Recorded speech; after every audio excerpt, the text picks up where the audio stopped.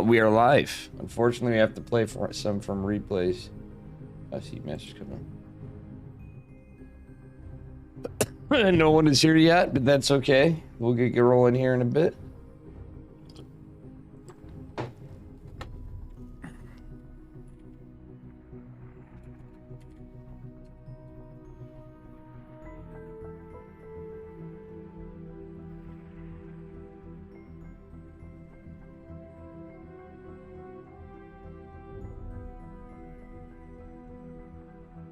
Okay, we're gonna start out from replays.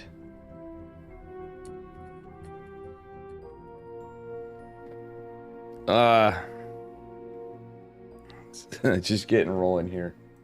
Just waking up at 4 p.m. 4:14 p.m. Imagine. Oofa doofa doo. We are live, and I'm getting everything together. Unfortunately.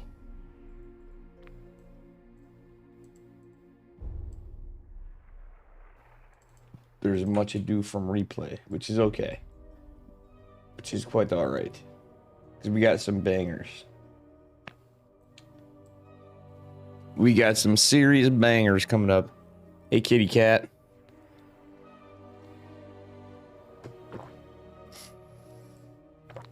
Okay, so I have...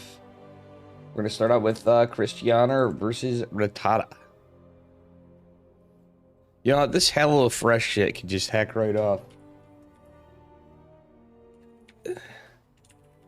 Tired of looking at it. I think we're just going to get rid of it.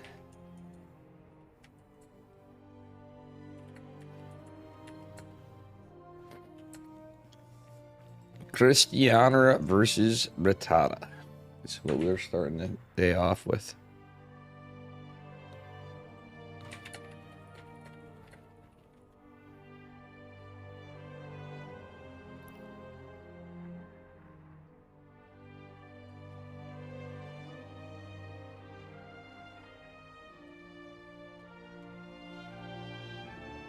There we go. All right, let me get these replays together.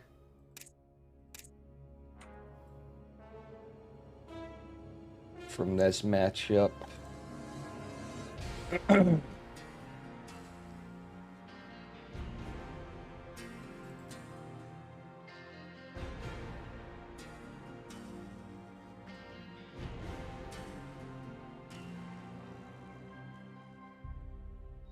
Hey.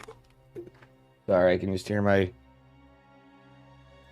ruh-roh raggy. Where are you, you silly thing? Oh, I know what I did wrong. Shit. Sorry, my cat's going crazy in the other room. Well, here we are. There's lots of games. It is a best of 5, I believe.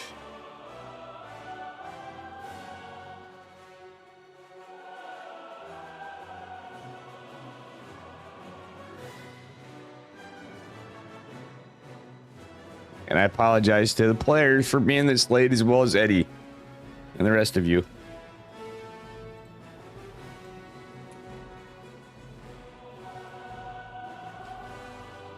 We are starting out with Cristiano versus Rattata. Little PVZ to start things off with.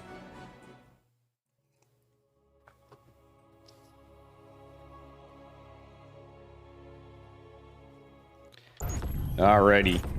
It is a best of 5. Spawning in the... Let me get these colors flipped. Spawning in the upper left-hand corner of Cosmic Sapphire, representing Good Game Gaming. It is Rattata in the blue. And his opponent in the bottom right. What the hell? Maybe my brain's just backwards. It is Blazer Esports, Cristiano in the pink. Good old Cristiano and Rattata. These guys are always a fun time to watch. Dude, they got us in store for us on Cosmic Sapphire. We so far don't see anything too cheeky. Rattata just being cautious, getting his 16 hatch, looking out for a probe. But Cristiano was in it. You know, he didn't have anything in mind to block him. He's going out for a gate scout. So we got a gentleman's agreement to start the series off with, folks. That is what. All right.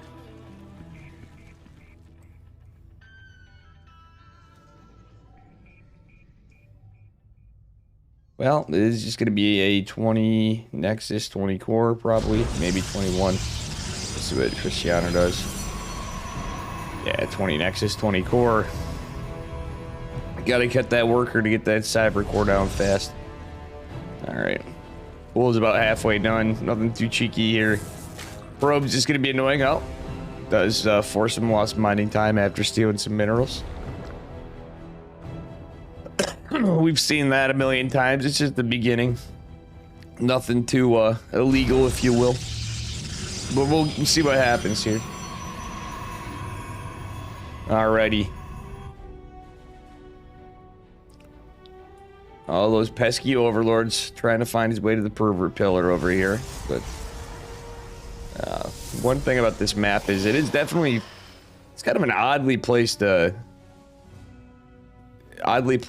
to say the least. And I don't even, yeah. Like, to actually hide it, you have to kind of get out of range of most of the stuff. Pretty funny stuff. Anyway, Probe is trying desperately to make its way back from the two lings chasing it. There's two more on the right flank. Well, Rattata's just gonna let him live with no hull damage. That is one happy Probe that he's not been chiseled away at here. All right, that being said, third hatch is down, about 30% completed, and metabolic boost about 75% completed. We got a stiff supply block for Rattata. He's gonna clean up here a bit, so his next queen is gonna start in production. Yeah, Adept is out scouting around, and Cristiano being extra careful lately with his adepts. I love how he's changed his play. He used to go right in for the kill for the longest time. It was funny, Chicken Man also noticed that about him in our last cast together.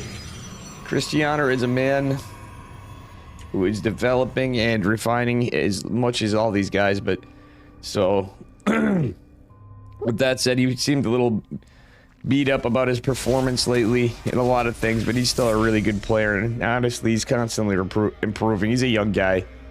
All these guys are young guys. You win some, you lose some, you have some rough patches, but they're all improving, even from the top to the bottom of our pro player rosters. All around, they're constantly improving. Looks like it's going to be a resonating glaive follow-up, by the way. The Oracle's not really finding much damage, just eating a little bit of shots from the queen and getting some information, which is pretty important, I guess. But that said, it's gonna go right into the spore. Oh my god, that was not worth it. That was totally not worth it from Cristiano. He has to build another Oracle. He doesn't have to, but he is going to, which I do like that decision. He is going into Resonating Glaives, as I said. Third base. Let's see. It is up there's his 4-gate glaive follow-up. But the Roach Warrens are going to be down. And we're going to see a good amount of Roaches. Army supply pretty dead even for the moment. The only thing is, when you open with Stargate and go into Resonating Glaives, you don't have any way to really transport them unless you're proxying Pylon and Gateway. So obviously no Warp Prism to reinforce this. Rattata is an omelet made of rats. No, he's not a frittata of rats. He used to be Vanya. But he changed his name because he figured he would upgrade to Raticate, the Pokemon. Rattata is a... Rattata is a Pokemon. Okay, he's getting a Forge and Blink. Ranged attacks +1 on the way for for Rattata, who has a layer already, by the way. There's nothing too crazy to think about. Depths make their way past this, but it's all gonna get walled off. Though they are gonna get the cancel and kill on the Evo. Are these Adepts gonna make their way in and get some damage? Or am I so sick that you just blew your mind? WHR's the any key just subscribed. Thank you for the 21 months. And at tier 3. Tier 3 subscriber for 21 months. What a legend. Alright, Adept's gonna be recalled. And thank you so much. Again, up a little late here. We got some bangers of games. This was supposed to start an hour ago, so I apologize for missing any live games. It's all Dave's fault. But we got some of my favorite players here. And some of yours too, I'm sure. Coming up as well. But these guys are always a banger.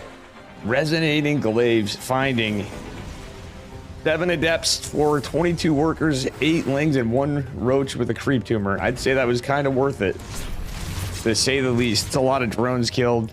Cristiano now leading 65 and 58 drones, and he's still going to go try to find some value and pressure with these Resonating Glaive Adepts. We do have Blink Stalkers finishing up here shortly, but Missile Attacks is going to finish well before the ground weapons +1. Ooh, they're kind of camping in the choke. I think the Adepts are finally going to go down. Not before getting a couple more drones and have killed some Zerglings, making a little bit less of an army of Lings, which is kind of nice when you're going Blink Stalker as a follow-up.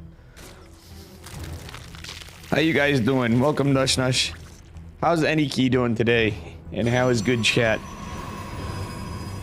Again, apologies for being so damn late. But shit happens. I think I have hit the overdoing it part after being sick for a while here. But we're feeling a little better here, so that's the good news. +2 ground weapons on the way, and charge for a Protoss, melee +1, and well, is it actually, yeah, you want range attacks in the melee going into centrifugal hooks and glial reconstitution quite late. That's late roach speed to open with range attacks +1, but I think those Adepts kept him busy. Rattata still actually losing quite a bit over here. That stasis ward really helped Cristiano pick off a few Roaches, Ravagers, and a couple Queens, which is actually pretty nice. 1 Ling's gonna be an absolute menace. We got Dennis the Menace the Zergling here. Huh? How have you been, Nush Nush? Dennis the Menace the Zergling. That's the first time I think I've ever called the Zergling Dennis the Menace, but sounds about right. It does check out. Anyway, it's a 5th base at a goddamn early time for Cristiano. He is basically playing the hero build with his own plot twist. He's opening with Resonating Glaives. Hey, thanks for the follow. Enrique's WS. And yeah, these Lings are going to try to find some value. Ooh. This is certainly something. Certainly something over here. Oracle is kind of chilling behind this. Wait, do we have more? Okay, it's a charge lot run by from Cristiano. He's everywhere. Christianer's just finding little value everywhere. He's now ahead of workers on Rattata by a lot. Getting into the Zerg stage. It's 87 probes have been made. Who's more Zerg, the Protoss or the Zerg? Well, in this game, the answer is the Protoss. Army supply is, yeah, he's just insanely ahead. This is all gateway units and oracles. Christianer coming in hot in game one. Rattata looks like he's starting to fold a little bit when he is just on 5 bases. The 5 base Protoss, that's scary as hell. A lot of stalkers fighting on the left flank. The zealots and oracles in position in the left. Does one find some value? A couple just fighting the queens. You don't want to see roaches fighting zealots though. That's not gonna go very well for the zealots. So the fight is deflected, and behind this we did have a big Bane bust. Never mind, we missed this. Down in the south. And man, Baneling's finding some good value. 16 workers. The worker count still just normalized though, so don't really hate it. Finally had some good trades for Rattata. Oh my goodness. Oh shit, they found my proxy.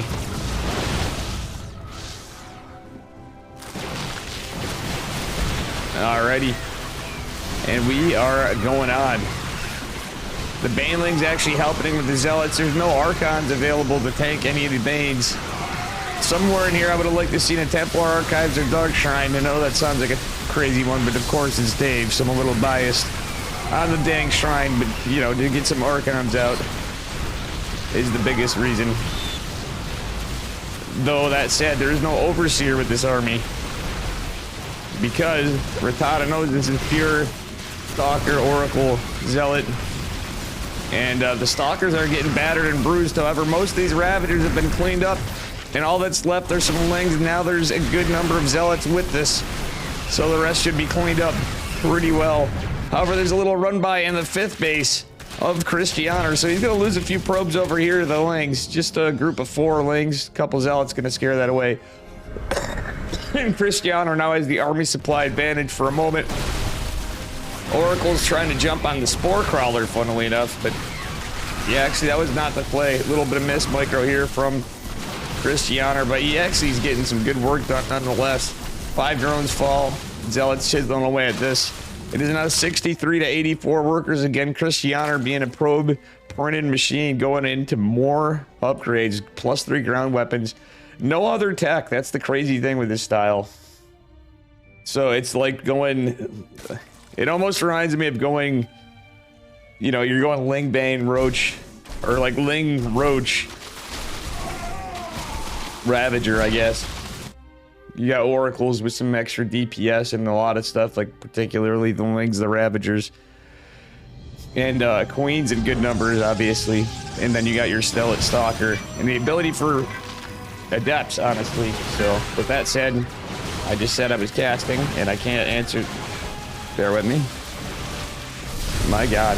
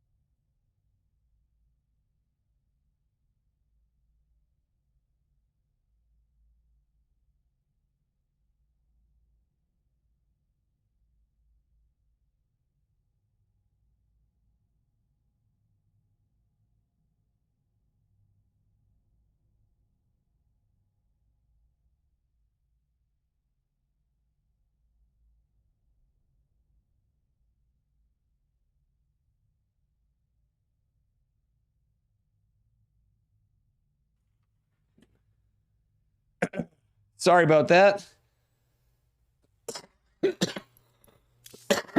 Dave was busy screaming at my father. So.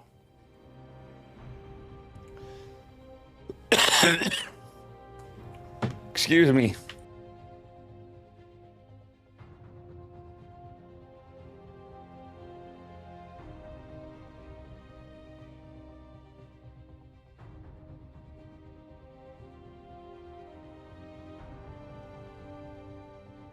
All right, everybody. So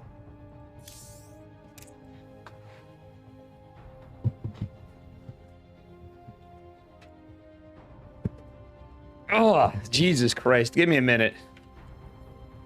Oh, that kind of sucks. I'm sorry, guys.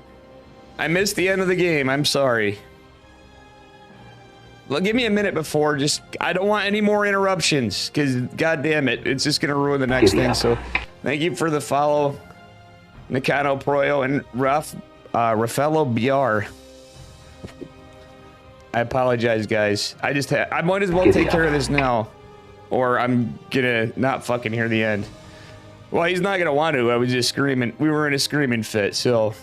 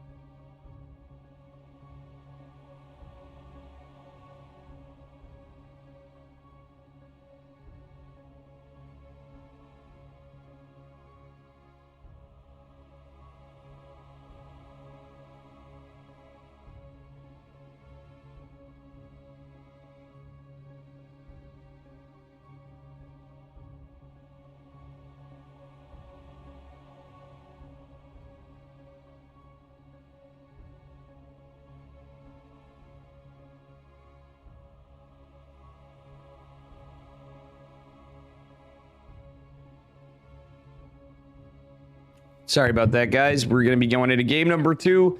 And apologies for the end. Everybody's pissed off probably that was cut off. But unfortunately, shit happens. Like, truthfully, you know, shit happens. It's as busy as that. Cristiano took game number 1. As it would seem, spawning in the upper right-hand corner of Inside and Out, it's our Blue Zerg from Good Game Gaming. It is Rattata. And his opponent in the bottom left, representing Blazer Esports, it is Cristiano in the pink. Well, that said, it is going to be a little more aggressive probe this game, going to force a hatch block. So far, not a pull first, but we're going to see if we see like a, 16, 15 pull, 16 pull from Cristiano. It is going to be regular hatch, which is forced to be taken at the... Okay, he's going for the 12 o'clock third base, which is going to be quite a nuisance. And thank you guys for the follows. All right. That said,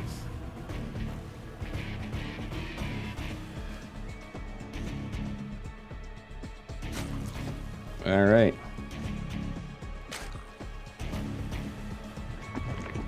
It is going to be a pretty standard opener this game as well.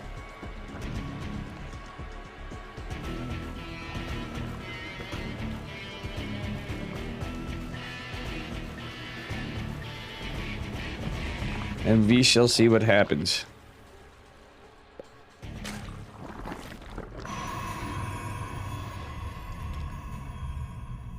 Alright, it is going to be a gate core at 20 supply again. Nexus core, rather. Pretty standard PVZ opener. Pretty standard ZVP opener, minus the annoyance of having a third base being blocked. I mean, I don't know what Cristiano's doing with this probe at the moment. He's scouting places where he could probably go for a block, but yeah, it's ultimately just going to tip his hat. He's going to try to get a block on it, but there's going to be 4 lings and 2 queens. Contend with the probe anyway. But he's hoping to get a block here. With the 2 drones down, nah, he's got to get the heck out. Actually, with that said, yeah, the lings are going to defend this last probe coming, taking it at about 230.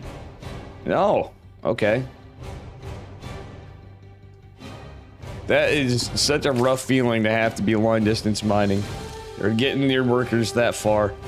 That actually really messes with your economy, Zerg. Very unfortunate stuff for our Zerg player. All right, let's see. Cristiano is opening Twilight. Oh, but unfortunately, he has the... What was that Adept doing? This is going to be full scouted. Cristiano going into DTs, it looks like, potentially. No, he's actually just gotten his... He can have a change of plans now. But if you're going DTs, why wouldn't you keep the Adept and wall off? Oh my gosh. I don't think he had the minerals. Maybe, he may not now. Maybe resonating glaives into DTs. A little bit of a blunder there. That said, we do have 2 base saturation approaching for Zerg. 3rd hatch coming down. Metabolics boost finishing up. Robo Bay finishing up. And I don't think it's going to be DTs yet. In fact, we've not started any tech. It is going to be 4-gate glaive from Cristiano. Is he pulling off gas? He's not pulling off gas, so very likely a Dark Templar follow-up or potentially a Robo Bay. It sounds crazy, but that's another thing that we'll see lately off of a 4-gate glaive play. Very wild stuff from Cristiano. All right, meanwhile, Rattata does have his Roach Warren finishing up. Lots of workers coming on out here. Dark Shrine going down for Cristiano. And, yeah.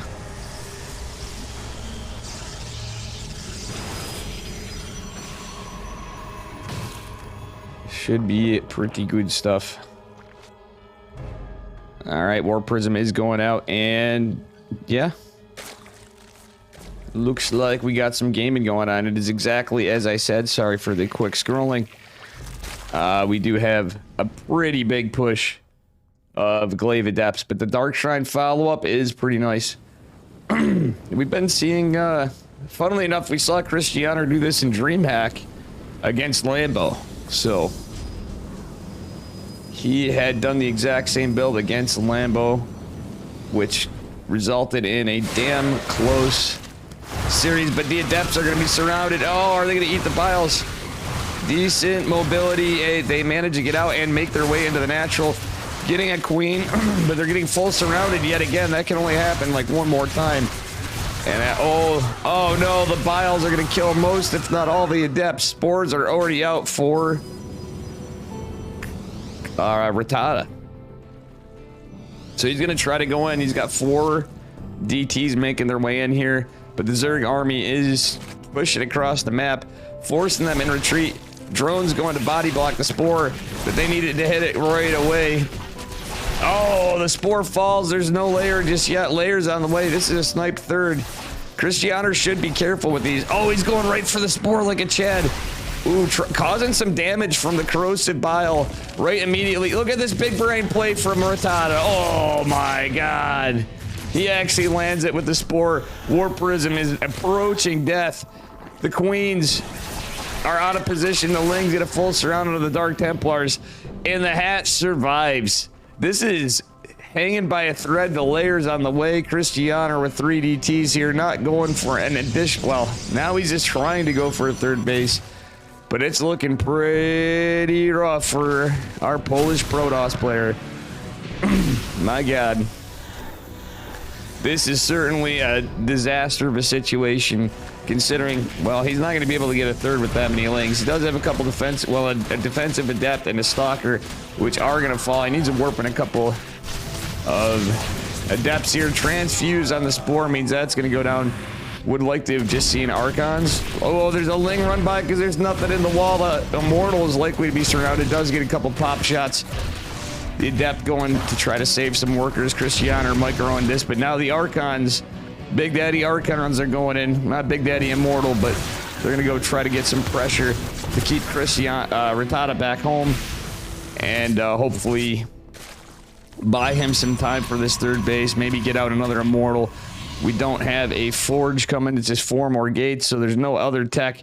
It's literally just, well, Archons on the map, some Immortals out, and we do have some Zealots. We don't have Charge even, so. That said, a couple sentries are morphed in. Archons still trying to do some work. Do they get the Ravager before they go, and maybe another Roach or two? Oh, Christianer barely saving the Archon at the last second. Force Field trying to help here. I don't know why he didn't warp in just a couple of Adepts, because he has Resonating Glaives. That Archon drop would be very good right now, but you know what? I think it fell somewhere, and no, it didn't. Where is the? It's in the main base, putting pressure on, but there's so much pressure here, this third is going to have to be canceled. Archon's trying to do their best, but guess what? I don't think that really helped him. I think he needed those Archons back home to kill the Lings and secure a third base. Lings are going to retreat. Rattata knows he's got the damage done. The Archon's still doing God's work. Only one of them has full health, so he has to be careful. The other with, well, not full health, but no shields. How you doing, Grape Tackle? And welcome everybody to chat. If you're new here, smash that follow button and all that stuff. Alrighty.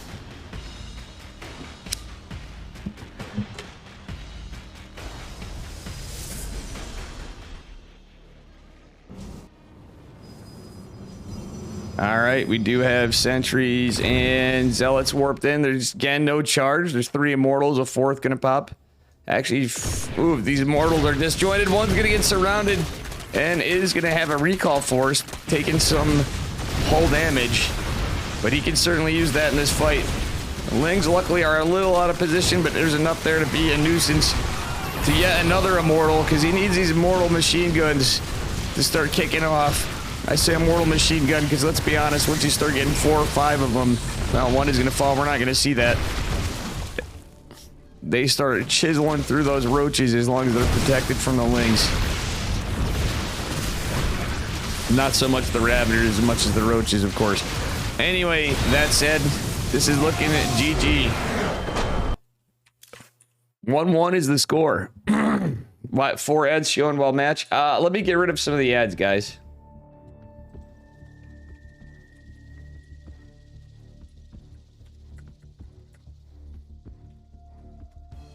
Apologies for the ads during the match. I want to see. Grave94 says, hello, Mr. Dave. How are you?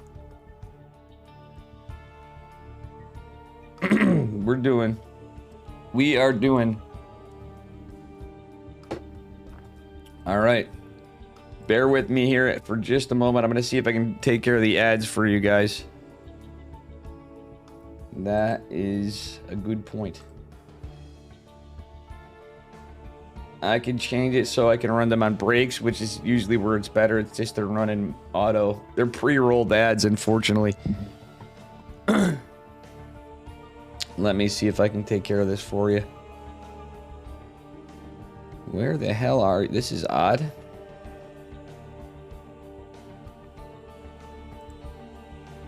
Bear with me, guys. I'm going to try to clean up the ads before we go into game 3. And if you do not like ads, you can always get an extra Prime sub laying around. You can always use that here.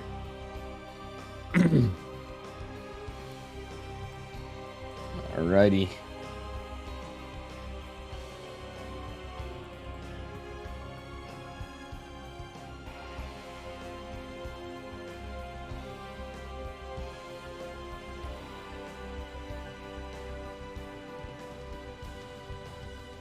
Bear with me here. Well, I'll be damned. They did not make this easy to get rid of this auto ad nonsense. I think we're going to be done with ads for a bit, so about a pack a day. Actually, speaking of which, I'm actually behind here. I'm quite behind today. Moving on to game 3. That said, we're going to run through this. Because I do have some things to do after now because of my late start to the day. All right, here we are. Score is 1-1, spawning in the bottom left-hand corner of Data C. Representing Good Game Gaming, it is Rattata in the blue. And his opponent in the upper right, give it up for our pink Protoss, it is Christianer. Yeah, I definitely need to do something. I need to quit smoking. That'd be better, Drew. Alright, guys. So, that said, bear with me. I have a little cable in my way from the microphone. Let's see what we got going on here. Looks like a pretty standard setup from Rattata again. He's going to go poke out, take a look for a probe being menacing. This game, it's not going to be the case. It's just going to be a gate scout from Christianer. Nothing too cheeky from either player for game 3. See what kind of play we get in this one. Christianer's been liking his resonating glaives, but I don't know, that last build was shut down pretty hard from Rattata. Nasal Snuff Master Race. Oh boy. I don't know. I do not know.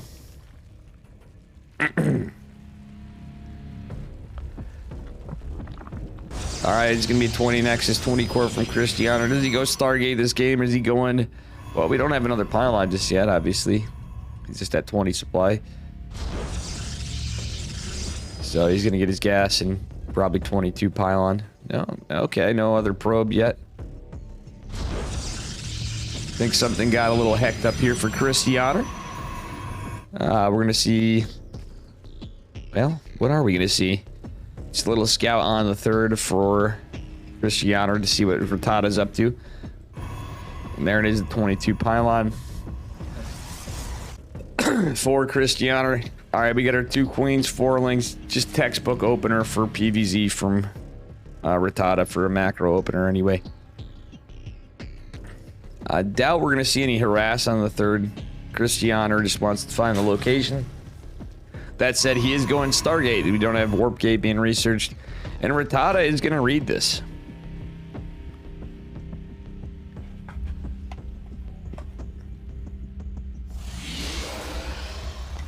Alright, so... Well, that said, going to be a... potentially Oracle opener in game number 3. We'll see. Is Christianer going to change it up and bring us a little Void Ray or Phoenix action? We'll find out. Could be Oracle, Phoenix. As a little bit of a debate.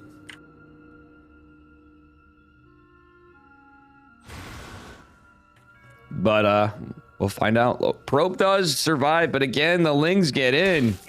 Rattata is just too good. Or Christianer's falling asleep at the helm here.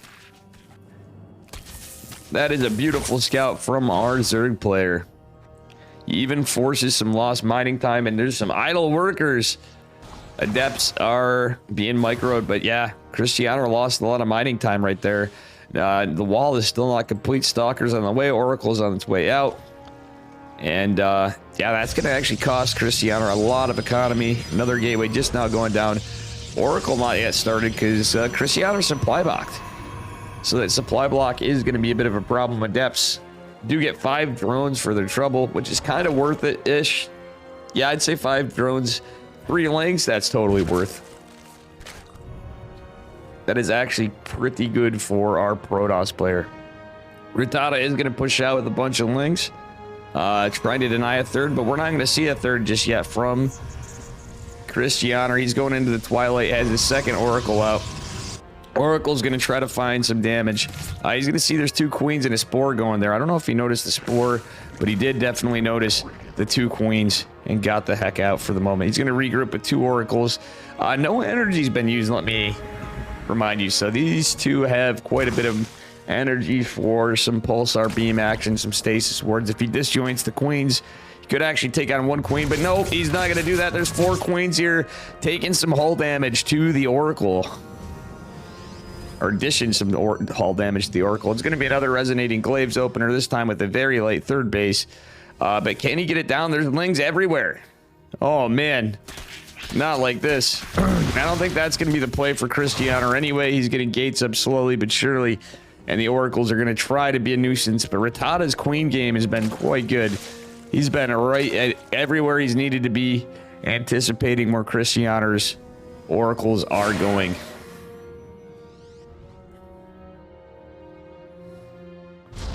All right. Oracle's going back out, trying to find some damage. It looks like the main base probably should be where he was going in the first place. There's a spore to defend on the lower right side. But these oracles are going to try to find some value. Cristiano seeming to be a little less patient in this game. He wants to get his third. I almost think he should have just used the oracles defensively at this point. He could have gotten earlier third. But he's going to lose all of his adepts. Oh, these adepts are all Dunsville. The oracles should be going over here to defend, but instead he's going to be... Oh, no. A little delayed reaction from Cristiano. Again, it's a best of 5, so... we shall see what happens. All right.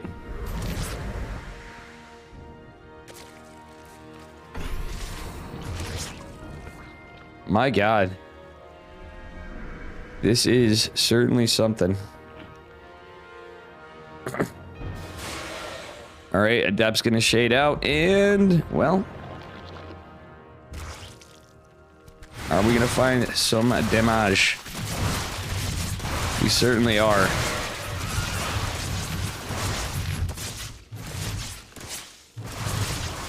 All right, Adept shading into the main base, and well, not like the highest drone value, but it is certainly enough to force a lot of lost mining time too. So I guess that stacks up. Does check out. Oracles are not being paid attention to, and you know what? Even 1 queen can get on top of this. Cristiano. Oh no. Not like this, Cristiano. Okay, he catches on at the last minute. Luckily, no, he doesn't catch on. Anyway, behind at third base here. Reza. Nizaro Bari. Nizaro Bari donated $200. Big battle cruisers for days. Thank you, Reza, for the $200. Big battle cruisers for days. Thank you so much, man. The man, the myth, the legend himself with a $200 donation. Greatly appreciated, especially right now. Thank you so much, man. Holy heck and heck. That is crazy. I love you too, brother. Thank you so much, my man. I especially appreciate it right now. As you know. You know, I don't have the bot running too, so we can't do an exclamation res. I forgot to open that because we're running a little late. Yeah, he is high rolling here in the Dave stream. That said, Reza, that's going to count towards something. We have a scamathon coming up, so. For real, for real. All right, that said, 2 oracles are going to go out and try to find some value. Thank you so much again. That's something that is unprecedented. All right, it's going to be blinking +1 as per usual with the follow-up with melee, centrifugal hooks, and carapace. This time a double evo. I don't hate the double evo, to be honest with you. Thank you so much. Man, although Woo-wee. Alrighty. Got a nice little wall off for Banelings and link run buys into the third base location from Cristiano. Cristiano not going to have that early fifth like we saw in game number 1, but kind of the same setup. But he's a little behind on workers, but it's to be expected. So it's a little more of a normal PVZ when you're opening oracles, I guess. But I think he just made some rough decisions. We'll see what happens, who takes us as this game goes on. I don't think it's over for a bit here, to say the least. Charges on the way, but it's a ways out. There's a decent amount of lings, and that melee and carapace is going to be a bit of a problem for a Zerg player. Damn. 200 push-ups, oh my god. I couldn't make it that far. Right now. Not gonna lie. Not gonna lie, 200 push-ups would not be... Mamma mia. Can I do them over time? Alright. Nice little stasis board rev tag on our Protoss, our Zerg army. A little catching up here, guys, so bear with me. I had some distractions, so as you know.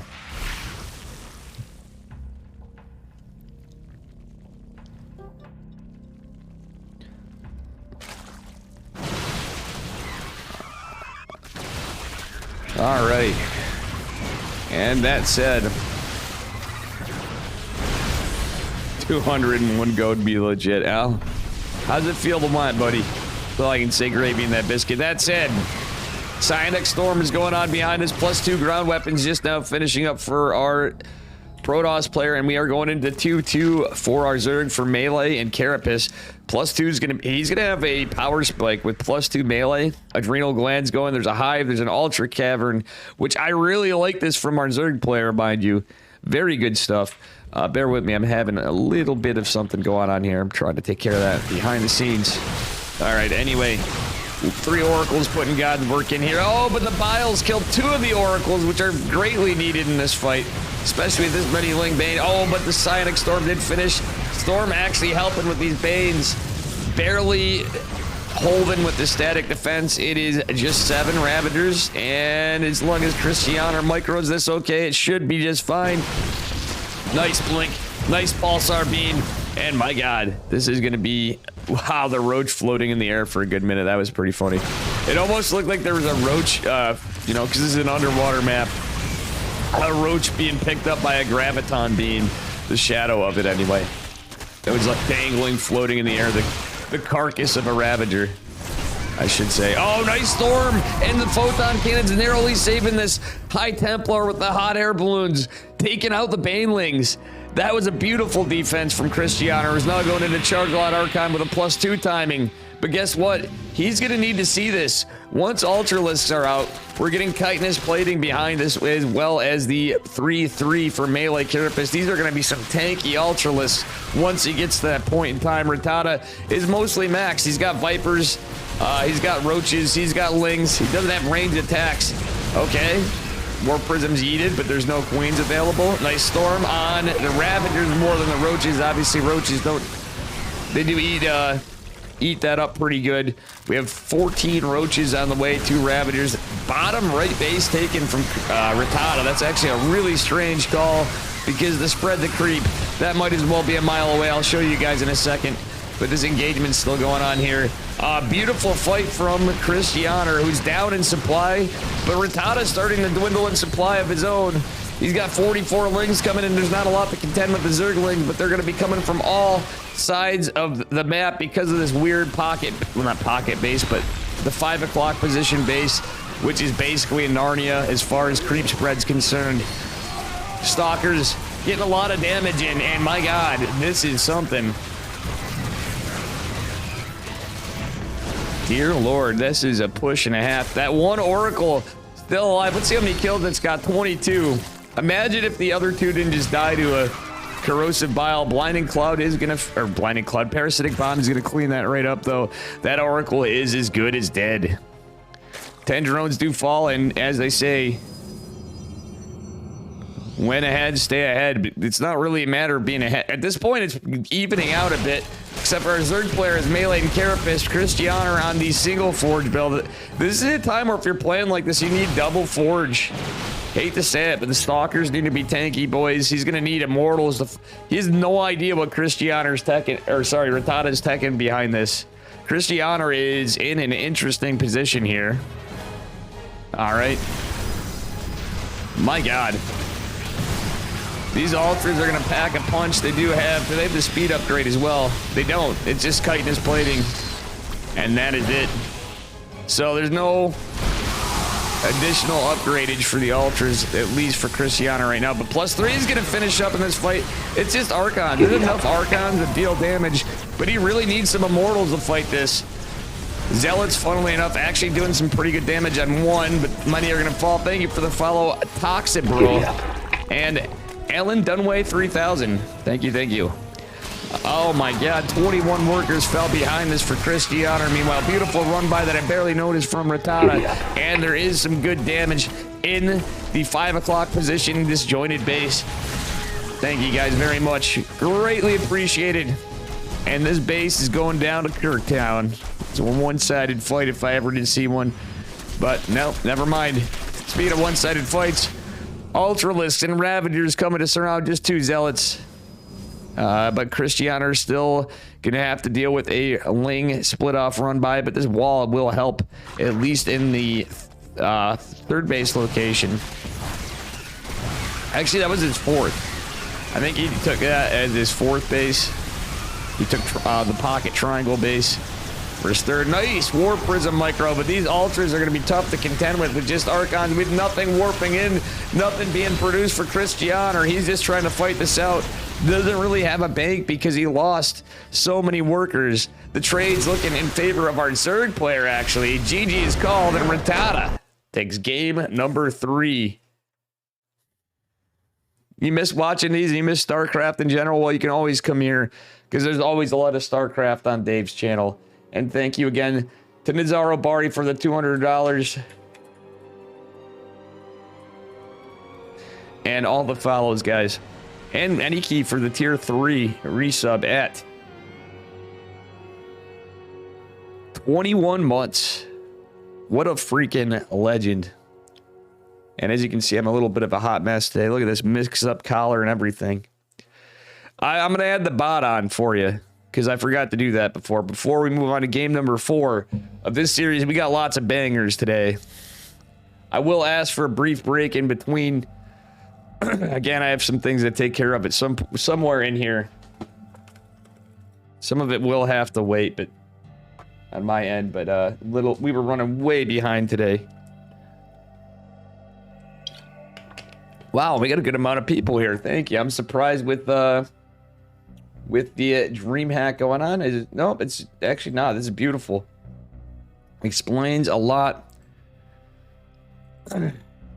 You got one more to burn and them fish. You're fishing till the early morning. Wow. You're going to be out that long, fisherman? Holy shit. Guys, the most literal Twitch chatter here. Nice, Anders. Good job. Anyway, we're moving on to game. Very good stuff. Game number 4. Oh, absolutely, Abel Bacon. I've been in extremely rough shape here. Anyway, we got some great StarCraft. We're going to get rid of the sads with some good StarCraft. Sorry if you guys are feeling rough, some of you here. Anyway, he's up a point, and he's in the upper right. This time on Tropical Sacrifice. Give it up for our pink. He's blue. Zerg player. It's just, I'm looking at his skin. It is Ratata. You guys ever do that? Look at Zerg, and regardless of the color, just get it mixed up. And his opponent at the bottom left representing Blazer Esports. It is Christianer. All right, guys. Anyway, I love the kid on all the chat because we're just starting out with a pretty standard opener for both. No cheekiness from Ratata even, which, as you know, he can bring out some spice. Both these players can. But it's usually 2 base out of Christianer. He's a little more predictable. Ratata. Wait, is he? Wait. I spoke too soon. We were going to see a proxy hatch, but is it going to be scouted? It is not. Rattata coming into game number 4 with some extra spicy, extra cheesy proxy hatchification. He does have his natural down, so it looks pretty normal, but this is going to be some spice. It's not going to be a block. This is going to be a true... Is it? Nope, he's going for the block. Rattata going with the blocky hatch. Now, the tell for Cristiano is there's nothing in production with the larva. Let's go, guys. What up, guys? Anyway, this is... I was way off. What seemed to be a normal game, we get a nice hatch block in game number 4. Rattata up. Is it going to be enough to just take Cristiano out? Of course, this delays his gas and pool, but this is going to force a lot of weirdness out of Cristiano, but it could force a lot of aggression, too, from the Protoss player. There's enough probes here. Look at the DPS, though. Is going to force the Evo, and ultimately... Is it worth it? That's a lot of lost mining time for our Protoss player. Oh, look at the micro, though. The probe's going to have to come back in, too. And this is going to be quite the nuisance for Cristiano, who's going to send the Marathon Man Zealot away. He knows he's not going to be able to catch up with the drone. The drone is still going to live. Probe going to chase it down. It looks like it's going to be another... Nope, it's just going to be a scout. He's going to try to keep this around. Does he get the gas steal? No! Cristiano's right on top of this. There's no gas steal, and that looks like their drone can fall at any moment, does it? Oh, nice catch. Altogether, Cristiano in a pretty decent spot, but Rattata almost has enough for a third hatch. He can get it down, but the Zealot could have been enough to cancel it. He's going to go right in the main. First Adept coming out at 240. What a weird game. What a weird start to the game, and we'll see what happens. You don't have any other passions other than Pornhub. Nice, Reza.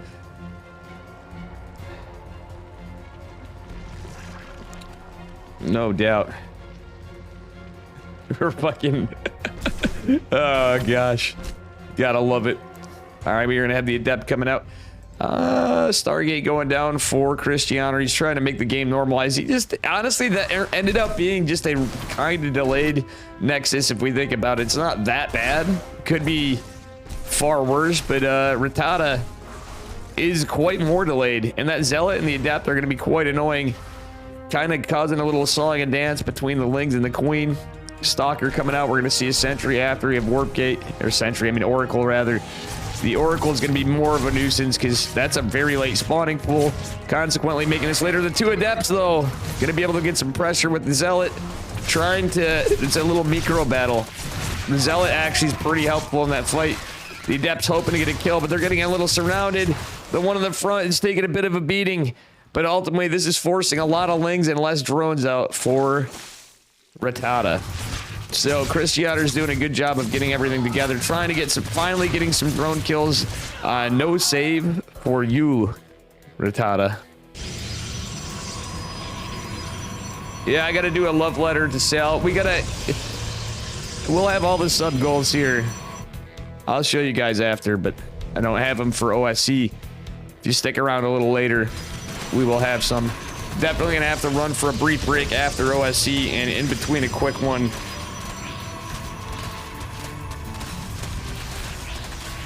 That said, this is pretty good stuff. And yeah, we're gonna see a cancel here. That's a kill on the gateway. God says much love. Yep, okay, let's keep an eye on what's going on here. That was a bit of a blunder, guys. So, as that says, we have a gate that fell in there. There was a little bit of a mistake from Cristiano. He didn't start a wall off a little earlier. So, the proxy hatch definitely messed with him, but with the lack of a wall, we've seen this in previous games. I think today Cristiano's been a little off his A game because normally you would wall this off, but I think he had a misplaced first pylon, maybe here. So that really fucks with the wall, and he had to last minute try to debate it. That could have just cost him because there's other players on a pretty relatively normal economy, all things considered, how things started up. Roach Warren going down, War Prism coming out, Twilight Council behind it for Cristiano, and the Oracle is going to go out across the map. Oh, there's going to be no tattoos. Like, you guys can give me suggestions. Like, we'll put it this way. I'm not eating a ghost pepper or any of that stuff for less than like I would say what would be the equivalent of, or I'd say a direct donation of like a straight up like, yo, $500. I might consider it. I'm gonna make the subathon a little different.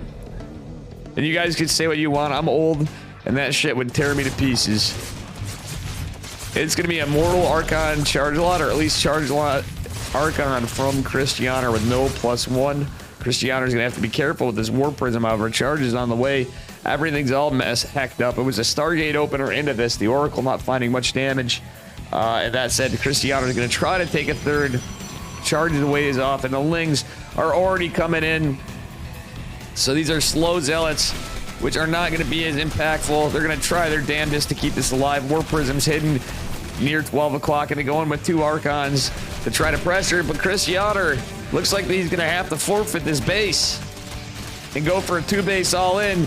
Christiana, does he get the cancel? We're looking right here. He does at the last second because mistakes can be made.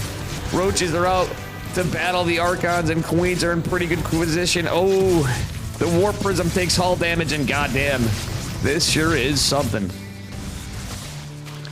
Zealots coming in to fight. Get a decent surround in the fight with the Roaches. The 2 Archons putting some good work in. However, they're targeting they're actually targeting the Overlord. Unfortunately, for the moment, the Zealots doing absolutely nothing. Queens might actually get a kill on this War Prism. They do.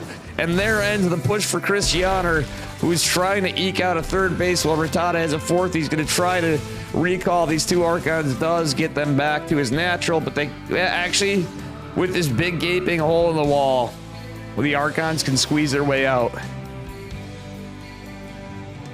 Another Warp Prism being in production as 1 Immortal is out. There's no upgrades for our Protoss player, but +1 range attack coming for Rattata for his Roaches. Going into a Baneling Nest, as we see he loves his Ling Bane Roach Ravager style. Let's see what happens from here. Aniki, what's up? I eat a pepper for you?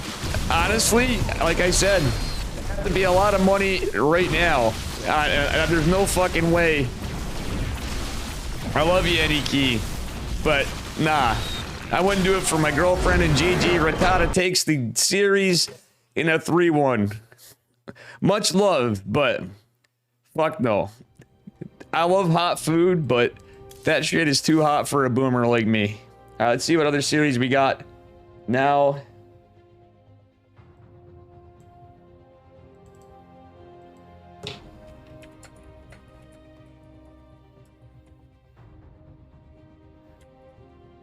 We have a...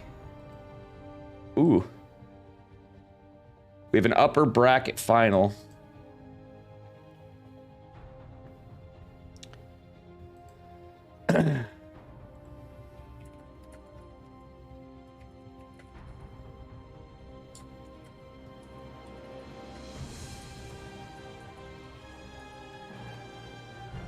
Upper bracket final now. This one's going to be great. We got Geralt versus Liquid Mana.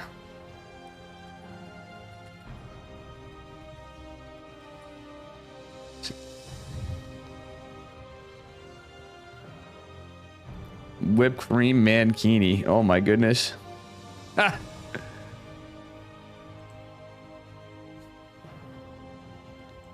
Jeebus. I don't know, Aniki. That might be for free. How you doing, Guga Adantis?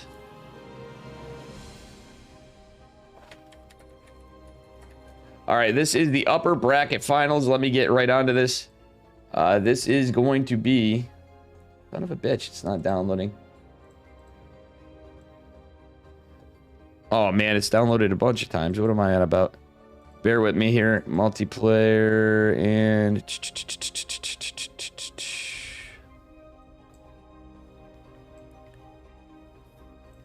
Let us get into it. We have Mana versus Geralt. Geralt versus Mana. Let me update the screen here.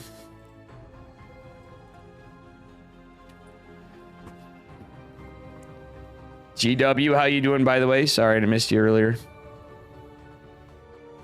You know, Aniki, I just do that for you anyway. You know that. I'm just talking hot peppers. Shit. Anyway, spawning like really hot peppers, like California, Carolina Reapers, stuff like that. Shit's too hot for Dave. TJ Testa. Something like that. Anyway.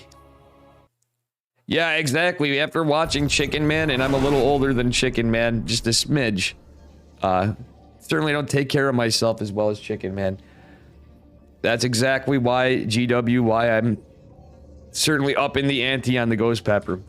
Spotting the upper right-hand corner of Data CD's nuts. Wait, did I say that? Representing Psystorm Gaming, it is the Cyril Slayer, Geralt. And his opponent in the bottom left, one of our favorite Protoss as well. Representing Team Liquid, give it up for Mana in the red.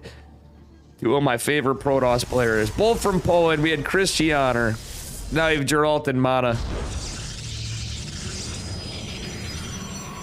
It was an hour of misery. Shit, for me, it'll probably be days. And guys, if you don't, for those of you that didn't watch DreamHack, I hate to spoil it, but Geralt, 2-0ing Cyril. Let's give it up for Mr. Geralt. I did not, Thorn. I'm late to everything. It caused an argument with my dad. I was behind on this. We had Dave staring it into space, it looked like, because I had to take a phone call in our first game at the end of it because I'm so late. We're the bangers of games, as I'm sure DreamHack's been delivering hard, but this is delivering hard too. Rattata and Christian are starting off some good games. We're on to our upper bracket finals here of Liquid Mana and Geralt duking it out. Both players being a nuisance. Actually, not surprisingly, Geralt opening with the 2-gate. Liquid Mana going for the 1-gate low ground. And Geralt's going to be a pest with this probe. Is he going to force a Zealot? That's the question. Or is Mana just going to be right on top of this? Clem versus Cyril was disappointing. I hate to say it, guys.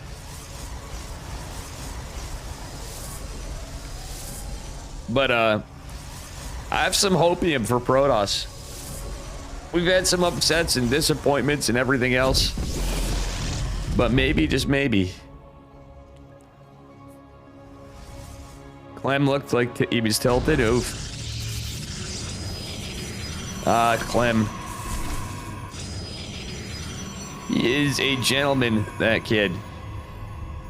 To see Clem tilt, you know, it had to have been a rough series. So I'm definitely gonna take your advice and catch up on it. Probably tonight. I might actually take some time tonight to catch up on DreamHack just to see how stuff's going. Today.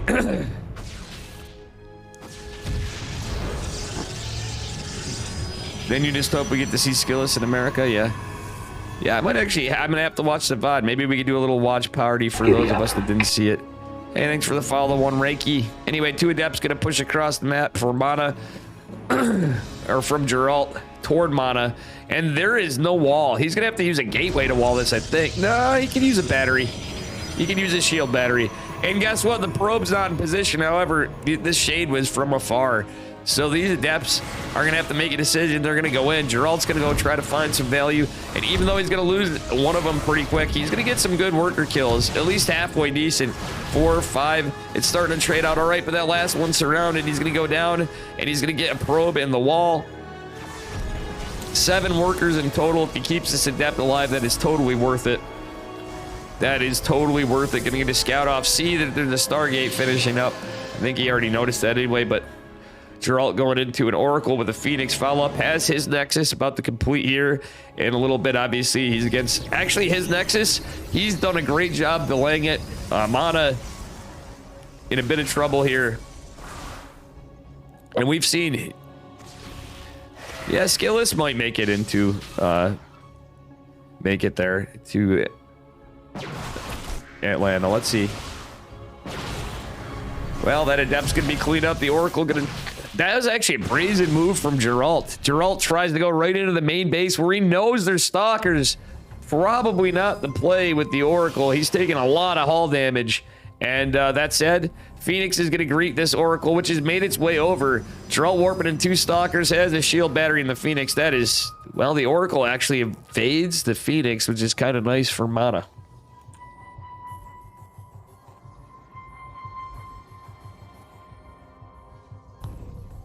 that said, we do have Blink on the way and a little bit of aggression from Liquid Mana. There's nothing here for Geralt. He's got 6 armies supply. That be it. Stalker disjointed in position, gonna warp in 2 more. He does have a shield battery, does have battery overcharge available, but not enough energy just yet. He's gonna, at some point, the Phoenix is gonna have to be used to lift off one of the Stalkers. Mana going into more Phoenixes, Geralt going into Blink. If Geralt buys time, I actually favor him with the Blink kind of opener. Probes being pulled in a natural to evade the stasis ward. My God, the micro from both these guys as this is going on. Liquid Mana is still building probes behind it. Geralt kind of has to hold the push, but this is just a little bit of pressure if you think about it at this point from Mana. However, Geralt is going to be able to attack the Oracle, fend it off. Only 1 probe went down in the stasis ward, did force lost mining time. Worker count in favor of Geralt. So he was able to eke out more workers, so that little bit of lost mining time or worker production time actually kind of goes in his favor a bit. Oh my God, but that is very rough for Geralt. A recall is forced into the main base. Geralt trying to take a third. I don't know if I agree with this decision when the army's right there. Geralt does not have Blink yet, but actually he does have a good number of Stalkers. Phoenixes be damned. Blink is on the way, nearing completion, and this is a lot of fighting going on over here.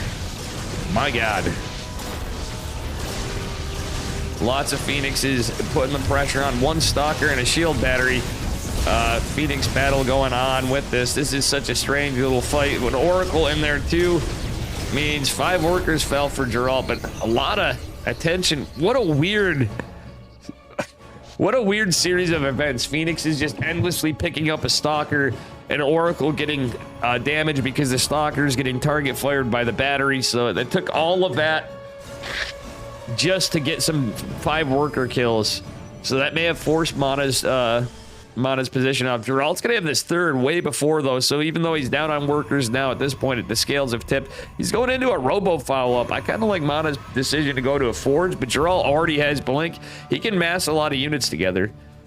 Going into robos for the, I'm guessing he's going for a warp prism. He may be, for some reason, be anticipating a DT shrine, the dark shrine, the dankest of shrines, but we'll see. He may just go for a war prism. Going double forge behind this Liquid Mana is, that's an interesting play. So he's going for the 1-1 Zealots and Stalkers. I guarantee it. At the least, we'll see what happens. Geralt's just going to finish up his forge right now. His first one. Mana's going to have that +1 upgrade advantage. He could go for shields, but I'm guessing it's going to be armor, at the least just for Stalkers, because he's behind on the Blink game.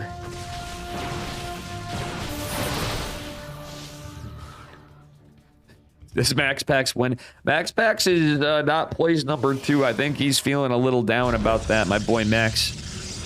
I was checking in on him too and Geralt a bit. I got heard back from him for the first time in a while, but we'll see how he's doing.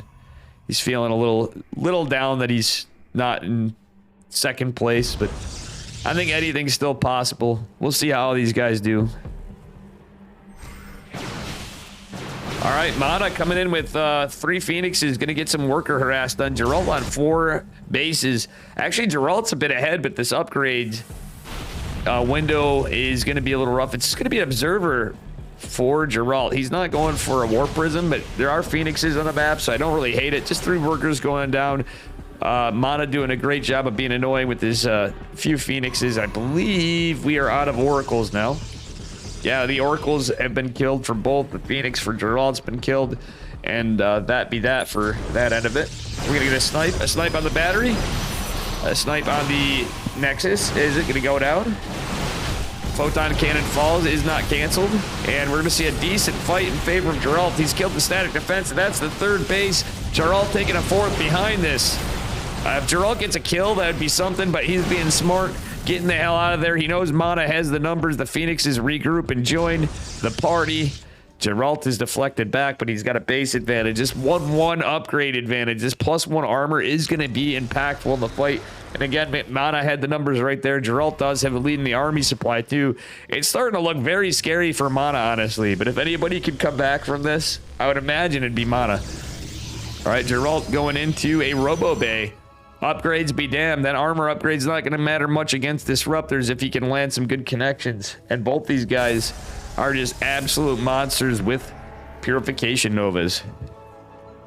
Yeah, mana is certainly way behind right here, but he does have that 1-1 advantage, like I said. So if the time goes on and he can muster up a good army near static, he just needs the hold and kind of tech out of it and, you know, just keep defending.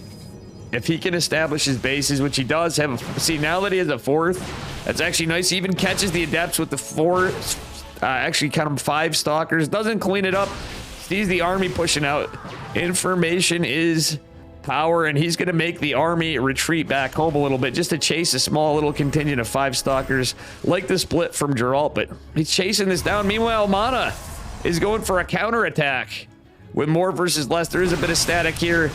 Mana with the awkward blink forward is, well, actually he's going to do a pretty good job of cleaning up the static, maybe getting the kills, forcing a recall for Geralt, the defender, now the aggressor for the moment.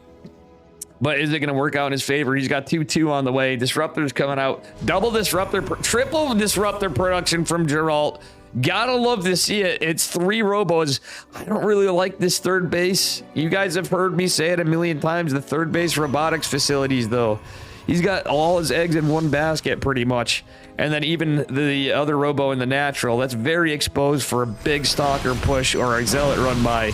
Oh, the 5th base for Mana is killed. That's 400 minerals down the drain.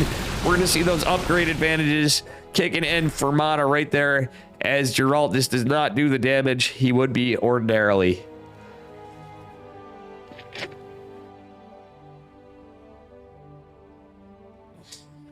Woof. Excuse me. I hope I muted right there. That was embarrassing. We are on the tail end of some sinus stuff. We are COVID negative now, folks. That's a beauty thing. Yeah, I'm still... at least I got the negative on that, but I'm still fighting shit off.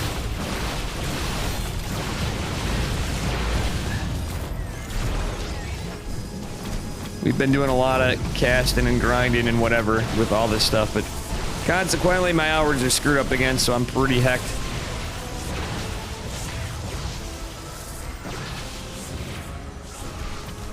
All right, photon cannon, will it actually trade out in time? I don't think so. I think that zealot's gonna still have the work, potentially getting some good stuff, but a big fight going in the middle of the map. Disruptors, what a weird position for Mana to be in, but Geralt is gonna lose a few disruptors. He has to be careful. Novas are gonna be not so useful. Actually, Mana taking a very good fight. The Phoenix is still alive, coming in clutch, but Geralt still has the numbers. Has to watch out for the charge lots. And Geralt does not have well, he does have charge of his own, but he's just not going to have +2 versus 3-3. This is a crazy upgrade advantage for Liquid Mana, who's going to go for a 5th again. Geralt's already secured here. He's building too many workers, in my opinion, but we've seen him play like this lately. We've seen these guys play like this, I should say, in the matchup. Geralt just going as a worker machine. He wants to get a bank the size of Fort Knox. Are we going to see what we saw in a PVZ of Disc versus Scarlet with a 20k bank and then oh, GG. Oh my good lord, this is something. Zealot getting chiseled away at here. And a 6 base for Geralt. Yeah, Mana's looking in... It's just a weird position, truthfully. Mana's gonna have 3-3. Geralt is going into +3 ground weapons.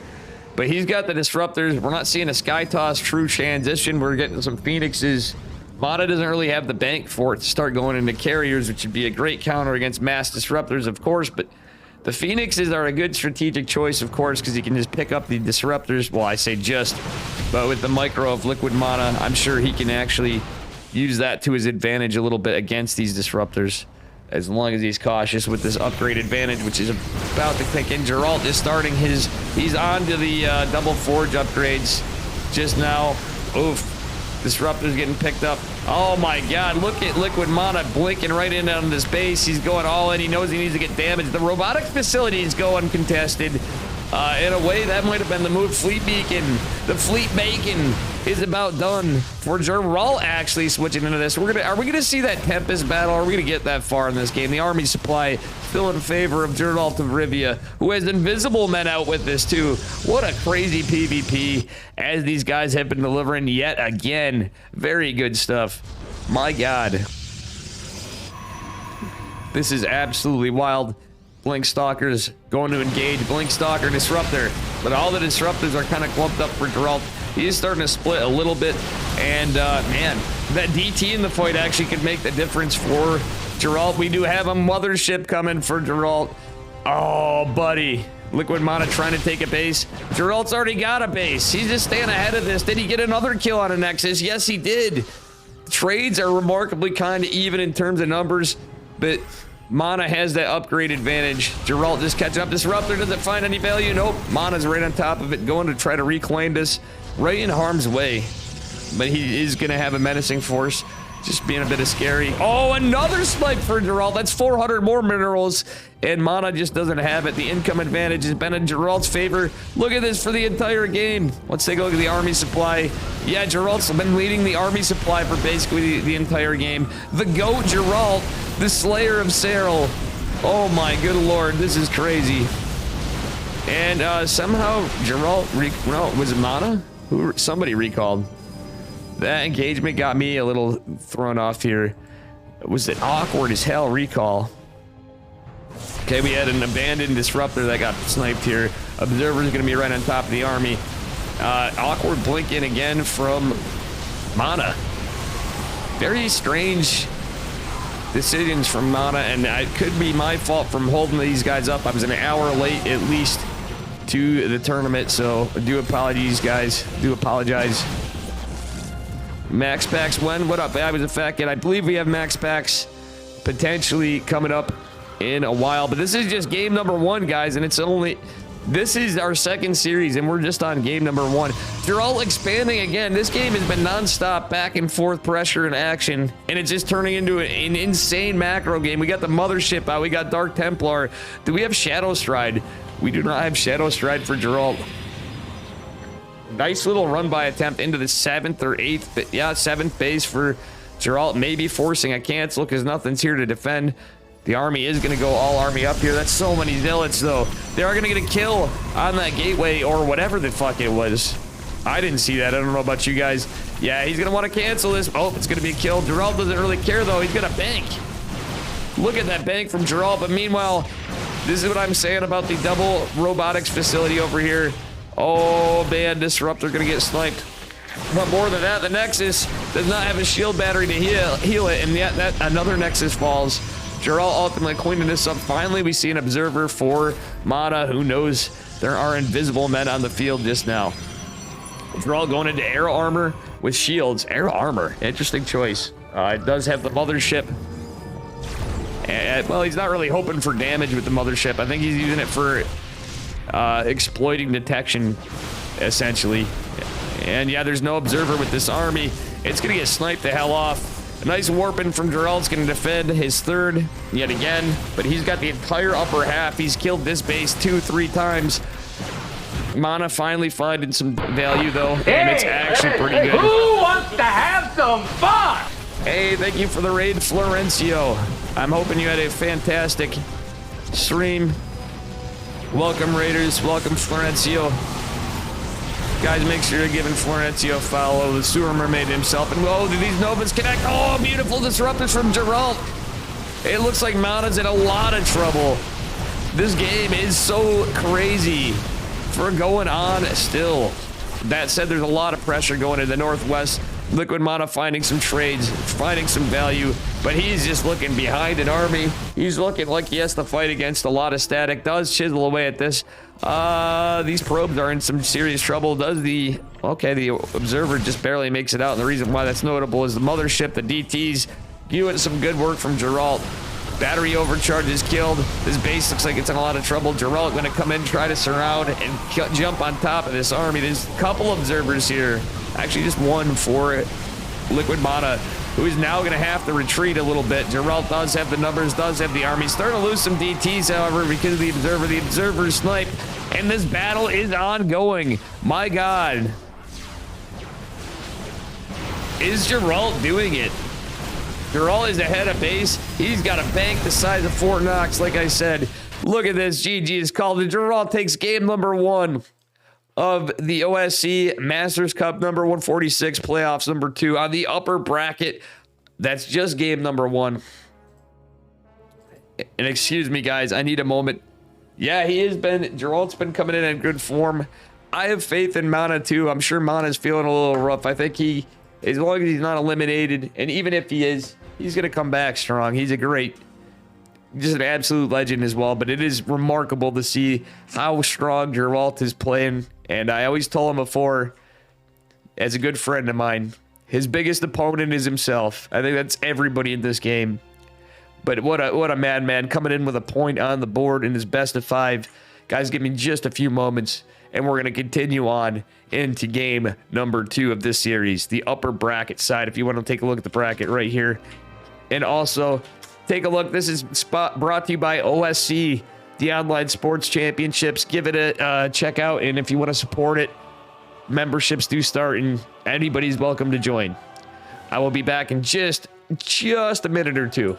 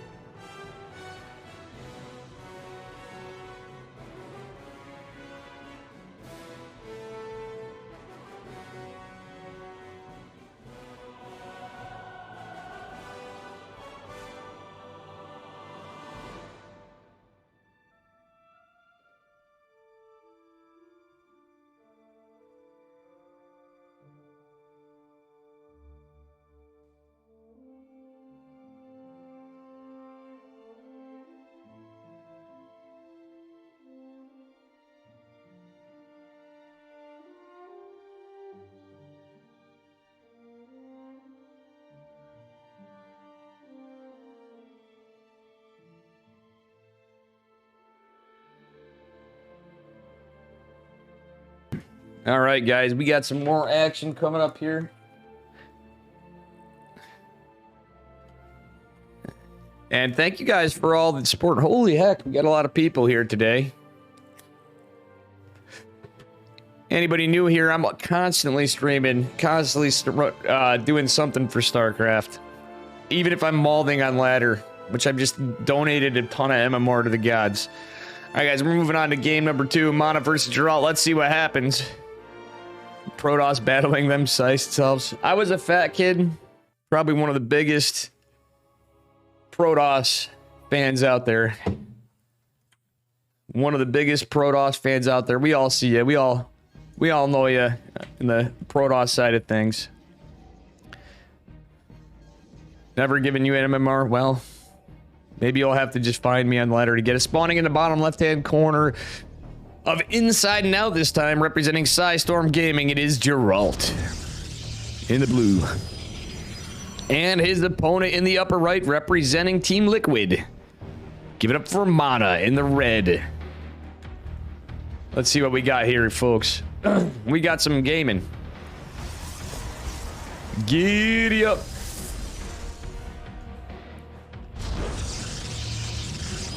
It is going to be a high ground versus a low ground. Surprise, surprise. It's how game number 1 started. I wonder if we're going to see a 4-gate. We've been seeing Geralt bring out the 4-gate on occasion because of his double gate expand. but sometimes I think it's reactionary to if he can't get a block. That said, let's see what Mana's play is too. Both these guys, very solid macro PvP players with just some insane micro. I don't know what's in Geralt's Wheaties lately, but he's been playing cracked. He is up a point on game number 2 out of its best of 5. This should be pretty remarkable.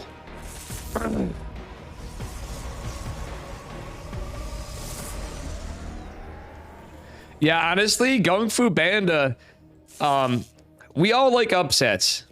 I'll say it. I'm a little sad for my boy Max Pax.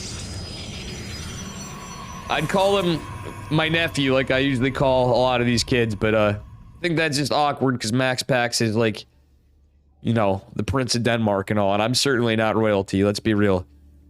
I'm only teasing. I don't even like to make that joke usually on stream. I have so much respect for that kid. Max Pax, if you're watching, kiddo, but I doubt it, you're probably chilling because we're still rooting for you. Well, he had some upsets against him. Gung Fu coming in hot. We've seen Geralt take him down recently too, as well. Anything's possible in this series. I think Mana is still a monster. I'm sorry, but Mana is a little bit of Kirktown here, and that said, right in front of us, I think he's still potentially the favorite. Look at this, Geralt's doing just what I said, guys. Who freaking called it? Le Pug, how you doing? It's gonna be a 4-gate against, I'm pretty sure this is gonna be a 4-gate. Yep. This ain't no 3-gate robo. This is 4-gate. And this is something Trigger advised me, those of you Protoss plebs out here. Best response in Trigger's eyes. Another goat. Against a 1-gate expand if you want to try to do the dirty and get it over with quick. But I think it ultimately depends on how your opponent opens. If it's Stargate especially, I think it's really good. 4-gate response, but this is going to be pretty good. Geralt may be tipping his hat because this pylon's out of position a little bit. I think that blocks the Nexus. So Mana could get a read that he's getting all in now. This is a 1-base all in from Geralt, who's getting a shield battery up in his mineral line for a Stargate play. It's not going to be a Stargate play, though. I think Mana reads this, is dropping another gateway. He's going into Twilight trying to get Blink, but the 4th gate is going to finish for Geralt. He is going to just get hammered down on the Warpin right now. That said, I think Mana did read that by the... It sounds crazy, but that just kind of off-place pylon. Maybe, no? I'm not 100% sure on that. I could be... Casterman's probably wrong. All right, let's see what we got here. Decent pressure on the pylon. But, well, Geralt's got to get some work done. He's going to warp in more units. Does get another pylon. He's getting to be supply blocked after this. Putting pressure on the Cybernetics core, which is actually a great strategy. Does finally get a Stalker, but he's taking some damage of his own. Has to contend against battery overcharge. Potentially, does he get the Cyber Core? He does. And that is great, terrible damage against Mana. This one might be over very quickly. The boys are pulled. The pylon depowers everything. And it's just another battery, not a pylon here. Geralt pressuring it hard, getting value on a lot of the production. More production is available on the top. There is no other Cyber Core in production for Mr. Mana. Very unlucky. Geralt just played right into this, and I think he's going to seal the deal. He's got a sentry to indefinitely hold the army above or chisel off some units down below. Blink is on its way. A Cyber Core just now going down for Mana. He's going to lose this base. He's going to lose a lot. It is 30 to 12 army supply. Geralt with more warping potential, getting a Twilight of his own. I think he's just sealing the deal right here, folks. The trades insanely in favor. All Liquid Mana got was 175.50, a probe and a Stalker. Those are some damn good trades. One Adept trying to find some value behind all this chaos. And they, oh my God. This hallucinated Colossus is going to give him some high ground vision. There's a couple sentries to zone and split off some of the army, but that's about it for Mana. And it is looking like a take him down to Kirktown moment. We do have the bot active now, guys, so. Dear Lord. Mana's going for a little counter assault. He does have blink, but it's only a group of 4 stalkers. Geralt is able to take a Nexus. I was way wrong. It just looked like it for the moment. I'm so excited to see things as I have forced. Everything's going as I've foreseen. It's going to be a DT drop. Follow up with the blink stalkers. May just scout this, possibly forcing a recall of sorts. He doesn't really need to recall everything. He can recall a group of like 5 stalkers and just win. Or warp in, potentially. Some probes are going to fall, but I don't think it matters. That said, we are going to see a recall of everything practically. The Adept's doing some work. It's only 2 stalkers back here. That was a little bit of an overextension from Geralt, but more importantly, this was scouted. So that said, Liquid Mana should know he's in a lot of trouble. The Dark Shrine's going to finish here pretty soon.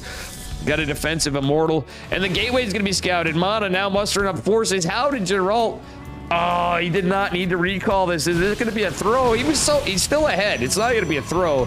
He's got a tech advantage. Robo on the way. He's got mortals coming out. Mana trying desperately to come back into this, getting a robotics facility to defend against DTs, even building a pylon, sending a sentry back to ward off the Dark Templar, the Invisible Men. But he did shut down the proxy gate, which is going to slow down DTs from coming across the map. That said, these Blink Stalkers are going to jump into the main base from Mana. How the hell's he coming back? And this, folks, is why I say PvP doesn't have to be a resident sleeper, and why more and more folks, at least in recent times, have been loving the matchup. Terrans, Zergs, everybody alike. Oh, man. These games were just played. I woke up a little later, so sadly, they are fresh off the press. We don't know the scores. None of you guys know. None of us knowing. It's might as well be live. We'll put it that way. They were just played, so it is treated as such. It's just kind of how things work out. And Dave was a little late, but we are gonna have some live potentially. We'll see how this goes. Yeah, it's literally. It is replays. But nobody knows the results, so nobody knows the results. And we don't encourage gambling here. You guys keep that amongst yourselves, because that is a Twitch. That's some Twitch issues, which have now been recently established. So Dave here's nothing and knows nothing, whatever. But yeah, again, I don't even know the results too. So it's all hot off the press. Freshly played. And we're treating them individually one at a time. So there are no results until they're played out. This game is actually so weird. It's looking like it's kind of normalizing into a regular PvP. Mana going into a Forge, Geralt going into Blink Stalker Disruptor. He's just now getting Blink. Why is he just getting Blink? He got an Immortal defensively. Geralt had this Twilight for a year, but he just went into DT, so I don't know. He's just now getting his first Observer, so Mana's gonna have this Observer here and see all. Has Blink advantage. How did Geralt put himself in this position? He could have just killed him. He could have just ended the game right there, folks. And he decided to recall that one recall of his entire army just did him in to make it into a standard game. Now Mana going for a third base. Geralt is actually ahead on army supply still, but he's buying his opponent time. This could potentially be a throw. Geralt does have the power units, but Mana's getting that +1, has an earlier third base, and he's going to try to deny this third. Geralt just finished Blink, so he can now or aggressively rather, take care of this. Kills the Observer, and Mana knows he can warp in Dark Templar, but he's going right into charge. Geralt just got Blink, so he's not even thinking to charge. It's going to be a third base timing advantage with some static here for Mana. Geralt does have the massive army supply lead. I think he should just push out with some disruptors. It is one robo facility production, and not a lot of gates for Geralt. Let's take a look at total and gates. Geralt's actually behind in gates. What the hell? This game is crazy. He killed 2 gates, a Cyber Core, a Nexus, and now Mana is still somehow... Look at this. He even has Immortals of his own. He's going to have a +1 advantage. This is crazy. This is absolutely crazy. And I hate to say it for the G-Man, my homeboy. but a little bit of a, it's feeling like a little bit of a throw potential. The game's not over. Mana's not out of the woods yet, even with the base advantage. Geralt's taking the better fight regardless. +1 has not finished, and he's got disruptors, which actually helps seal the deal there in the fight. But still, nonetheless, Geralt's got a third of his own, and he's been trading a little better. He killed all those immortals, and it's still leading in terms of trades. My God, this game is nuts. This is truthfully... It's just what PvP's turned into now. It's absolutely madness. Geralt literally could have just won the game if he just recalled maybe 5 stalkers. He had such an army presence and continued to warp in and just been fine. But it was just a little bit... One strategical error has brought us into a... And a great decision from Liquid Mana, too, has brought us into an incredible macro game. After a cheese. I don't know. This is just so wild.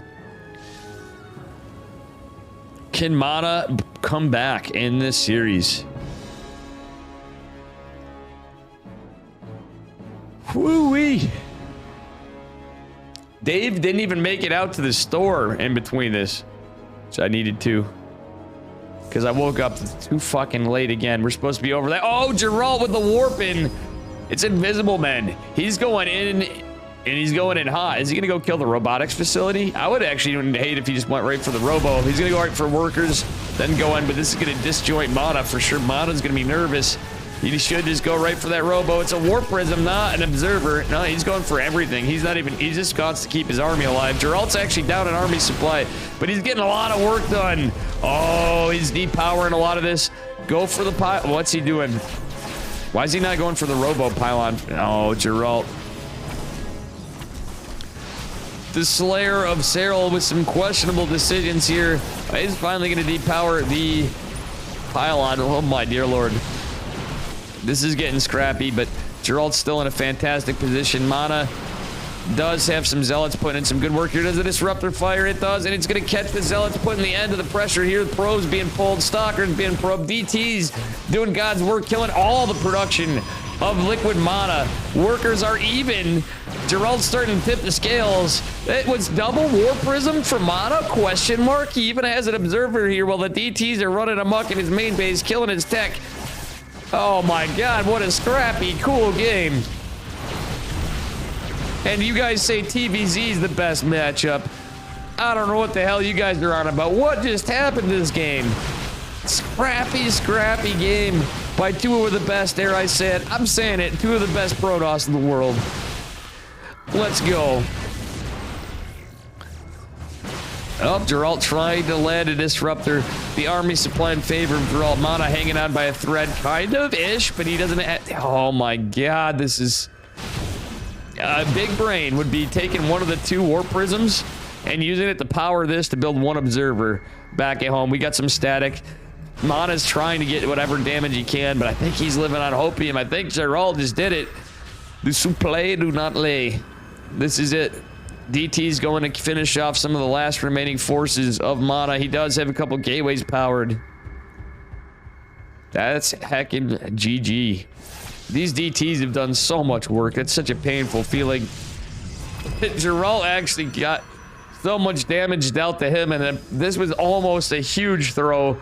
I don't see any foreseeable comeback for Liquid Mana at this point. But look at how low the supply is. We went to actually a decently high supply on a game that should have been instantly won, down back to this low of a supply for both players. It's absolutely nuts. This game is just bananas. GGG, and the thing is, I have to say it, this certainly put the primate in Protoss. Scrappy series, Geralt with 2 points on the board in this best of 5. Crazy stuff. And we'll be going on to map number 3. Yeah, it was sad. That was definitely... I thought Mana had it after... That was all... That game was just nuts. Game number 3, Geralt versus Mana. Does Mana come back? Let's see here, guys. And if you're new here, smash that follow button, all that jazz. You know the deal. Feeling generous, you got an extra Prime sub. Hit it up. We got some predictions finally. And let's see. Game number 3 of a best of 5. Spawning in the upper left-hand corner of Moondance. Representing Psystorm Gaming, it is Geralt in the blue. And his opponent in the bottom right. He's certainly not liquid, but he is mana. Coming in, usually pretty solid. Both players going for a high ground pylon. Let's see what he's got in store. I think mana might come in with something cheeky in this game number 3. I have a feeling he's going to bring us the cheese. I think he's a little teed off that Geralt is just... He's just got 2 points on the board. Ooh, this pylon. Oh, no. The gateway, I mean. This is not the ideal placement of a gateway. This could be very exploited by adepts. That's very unlucky. Maybe he's just a little tilted. Oh, my dear Lord. This is certainly a little rough here. And yeah. Yeah, I just win. Maybe in the last patch I'd have a chance in hell of winning against either of these guys in one map. Or not last patch, but the last couple patches back. You know what I'm saying. The Void Ray, the battery. That would be my only shot. Mana doing the debate. He is going to go for this. Geralt going for a proxy. Looks like it could be proxy Stargate. Or proxy DTs. More likely proxy Stargate. Let's be real here. Mana going with the extra greedy Nexus before core. I actually like this style. It's high risk, high reward. You can just win if you hold the bullshit. Because it's that early. But with Geralt and Mana, we're at high level PvP here, folks.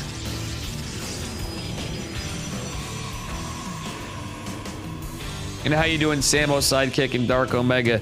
We've had not a moment between either player in these series to do much. It's going to be adepts. And this again, okay, I always see the wall choice. The Cyber Color wall, it was a little bit off, but this is kind of a really narrow choke point for Mana, who is going to open with another gate. We don't have anything, no pylon down on the high ground. And this Oracle, when it comes out, we know it's going to be an Oracle. Let's be real here, guys. We don't see much in terms of production for Mana. He can actually shade one adept to block this, so he doesn't need to use a pylon even to block adepts. Probe's going out to scout. Does the probe find the Oracle? That's the question. Mana's scouting. Scouting, but does he find it? He has nothing to defend. Warp gate's not done. It's a couple of adepts. He could just lose the game right here, potentially. Do we get a shade from... Oh, no. Okay, we do get a shade. It is going to block off the 2 adepts, but that adept is in trouble, and it is going to go down. To Kirk down. Another adept's going to come in. Does he get the shade off? Yes, he does, but he starts it a little early. Oh, it's a little out of position and a little disjointed. This could be over pretty quickly. The Oracle's following up in 2 adepts. GG. Geralt wins in a 3-0. What a damn upset to start this off from the Serial Killer. Oh, my dear Lord. Geralt just 3-0'd Mana. Continuing his conquest. He's beaten Serial and DreamHack. He's beaten Max Packs. And he just 3-0'd Liquid Mana in OSC Masters Cup. 146, playoffs number 2. My God. I am feeling bad for Mana myself. That is... A 3-0 always feels horrible. But damn, very well played by Geralt. Still a good showing for Mana in the 3 games. But Geralt has been just on fire with an upset. So, guys, we have an interesting series coming up. I may take a smidge of a break between it at some point here. We should be good for a bit. We have Cham versus Max Packs. Yeah, guys, give some good vibes to poor Mana. I always say that to any of these guys when they're in, you know, when you get the losses and you're a professional player, that is extra sad to see it lost. When you're on a down streak, because these guys can certainly come back in the future. All right, guys, bear with me just a moment. Got to get a little cleared out before the next series. It's Cham versus Max Pax coming right up. Another best of 5. This should be a good one. Cham versus Max Pax. We've seen some crazy upsets lately. Let's see what we got in store for us. Y'all get some rest then. Gugadontis.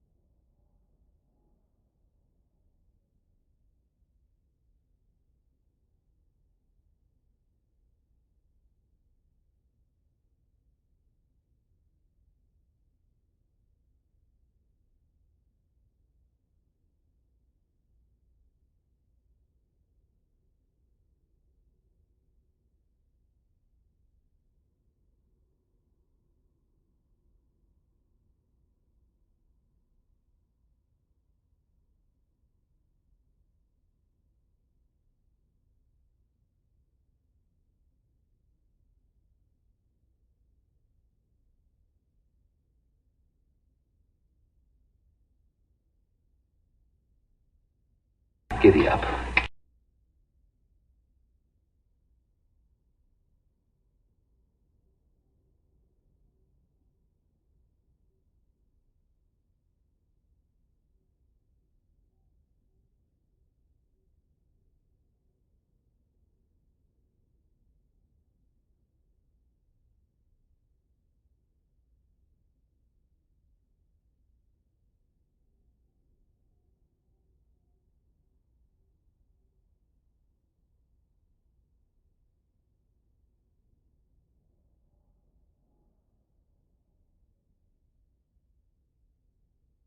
Hey, thanks for the follow, Steel Baron. And yes, in the surprise, Geralt with a 3-0, Steel Baron. Let's go. Giddy up. Hey, thanks for the follow, Mandrake 8000. So our next series, I am just getting set up with right here. Bear with me.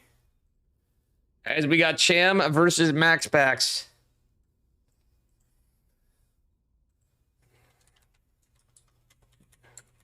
All right, we have our first game ready to rock and roll. As I said, I do not know the results either. Thank you, Steel Baron and Mandrake, for the follows. And we are going into it right the heck now.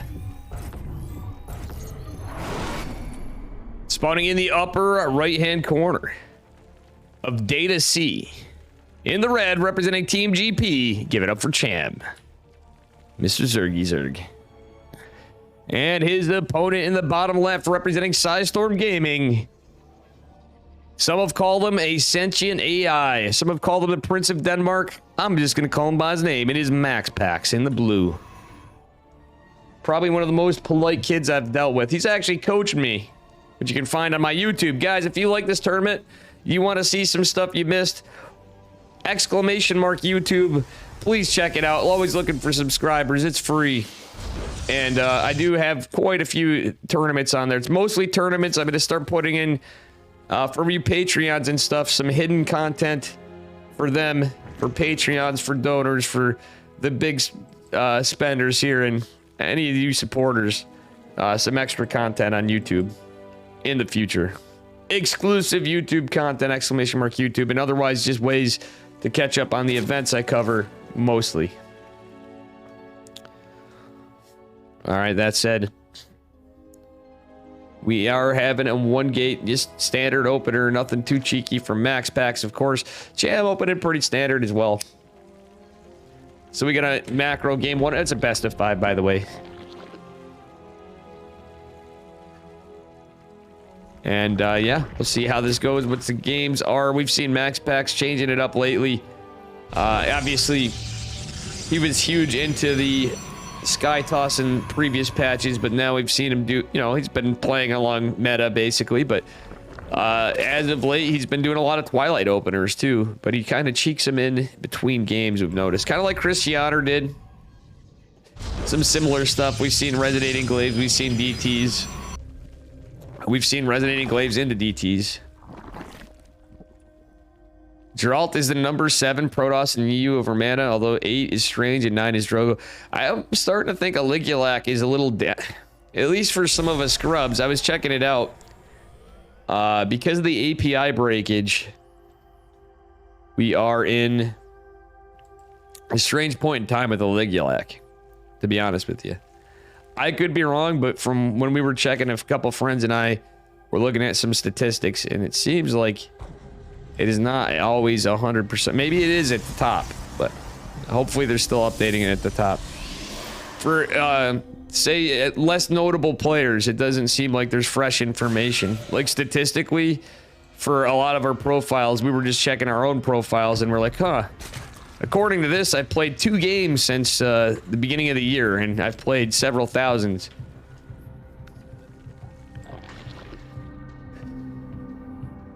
Well, they used to depend on an API, so now they must just be manually updating the pro scene, which is, it makes sense. In the past, they did, because there's no way anybody's manually entering Dave Testa games. Yeah, they just use tournaments. In the past, they did use the API, though. All right, anyway, that said, Overlord is going to be safe for now. It is going to be an Oracle opener for Max Packs. Hey, thank you for the follow. I love Terran 33. If you come back to this stream outside of tournaments, you're going to see me not loving Terran so much as we saw me yesterday. Maulding. Absolutely maulding. Playing some really bad Terran. We're getting wrecked by Terran. Doesn't matter. Just always Terran. Imagine Terran. Alright. Yeah, I know, you're not wrong, Thorn. Just a little fact that for those of you guys that are scrubbing up dubs, we're all bad at this game, as they say.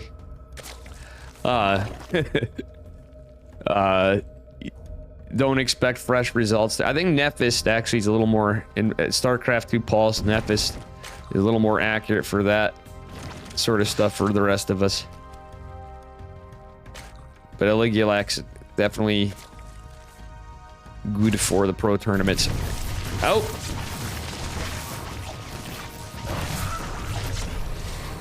Okay. We are getting some nice rev tags and some good damage from Max Packs. Beautiful Oracle control. He does take some hull damage, but gets 5 workers, a rev tag. Gets some information's annoying. He knows there's queens producing. He has that early third base. Has some good adepts in defense, but guess what? He's using them in offense. He has his Twilight Council finishing, and he's going to go pressure with 3 adepts into the third of Cham. That said, Cham going into a layer. Roach Warren just now started. This is 3 adepts. He's just going into the standard hero build. Not with the double forge variety as of now. It's just going to be a +1 and blink as the research in the Twilight. Pretty standard play for Max Packs. Has to be careful to keep these adepts alive. I think he's going to debate and cancel a shade and get the hell out of there. He's going to try to anyway. That's a lot of lings. He does have an Oracle to defend it. So there's a little bit of a stare down. Oh, Cham not getting the full surround right away, but he is going to clean this up. Nope. Cham wants to keep these lings alive to get pressure on the third. Max Packs certainly wants to get back to defend this third. And it looks like he's posturing to take, a 530 fourth base. That is so greedy. He's ahead of the Zerg because of the little pressure he put on. And there's 2 Oracles out disjoining Cham. But Cham's coming in hard. There's a shield battery. It's about it. Battery overcharge is activated. Oracle does make its way there with the adepts and the sentries. Scaring this away. I don't think Cham is aware of the 4th base, but he is soon to be. He is probably going to force a... Oh, is he going to force a cancel? Nidus Worm. Hello. Things just got spicy. We got an Overlord up here. Things are about to get extra spicy. We got 3 Oracles in defense, and this Oracle, or this Overlord goes uncontested. We got a Nidus Worm and a lot of lings in production, a lot of roaches, Glial Reconstitution. I think this is going to be a timing attack from Cham. Cham's going to keep a lot of pressure with these lings to disjoint Max Packs, but Max Packs, I think, is just going to scout this. Look at all this production just right up here. The Sim City's actually just going to help him. Blink's not quite done yet. Ooh. Ooh, I kind of like this. The Nidus in the 4th is probably going to catch Maxpax off guard. He just has a photon cannon. Does have a shield battery in the back. It'll help a little. But he has nothing really here for defense. Nidus popping. Oh my god, Maxpax is so good. Even shades out to the side. But the timing was impeccable. Very crazy stuff. He was expecting a run by, and to his surprise, that was actually just damn good luck. I hate to say it, there was an element of luck because he was expecting a run by, and it happened to be a Nidus that moment. Damn lucky stuff. Nice Ling run by from Cham is so good at Ling run bys though. Let's be real here. He's gotten into the main base, getting 5-7 probe kills and counting, but the Oracles and a couple Stalkers get warping in to stop it. Maxpax is ahead 69 workers, which is nice. Another Nidus attempted to come in with the Roach, the Queens, the only 2 Queens, the Roaches. The Wheel Reconstitution's finished. We do have +1 for Maxpax. Is this an overextension from our Zerg player though? The question is question mark. Or the answer is question mark. Let's see how this plays out. Knight is still in play right on the base. He's got creep spread to the face. Coin's able to transfuse, but one looks like it's going to go down. Does get a transfuse on a Roach, I believe. And we're out of transfused energy, but the Roaches and the Queens getting depleted on energy. Cham going all in. He is going balls deep on creep, but it looks like Maxpax just holds. He's on 4 bases to 3, and Cham is going to give it every last bit of help, but we have +2 on the way. We have charge on the way. We have static defense still. One of the Nidus is pop. Maxpax going into charge again, as I said, just nothing but Roach and Ling production from Cham. But he has no upgrades. Cham, the man, putting on some cool, unexpected play. But it was just a little unlucky for him. That said, he isn't out of steam. He's trying run-bys. He's trying everything. But I think the momentum of his push is over. Cham does have a higher army supply. I will say that, but the static keeps increasing for Maxpax. He wants to get rid of some of these creep tumors too. The less creep that's there, the better it is for Maxpax. Battery overcharges here, but the +2 is not finished. Charge is going to complete here momentarily. And yeah, we don't have any zealots right here, but now we can start seeing zealots for the Lings and potentially run by the Maxpax's own surround, but it looks like he's going to target this Nidus eventually. He has to take this fight very carefully because he's behind on. Actually, Maxpax now catching up on supply. The +2 is not even kicked in, but that +1 army, sorry, +1 ground weapons advantage is going to help. A Nidus the back foot is there, and Maxpax takes game number 1. This is just played. Like literally, these were just played. We're going to be moving into game number 2. They were literally just played. I got behind. So we're playing them as the players are playing them. So this one was just played in between it.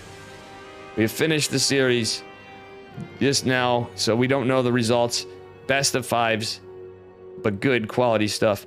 Let me make sure we are in the correct replays folder. And yeah.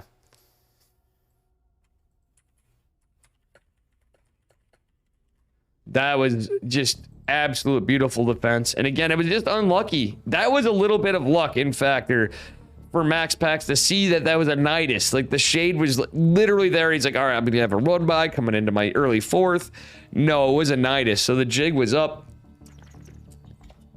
But still a testament to Cham's multi-prong attack. He got some beautiful run bys in there in the 3rd into the main. But still, nonetheless, Maxpax just having that upgrade advantage.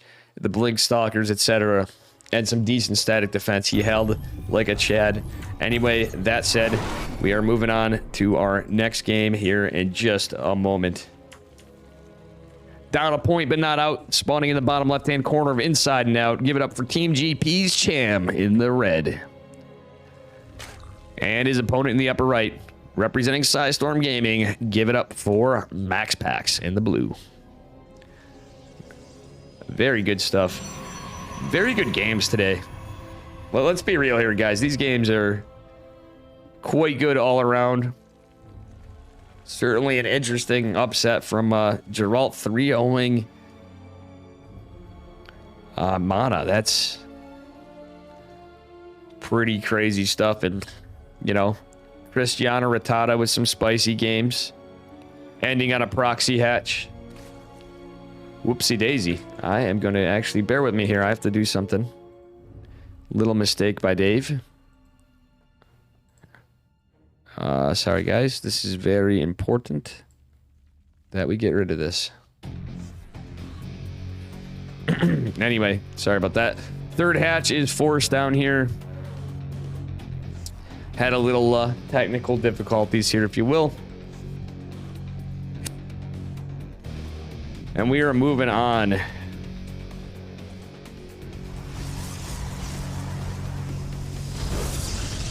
Excited to see how things go. And guys, tomorrow I'm going to be casting another OSC event.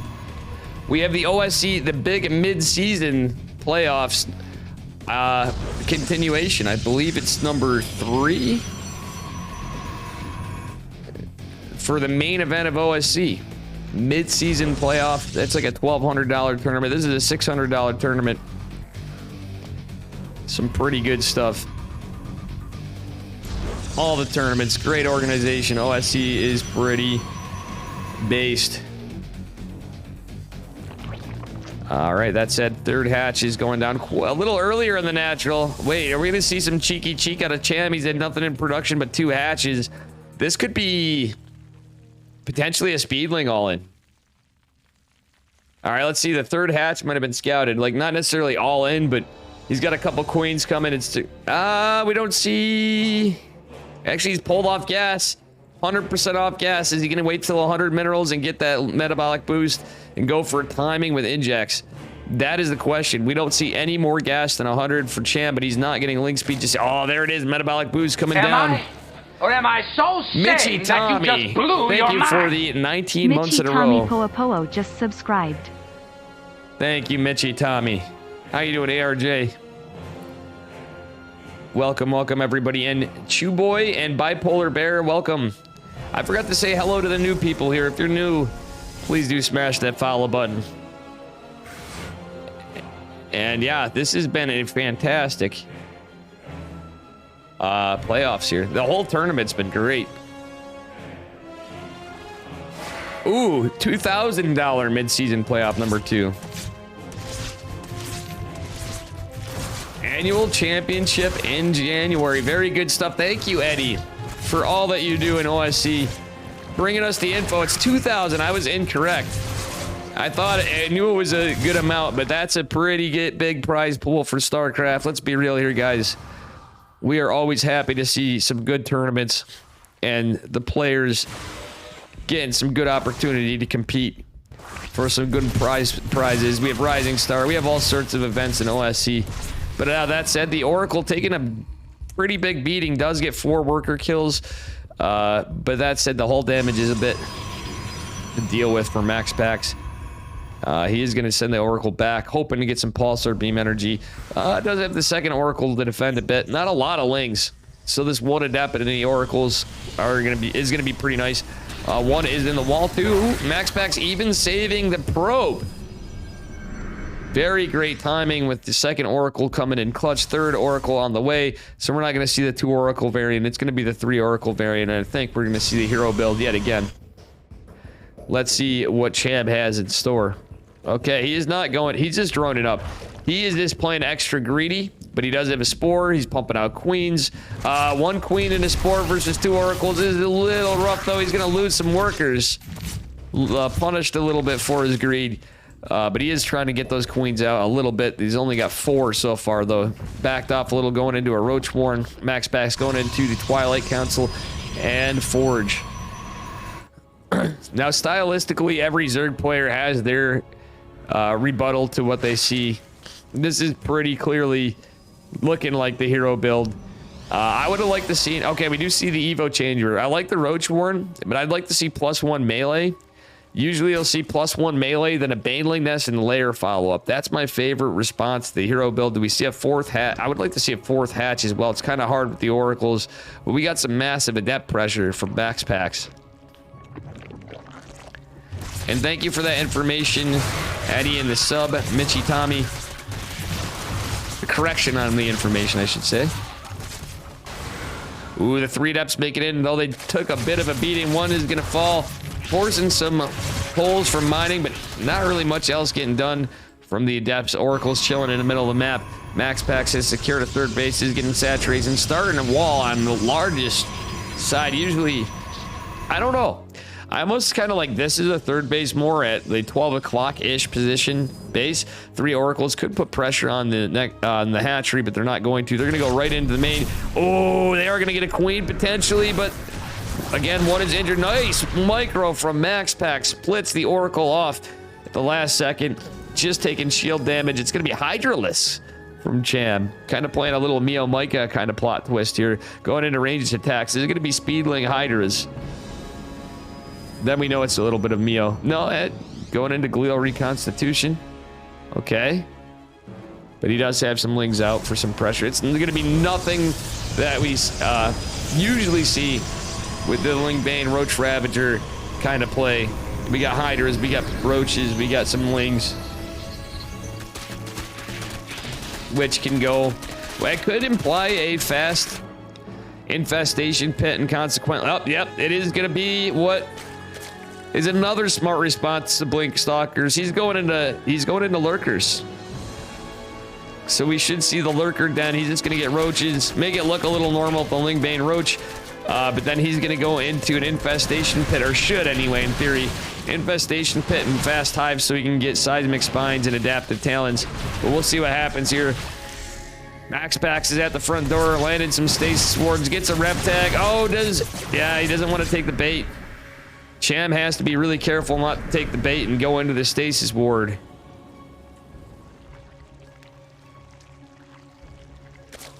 Everyone knows Hydralists are the best Zerg unit. Okay, this is actually a very good play from Cham, though. If he needs the buy time, he needs to muster forces, but he needs to... It's hard because he's going to have to use some Hydras in the fight, which is probably going to tip his hat. Like, this is about buying time to get the Lurkers out, the Infestation Pits on the way, because before the upgrade, Lurkers aren't the greatest, and a good number of Blink Stalkers and actually some Oracles can be pretty good because, well, the Lurkers are going to tip their hat. They're going to morph right in Vision because some Rev Tags and some upgrade advantage potentially for Protoss can make short work of the Lurkers in small numbers. Kind of like Broodlords, but not quite the same. Ooh, MaxPax, see, look at this. He's actually killing some Lurkers here, but he's not going to overextend. He's going to lose a few Stalkers, but he has picked off a few of those Lurkers, which are quite expensive. 2-to-1 trades in favor of MaxPax. We secured a 4th base behind this and denied a 5th for Cham so far. Cham is going into that Hive tech. As I said, a very fast Hive. He is unfortunately going to have to admit range attacks +2. I'd like to see more ranged attacks. Or at least, hell, if he cheeked in some melee attacks, it may not be too bad, but I would just double down on the ranged, considering he's going into Lurkers. Is going to try to take a 5th base, but there's a Zealot run by. Charge has finished up. Lang's going to come for a beautiful surround and the Lurkers, but this is going to disjoint some defense. We do have some Lurkers over here, but again, there's no Seismic Spines, no Adaptive Talons. Just 3 Lurkers to kind of siege up and try to defend. Okay, he's going to split off some more Lurkers to defend his 5th. MaxPax mustering up a huge force, though, but it is all pure Stalker. He's going into double Stargate Fleet Beacon, triple Stargate Fleet Beacon, I should say, because he had his first, and is going into Air Weapons +1, finishing Ground Weapons +2 on the way. We do have range attacks +2 coming in with Groove Spines for Cham. So he may be sniffing out the possibility of his Stargate opener. Wait, he cancels Seismic Spines, goes Adaptive Talons. Interesting play from our Zerg player. We're going into triple carrier production for MaxPax, who looks like he's setting up for another run by into the 5th. We do have some defense here. I mean, I guess Adaptive Talons, we see Zerg do that these days because you can kind of posture and reposition your Lurkers after, but that range is really what makes it good against the ground units. And at the same time, Max is taking a 5th and 10-minute timer. Hydra's killing some of the Oracles. Actually, Oracles are good catches. If he can take these out with the Hydras, that's quite good. Ling's gonna get surrounded. Oh! Ordinarily, I'd say they'd be in a great spot, but these Rev Tags are kind of nice. MaxPax trying to split off Zealots again, go to the other side, but this side's pretty well defended. Adaptive Talon's gonna finish. We're going into Carapace as well for our Zerg. And his you know, as Peck set up as he is, Cam really is going to need to read the situation. He doesn't have much info on the other side of the map. Does have an Overlord, but he's going to need a Spire somehow with this. I know it sounds crazy, but for a while, the Hydras will be fine against this low carrier count, but we're going to see 6 carriers in total with Psionic Storm coming. Oh, there, that said, the Spire is just now going down. And it's going to be tough because, well, it's that Spellcaster war is what it usually turns into, and you're going to need Infestors or whatever, transitioning. Yeah, we're not even going to get into it. We'll see how this plays out. I do like the Hydra Lurker, because now we're getting into upgraded Lurkers. The Lurker's not Siege yet. The third, or fourth, I don't like that. 1 bit for Cham. That's a little unfortunate. He's throwing away some units. Oh, narrowly saved the Queen. Does he save it? Yes, he does. Does siege the Lurkers, but it's because he's pushing over here. Oh, no. Unluckily, Lurkers go down. And, wow, that Rav tag is going to be huge. Ah, damn. That is very scary for Cham now. In this position, Spires are not complete. Muscular Augments not even complete yet for the Hydralisks. And Max Pass is pushing out with some Stalkers on one flank and a carrier army. Nice little carrier hit squad of 6 with 3 more reinforcing as Max Pax takes his 5th base as well. He is actually saturated already. Cham is not really prepared for the Sky Toss. He's just got Hydras. He's trying to land some Spores, but they're going to take a beating from the Stalkers. The Rev tags are going to be nice against the Lurkers. There's a lot of Lurkers and not a lot to contend with the arrow. Actually, that said, we're getting some good interceptor shots. Decent interceptor shots from Cham, and he did keep a lot of the Hydras alive at least. It is mass carriers now, but there's more gates. There's somewhere in here. We do have some High Templar. We do have Storm. We have +3 ground weapons finishing up for our Protoss. And that said, +2 air weapons on the way. +1 flyer attacks with the Corruptors just starting to come out in some numbers. The Storm misses, but Corruptors taking a bit of a beat. Oh no, that Storm certainly hit the Corruptors. Corruptors and Hydras trying to jump on top of this. Oh, is Cham actually going to take a good fight here? He doesn't have +1, +2 air weapons. Haven't finished for our Protoss. And these Corruptors, these Hydras, the Lurkers kind of actually causing some misfire for our Protoss player. He's losing a lot of carriers. Is Cham doing it in game 2? Oh no, he's taking a fight in a battery overcharge shield battery in the 3rd base position for Max Pax. He's lost a lot of Corruptors. And Max Pax, though, look at this bank. 4,000. Let's take a look at the income advantage. Massively in favor of Max Pax. But the trades looking pretty good for Cham, who's got an army supply advantage. Lurkers coming in trying to bust. Are we going to see the Corruptors trying to flank some of this? Oh, they're going to puke right onto the Nexus, but the High Templar coming in. Are they going to storm the Corruptors or the Lurker Hydra Ravager? Oh, that Bile almost connects with the High Templar. Nice micro because the units are slow for Max Pax. Does lose his 5th base, is retaking a 5th at 3 o'clock. This is crazy. Beautiful storms from Max Pax, but they are not going to... Oh, wait, that was a little bit of miss micro from Cham. He's going to lose a lot of Corruptors. Archon being morphed in. He's fighting into static. He has to be damn careful. Corruptors are so expensive. +1 flyer attacks has completed somewhere in here, I believe. No, it's still going. That's a long upgrade. It is still going. Lurkers even putting the nail in the coffin on this base, but should be pulled out. Army supply now catching up for Max Pax. He's going into the mothership, going into Immortals. He doesn't have a Robo Bay. Lurkers could be a bit of a problem still, but eating all this damage on the Corruptors is very, very rough. What up, SE2? Welcome, welcome. Who doesn't have 88 probes at 8 minutes? Well, he kind of transitioned from the hero style into late game. I actually don't hate it. It doesn't play out that well, but Cham found some really good trades. And in the long, you know, if you can get some decent trades and keep this up, forcing a cancel, that's pretty big for Cham. Cham's honestly not in a horrible position, considering +1 flyer attacks are finishing up. He doesn't have any Infestors, or as this goes on, he does have the Lurkers. And he's traded against the High Templar, I believe, pretty well. There's going to be a Zealot run by attempted over here. There's nothing to defend. No Lurkers over here. The whole army's pushing in the center of the map. For Cham, the army supply is evening up. The worker count's pretty damn even. It's 80 to 81 workers for the moment, but Max Pax is about to lose some, which could mean more army supply with that bank he had. It's the bank's starting to go down a bit. Uh-oh, Mothership is out. Killing some corruptors, and the Zealot run by is deflected. Only 4 workers falling for Cham. This is a crazy, crazy fight. Yeah, the Max Pack style indeed. He's going into his own flavor. He loves this Sky Toss historically, and we're going back to some old school Max Packs. But it's not just Sky Toss, it's Sky Toss with run bys, constant aggression. He's even going to be right on top of his hatchery. Is he going to go for it? Max Pack's pushing it. I don't think he notices it just yet. He's going to stir some aggression, and he is going to jump on top of this. Oh, but Cham is too quick. He cancels it. Nothing here to defend against Zealots again. So this is going to make some rough choices for our Zerg player. Doesn't have any Overseers. They are in production, so this is going to be tough for him to engage, not knowing what's underneath that Mothership. Oh, those Zealots are being a nuisance.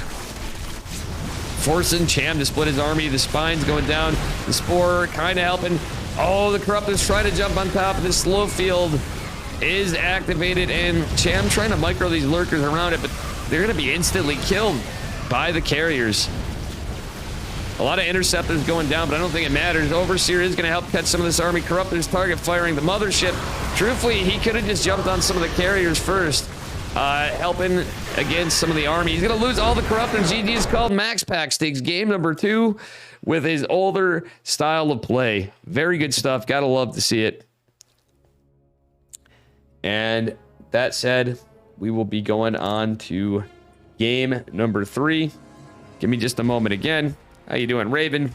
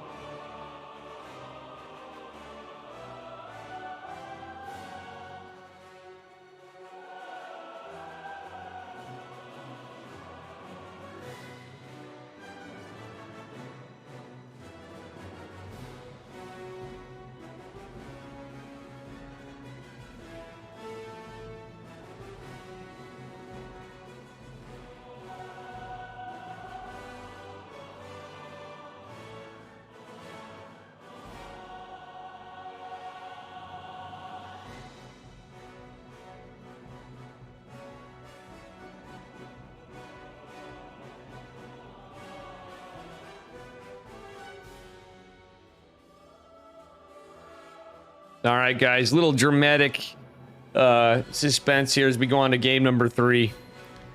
On Tropical Sacrifice. What up, Nika, Raven, and everybody else here. If you're new here, smash that follow button. We do appreciate it. Anyway, we are going on into game 3 of Max Pax versus Cham. On Tropical Sacrifice again. Best of 5. Giddy up. Hey, thank you, Willie Nibbler. Oh my god. I feel like Mo Sizlak. And Alexi Campo. Giddy up. Spawning in the bottom left-hand corner. Give it up for our red Zerg player representing Team GP. It is Chan, our Zerg player in the red. And his opponent in the upper right, representing Psystorm Gaming. Give it up for Maximus Paximus in the blue. Giving us some great games. Lots of incredible games today. We've covered... Oh, by the way, guys, if you missed out on some of this, this will be on YouTube after the event. Usually I just keep stuff going, but you know what? I'm going to have to take care of some business after we're done with the event today. Potentially, so we will probably raid out for a bit. But I will have this on YouTube probably some hours after. If I do that, split things up. So if you want to see that, it's right here. You just Do appreciate YouTube subscriptions. They're free. And I put all the events, by and large anyway, on there. So if you want to see the VODs or you want to rewatch it or like whatever the case. All right, it's going to be a little bit of harass from Max Pass. Going for a 20 Nexus. Looks to be maybe a 20 core. Yeah, he's going for it. The standard Protoss setup against Zerg. Against the standard macro player. Game 3, Champ still coming in pretty honorably so far. Nothing out of the norm here. Thank you. Thank you, Nika. The people want more coaching VODs. Well, we're going to have, I was a fat kid, as I said. Other than that, we're going to have some extra content for subscribers. I'm starting to put, my YouTube's going to be more than tournaments, all right? But for subscribers, Patreons, donators, big spenders, VIPs, we're going to have a special setup off the YouTube for extra special content. And actually, after in the future, I keep saying it, but we've not gotten to it yet. I'm planning on making a cartoon, but we're also going to have a lot of music on there. It's gonna have some Dave guitar and all sorts of other stuff. And this is a best of 5, correct? What is best of 5? It means it can potentially go to 5 maps. The first one to get to 3 points wins. All right, that said, a third hatch is going down a smidge later for Cham, who is, yeah, going into metabolic boost, pulled off. Just playing the macro game, but he's a little behind on that third. I think he had a little bit of harass. Max Pack's not venturing too far out from his natural because he doesn't have a gateway down, so there's no full wall off. See what the play is. It's a Stargate from Max Packs. Looking pretty standard so far for a Zerg player, other than the no gas period, which is a thing. He's saturating his natural first at least. See what happens from here. It's going to be a Void Ray opener from Max Packs. Okay, he's going to kill some Overlords. Get some pressure out, and then maybe even plot twist into something else. He could just go Sky Toss. We'll see. We'll see what game number 3 brings us. Max Packs playing a little more old school. Is it going to be Void Ray Oracle? It is going to be Void Ray Oracle. He's looking for the Ogre Lord. Okay, Adept is going to scout out. He's going for a third base. Overlord is going to kill, is going to go down, and the next one is certainly to follow afterward. Max Packs, no, he's going to push across the map. The other Overlord here should force a retreat. Actually, Max Packs going out. I like getting some presence. He's going to try to pressure and find some other Overlords. If he does, which he can potentially get 2, 3, 4, he can go back and get this one as well. And that actually adds up. Ooh, prismatic alignment's activated. This other Overlord is not going to retreat. Max Pack says all these juicy Overlords in potential, and the Oracle going into third base. There is a Queen, there is a Spore. Does this deflected? It does. Okay, Max Pack isn't producing much anything other than probe. Going double Stargate Fleet Beacon. He is pressuring out with some Sky Toss. It's probably going to be double Stargate Carrier, but we'll see. So far, he's got a lot of Oracle Overlords, and is going to clean up a creep tumor or 2. Kills the active, gets the passive, and it wants to be careful not to lose this Void Ray. Just takes a chisel on the shield. That's about it. It's a little rat-a-tat-tat. Oracle going out, finding 3 worker kills behind it. Not too bad value for our Protoss player. Cham is doing his best to kind of eke up some macro game here. Isn't able to get a 4th hatch. Getting a Roach Warren, getting a layer. Did he cancel a layer? Nope, it finished. Okay. It did finish. That looked like it was not quite done to me for some reason, but I just saw it at the end. Your main profile pic is a solid work of art. Nice. Alrighty. Well, it's either 47. This is lovely artwork that they have done, or it's the Scuff Dave drawing of Dave. One or the other. Alrighty. Max Pack's trying to get in position here for a Nidus potentially. I'm surprised. Yeah, the Void Rays where? Okay, it's just going to defend. Could take out this Overlord. So it'll be a surprise free Overlord again. It is double carrier production. We're going into a Forge Spire from Cham, though. Cham is trying to get this 4th base up. And you can just double Stargate carrier. It is going to be scouted by Cham, so somehow he lucked out. MaxPax got a little overextended, forgot to look for another Overlord, so that Overlord against the Sky Toss opener does find value. That's a lot of Lings, though. The carriers are pushing across the map. There is an Oracle and a Void Ray, but Cham has a chance to get in here. There's no shield battery in the natural. I almost wouldn't hate it if he just busted into the natural, reposition, and goes in for the kill, because he could actually jump on top of the production. Come on, Cham. Cham's not paying attention. Oh, there he goes. Forget the workers. I would jump right on top of the production. That's a very Artosis pylon. Cham could just do it if he went up to the main and end it. Even though there's some aggression over here, he's getting Corruptors out. Cham actually could do it. It's low carrier numbers. He could have kept them lower. He is getting some decent value. Forced being annoyed to max pass, canceling a 4th. But that was his chance. He still... Oh, my goodness. Forcing a recall of max packs. The Ling's doing a lot of work. It is 59 to 67 workers. Cham could have just done it right there, though. That Artosis pylon. Ah! How you doing, Nemesis? Sorry, guys. This is just too much for me to handle. He could have just cleaned it up right there. Prismatic alignment Void Ray is going to be annoying. There is a shield battery. The carrier is going to do some good work, but this is a lot of Corruptors. Can they out... Yeah, he's target flaring the Void Ray. That's what you want to do. Then you jump on top of the carriers. More in production. Stalkers trying to be warped in. But the Lings are going to be full surrounding. A battery overcharge is activated, but there's too many Lings. GG's called, and Cham comes back a game. Very good stuff. So Cham with a point on the board. It's not a walkover. He ain't going down without fighting. He's bringing us to map number 4. MaxPax leading 2 points to 1. This is a hell of a series, guys. Yet another banger. Good stuff. Gotta love it. All right, that said, yeah, I was definitely a bit greedy. That was just a build order counter.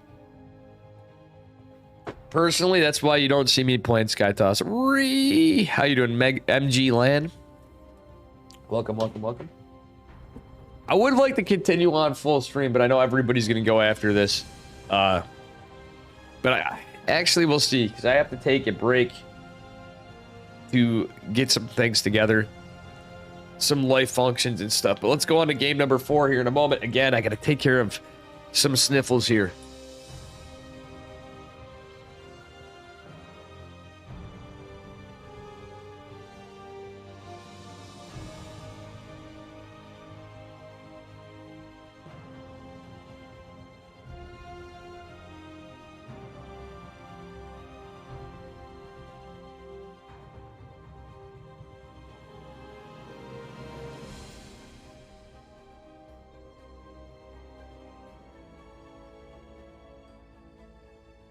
All right, here we go. I should just bring my Kleenex over here and I can mute and you guys wouldn't even know it. Anyway. Onward and upward to game number 4. All right, this time we are on a current map pool map still on Moondance. Spawning in the bottom right-hand corner of Moondance, it is Psystorm Gaming's MaxPax in the blue. Up 2 points. And his opponent clawing his way back, quite literally with the Lings and the Corruptors. Representing Team GP, it is one of my favorite Zerg players in the red. It is Cham. You were in ads the last couple minutes of the game? Oh no, Thorn. I'm sorry, guys. I can't find that damn thing. Well, looks like a pretty standard opener from both. MaxPax isn't. He's just going to force a 3rd hatch, which is quite annoying on this map. You don't want that back base as a Zerg, that's for sure. So Cham's gonna be right on top of it. He's going right to 9 o'clock. Let me see if I can do something about the ads real quick, guys. Bear with me. I could not find what we needed. Could not find what we needed. All right. 3rd hatch is forced at 9 o'clock. MaxPax kind of set up a little normally here. Just Scout not being a nuisance. Oh, he's actually blocking the pool. Oh, it's pool before gas. But Max Pack's even annoying Cham with the delayed pool by a second. Bear with me as we just follow this probe around for a moment while I take a look at the ads for you guys, because that is obnoxious. Well, if I run them between ads, the ad manager will still, I think it's still gonna do it. All right, so we will do that. I could have done that, Thorn. I understand what you're saying, but I have some kind of silly, let's just say how it's set up. It was a little bit of a mistake on my part. Okay, this is gonna be a fast third hatch from Cham, trying to play extra greedy like we saw in a previous game. Didn't work out so well for him, but this time let's see if he has a different plan of attack against Max Packs. Hey, thanks for the follow, greasy bastard. You greasy bastard. All right, guys. We will try to do that. It's just hard. It doesn't let me run. I can only run so many ads on this channel, too. So it's like somehow I set something up where it runs it on the hour.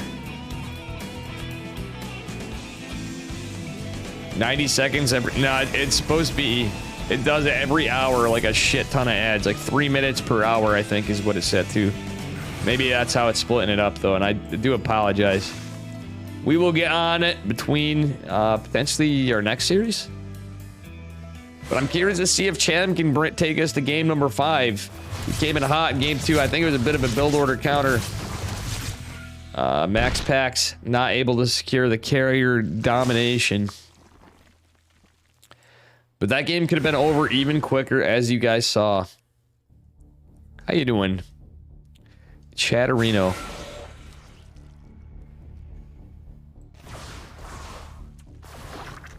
Velden.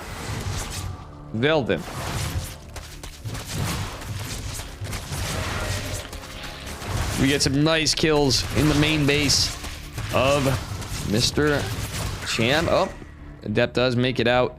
5 drones go down, and Max Pack still retains the Adept, potentially securing a third after, unless he just goes in the pocket base for less income, but, you know, a little safer way to take a quick third. He's going to do that.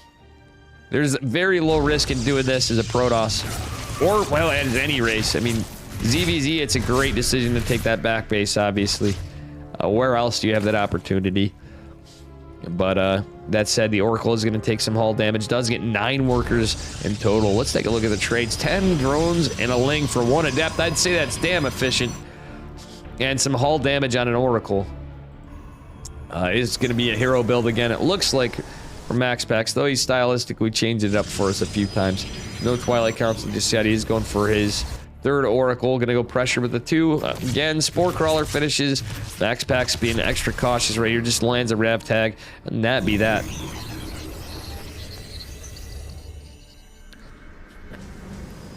Hans Niemann, Hans Nemesim. Just kidding, Nemesim. We love you, gamer. All right. I don't want to insult Nemesim. Nemisim's been... is the antithesis to, I had to bring stuff funny in there. You missed Reza earlier, Nemesim. Reza be back. Raven might have, too. I don't know. Reza coming in like a big baller with a $200 donation. What a legend. Goddamn legend. Blink is going to be started just a bit before +1 for Max Packs. He's got his third base started on saturation and then at pocket base in the back. And we're going to see that 5 Adept pressure from Max Packs. He usually just punches out a bunch with the Oracles. It looked like we lost an Oracle, though, so that was pretty good of a catch for Cham. Losing Oracles is actually a huge catch for Zerg because they can be so damn annoying. That is a beautiful force cancel in the shade of the Adepts. And the Queen's actually getting some good value on the Adepts right there. That said, 4 drones fall. The Adepts over on this side. That was a remarkable splits from Max Packs. He's actually getting a lot of damage done. These are not resonating bladed Adepts. This is just a little bit of pressure, and he finds a lot of value. He's ahead. 16 workers and counting, I believe. Yeah, well, now he's ahead.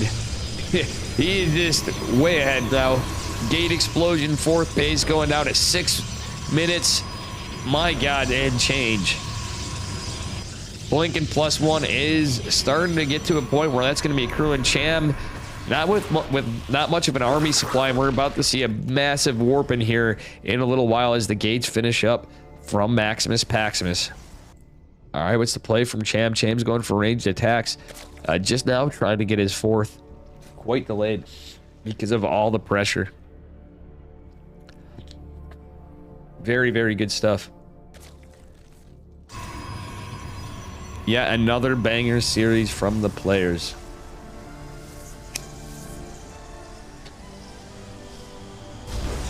And yeah, you're gonna have some good static setup for Max Pax. He knows Cham is big on the Ling Run buys, but it's gonna be another Roach headbutt into a Hydra Lurker play. Is Max Pax gonna be catching on to this and going into the quick Sky Toss transition after? That is the question. I actually think Max Pax was just set up for it before.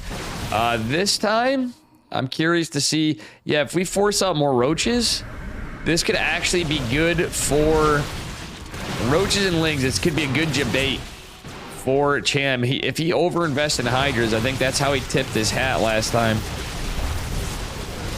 And then you kind of gotta try to trade out Ravagers. Because the Lurkers, if you force the Protoss into too many Stalkers and Zealots, that's where the Lurkers start doing damage with that Seismic Spines and Adaptive Talons, and delay the Sky Toss transition. But so far, the fight's going pretty good for Max Pax. Cham is behind. Oh, man, he just cannot find any value here. It's a lot of Stalkers. The Sentry even helping a little, but we're going to see some forward momentum from Cham to hold this up. Cham's just kind of split apart, and the Injects throwing timeout, the Roaches, the Ravagers. The Lurker Den's going to pop, and I believe it's going to be scouted at Void's Blows Force. I don't think this is going to go too far into the game any further. Max Pax has just got too much forward momentum, too much of a lead. He's going to have his upgrade, not advantage, because it's 1+1 range attacks, and G is called. Max Pax cleans up the series in a 3-1.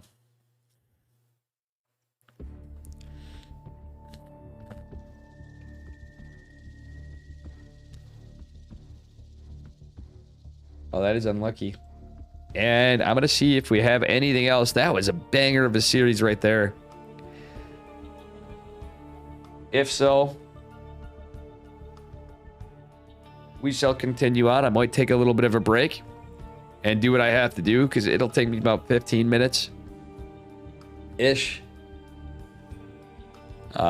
Split it up a bit.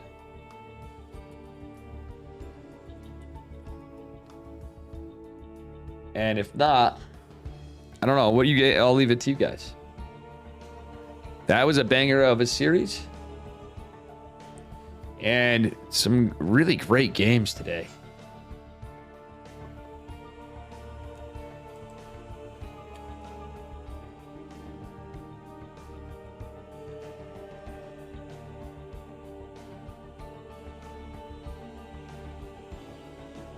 We are waiting for Max Pax versus Rattata. Thank you, Tater Tutor. To finish up. So these guys literally are still playing into the wee hours for them. So bear with me. I'm going to take a bit of a break. Hey, what up, Smoke? I'm going to take a bit of a break as we wait for Max Pax versus Rattata. I have to take about a 15-minute or so break while the players finish up their matches. I know it sounds stupid. It's just because I was running late to getting to this. That was my fault. Players, thank you. No, there's no delay, Smoke. The players have been playing the games, and I'm doing the replays right after they play them, which sounds crazy. It's just because I'm running behind. We would have had some replays, as we usually do with OSC, because it allows them to continue on and we get some live matches. But this is the Masters Cup Playoffs. Hey, it's working out just fine. We're literally getting them right off the press. I don't know the results. You know, Max Pax versus Rattata, though, that's going to be a beautiful series coming up yet again. Another PVZ. We had the upset of Geralt 3-0ing Liquid Mana And I am feeling rough for Mr. Mana. Mana is such a good player, really nice guy, and he's had it rough in DreamHack and everything, but hopefully he gets through it. I have good faith in him too. But Geralt, actually 2-0ing Serral the other day, still goes on.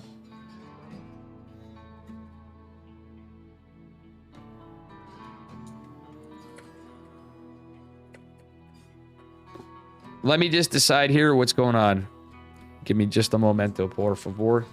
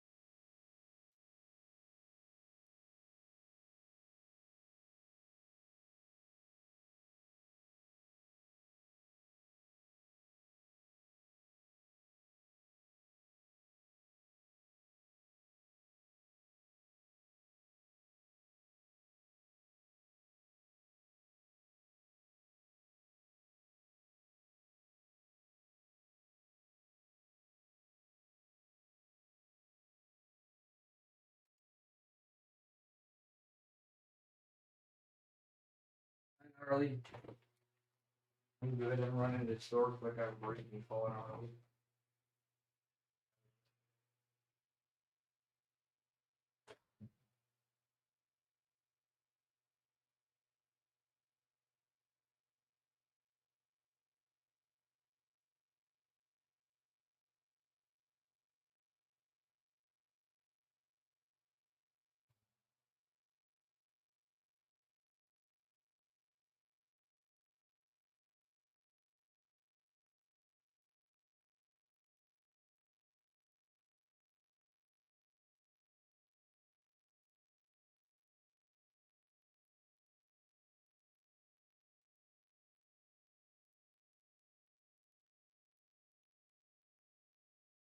He's got himself a good old yeehaw coming right on in.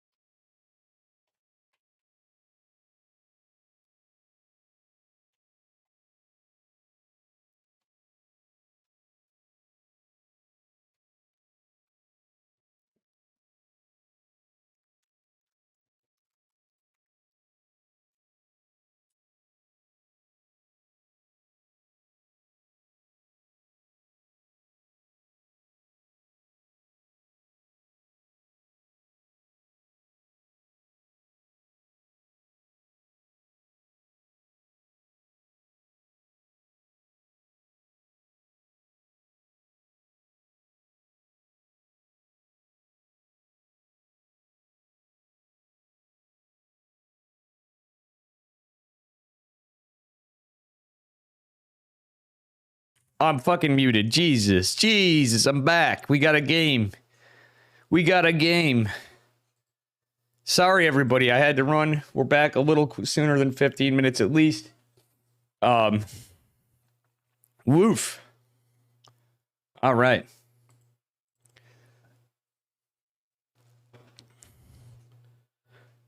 And we are back going into game number 1. And this should be a banger.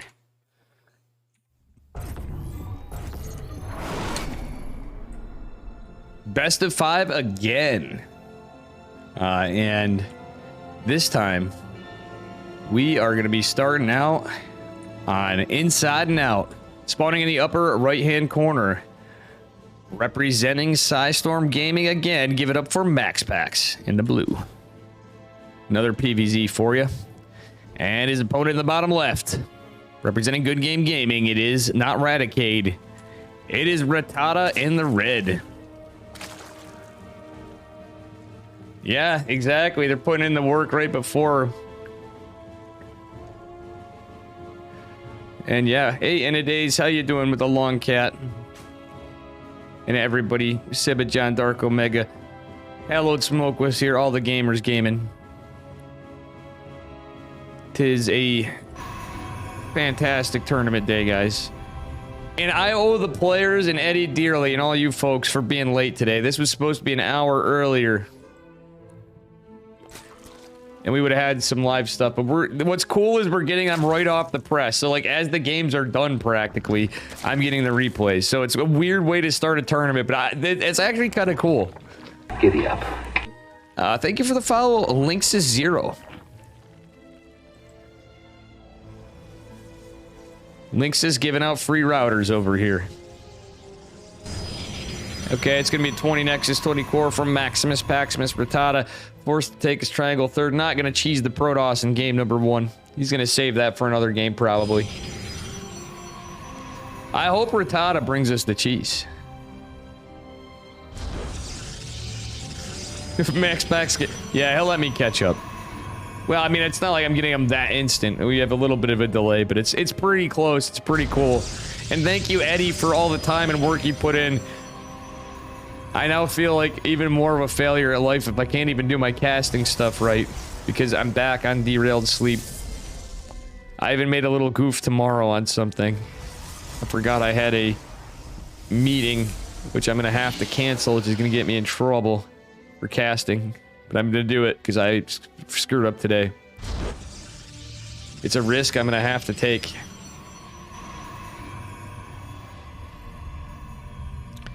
Yeah.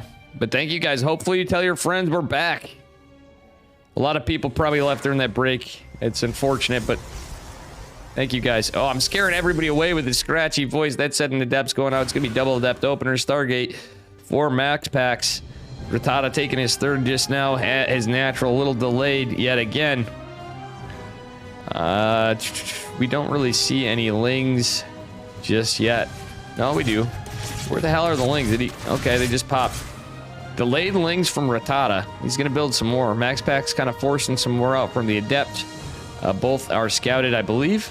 Oracle's on the way. Another Adept coming from Max Pax.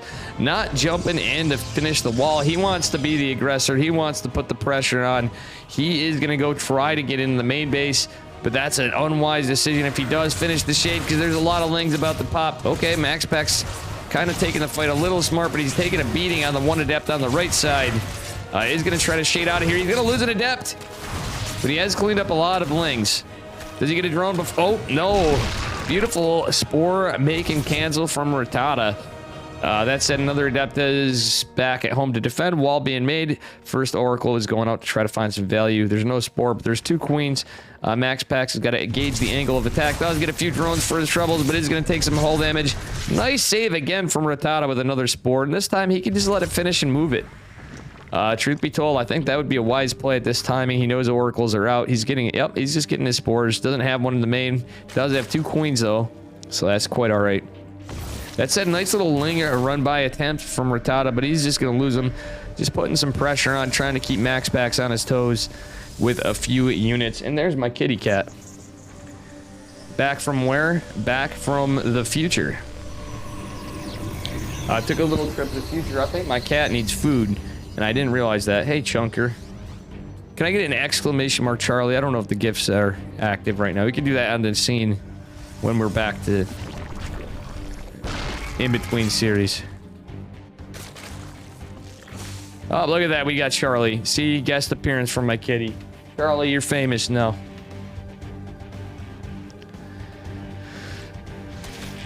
Alright, that said, the Adept's gonna shade in, and, yeah.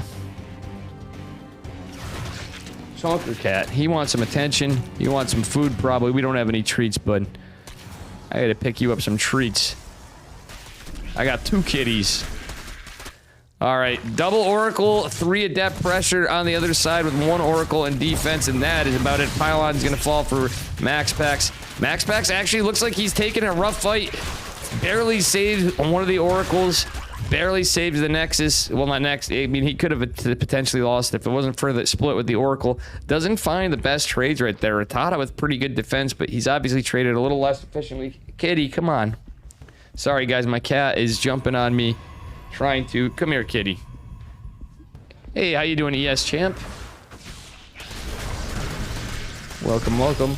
Oh, my good lord. Getting a little bit of cleanup here. And some good pressure from Rattata. He's... I don't know about this. There's 3 Oracles and 2 Adepts. He's going to back off. Doesn't lose yet another Ling. He only gets 2 Workers.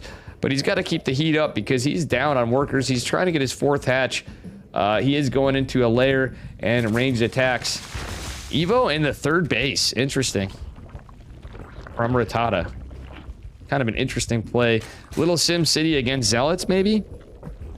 It is going to be a blink opener for Max Pax, of course.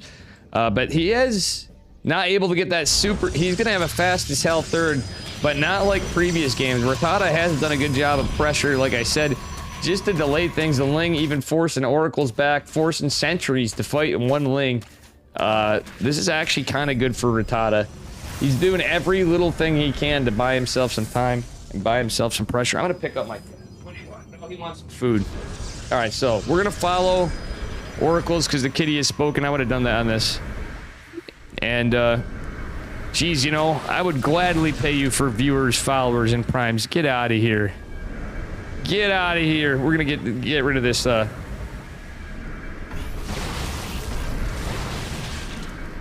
Get banned. All right. Lots of pressure in this fight going on. Roaches, Queens, and Lings fighting the Oracles and the Stalkers. Nice force fields do aid Max Pax a bit, but actually Rattata's doing a great job defensively here. And goddamn.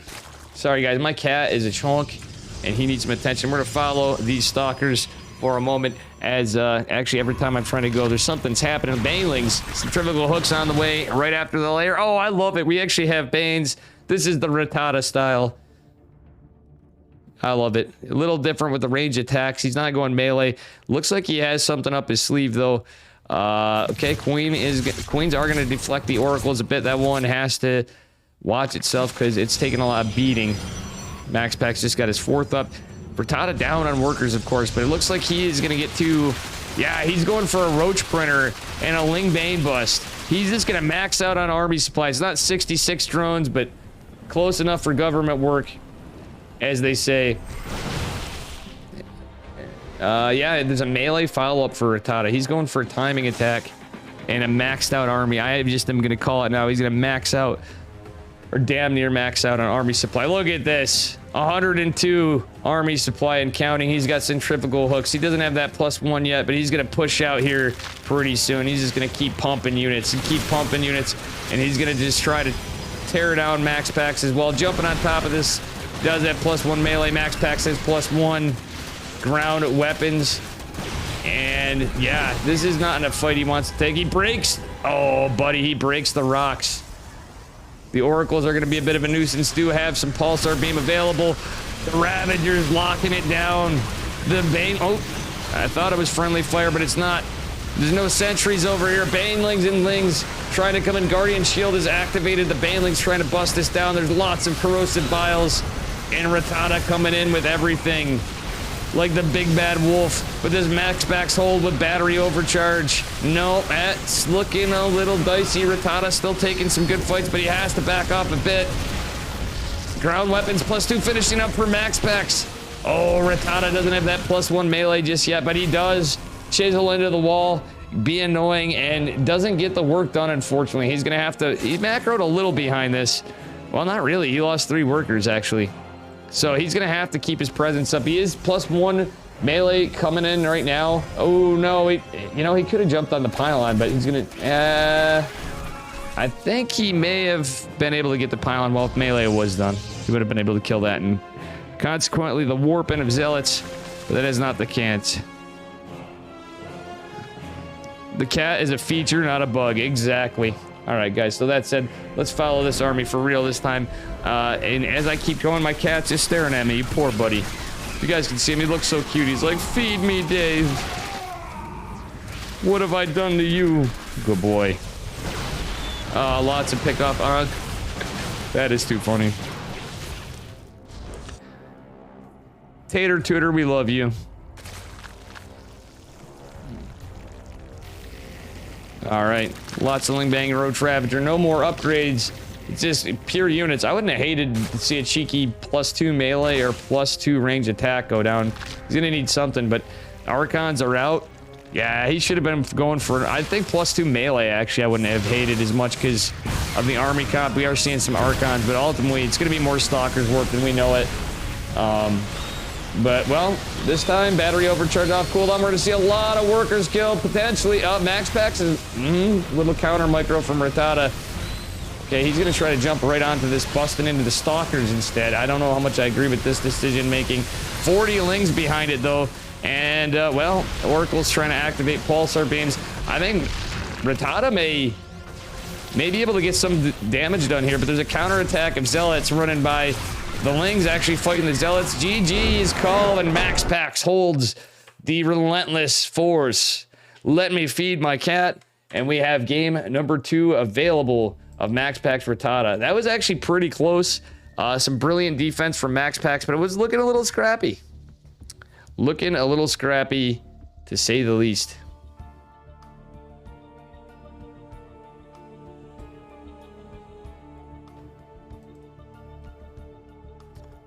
All right, let me just get to the... We need to set up, and I'm going to feed El Gato.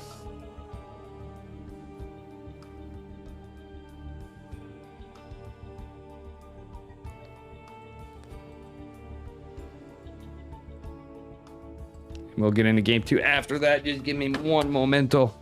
Uno momento, por favor. The cat finally gets fed indeed. Good, Charlie.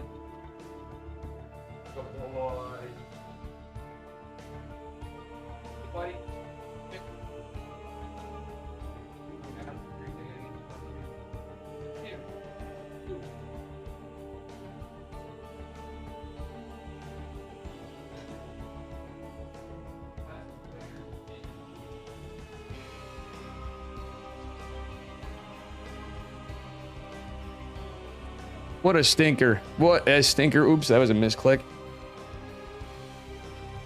My cat's named after the company. Charlie? What? Charlie capture cards, yes, champ. I've never heard of such a thing. Never heard of such a thing.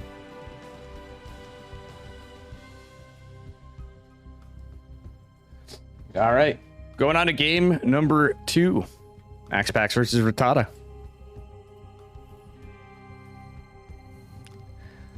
Good stuff.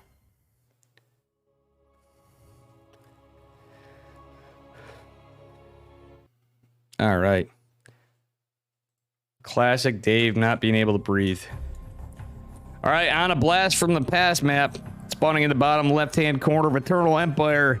Give it up for our Blue Zerg player. It is Rattata. Coming in hot, game number 1. That was a spicy one. And his opponent in the upper right, up a point. Give it up for Psystorm Gaming's Max Pax in the red. Got our PVZ series here again. And, yeah. Wow, I really need to brush my cat. That's all I'm going to say, chat. He is getting hair everywhere. He is getting hair everywhere.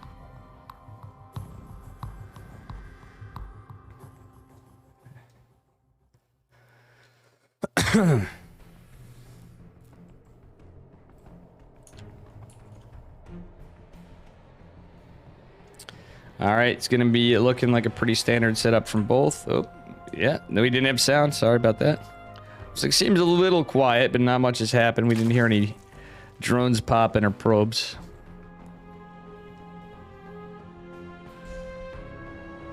Alrighty. Just a standard opener from both. Game number 2. And a blast from the past, old map. A Protoss favorite. But this map was in the pool for so long, it's hilarious. It is cool to see old maps back in tournaments. The beauty part of the OSC Masters Cup. We get some returned maps. You got Eternal Empire, Nightshade, and what the heck's the other one? Everdream, I think. In addition to Moondance, etc. Spices things up. Yeah, if you want to see more of these, we've had the qualifiers, we've had the first playoffs. This is the second part of it, and yeah, we had the upper bracket stuff. Take a look at the bracket, and you can take a look at the VODs on my YouTube. Please do check out and subscribe to my YouTube channel for tons of tournaments. We have OSC events. We have the DreamHack qualifiers that I did cover. I did an open and a closed of each of Latin America and NA. We got EPT, Open Cup Americas and Asia on there. And we have some of the Dave events I've done, and hopefully more to come in the future as we get back into IRL stuff. Chicken Man Test opens, etc. And I believe I may have a cheeky other event coming up this week. Or I don't know for sure, but we may have an Alpha X event.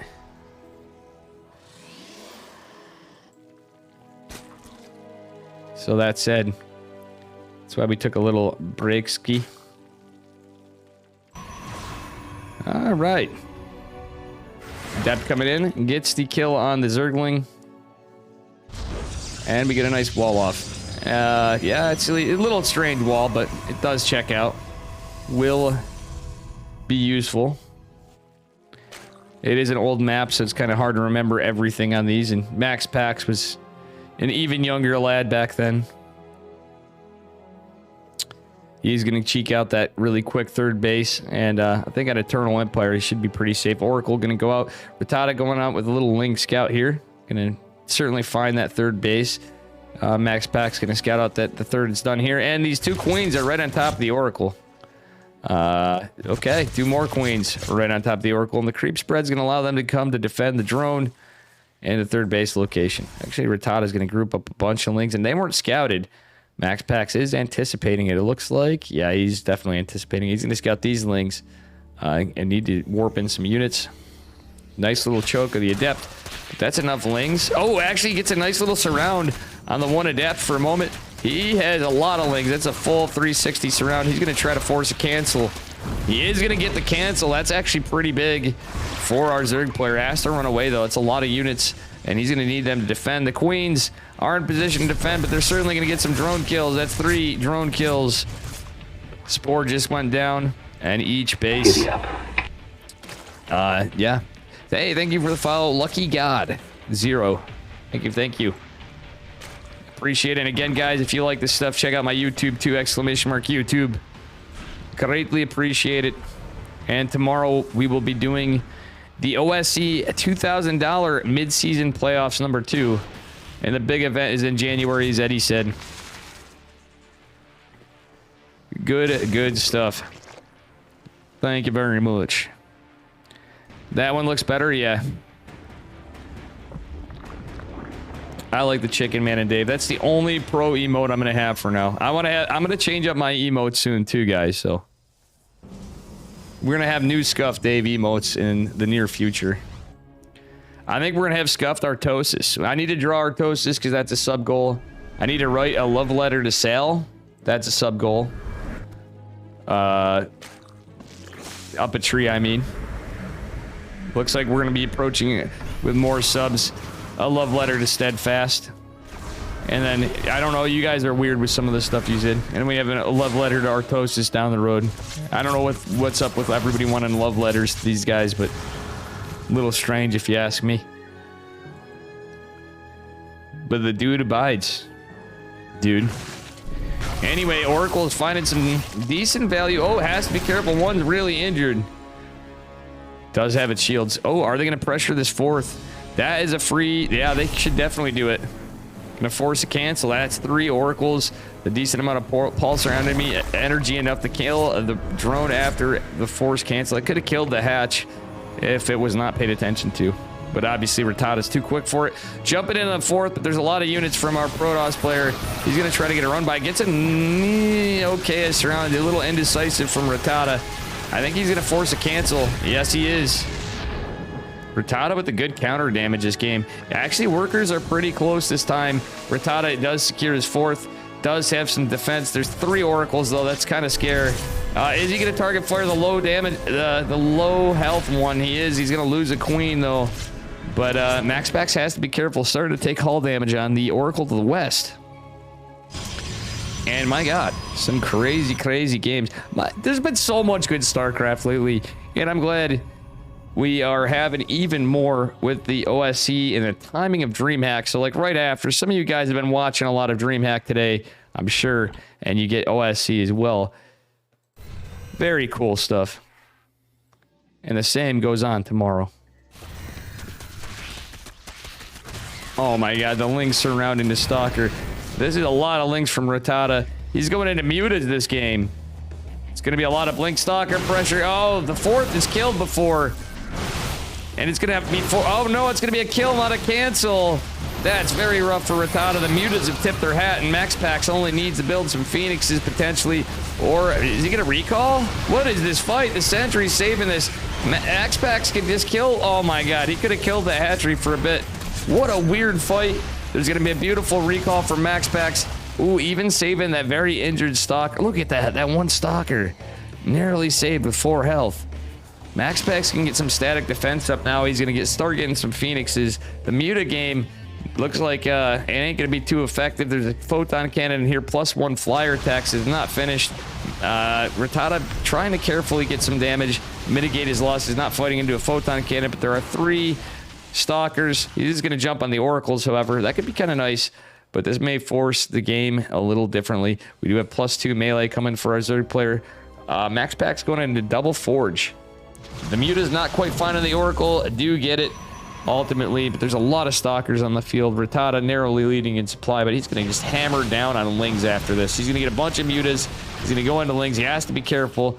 Does MaxPax have a Templar Archives? He does not. The Phoenixes will be enough, but at this point, usually a response is going to be charge a lot of Archon, which is really good against the Mutas, but the Phoenixes can become a little lackluster. And once we switch into Mass Ling, that +2 melee has finished, and we have +2 flyer attacks in the way. So now these Mutas are going to be a little stronger, but the Lings and the Mutas tied together. Oh, did we get enough? There's low numbers of Phoenixes. The Muta's going to pounce on them with that +1. And oh my God, they're going to get some work done. The Lings with a beautiful run by into the main. Some of the static defense getting cleaned up. The shield batteries targeted after. That's a smart call, but he needs to get the hell out of there before the Phoenixes and the Stalkers go. Rattata going for random pylons because there's a photon. He's just trying to get any damage he can to the main. Gets 5 probes for his troubles. Does finally secure this base. He's trying to take 6 o'clock as MaxPax is down to 4 bases. Rattata's done a great job at basically delaying MaxPax's greedy style, and it's buying him an inch or 2 here or there. He's ahead on workers. He's ahead on army supply. MaxPax is stuck on Phoenixes and Stalkers and charge lots. He's just now getting his Templar Archives, but he does have +1 ground armor. This is a crazy game.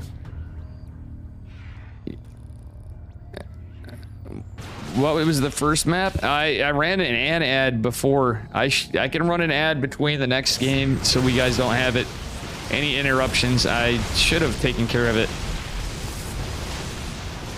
And we are getting some heavy damage here. Oh my god, the mutas actually trading pretty well. 21 workers falling, but that mutas are so damn expensive. That's the problem. He's starting to lose them. The phoenixes are starting to do the work. We do have more in production, but a lot of phoenixes have fell. And that said, that +2 melee, those lings, as I called it, are putting in the hurt on Max Packs, but Max is on the other side of the map, kills the 4th, kills the 5th, and is contesting the 3rd. Rattata's out of position. He just got a little too greedy over there. It's a 3-base Zerg, 3-base Protoss to soon to be 2-base Zerg, but does he defend? Rattata damn close to this. And my god, this is all going. You don't know who's winning? Oh man, sorry, Thorn. It is Rattata's winning, it looks like. Rattata with a good shot at taking this game. He narrowly holds his 3rd base, but he needs to get another hatch or just find game-ending damage right here. There's going to be Archons, though. We don't have any more upgrades because Rattata simply put can't afford it. He's going to try to retake his 4th in the forward position base. Still has some creeps, but beautiful Ling run by into the natural. Rattata just has so much army supply here. He's jumping in on production. I don't know why he's going for the photon cannon. He's trying to get lings and whatever, but he's forcing max packs all over the place. Kind of a weird fight, but he does get 11 probes. And now Rattata's leading in army supply and workers. Consequently, the Archons are going to be very good against this. But Rattata is, you know, just being aggressive. Look at how many mutas are here. There's a lot of stalkers, there's phoenixes, there's Archons, which are not going to be able to come in to help in the natural. Kind of an aggressive stance with the mutas. But actually, the fight's going well. These are +2 flyer attack mutas, and Rattata takes game number 2. Very good stuff. We don't just see a clean sweep walkover. A nice little transition here. And I'm going to run a series of ads. I did run some before Thorn, so I'm confused. Can you hear me now? I'm going to run a 3-minute ad break so you guys don't get bothered. And we go uninterrupted to game 3. And yeah. Audio fine. Well, it's the ads was the point of contention in a days. And I understand that. I appreciate anything. Giddy up. Thank you, Shadown. Wow, real Shadown following me.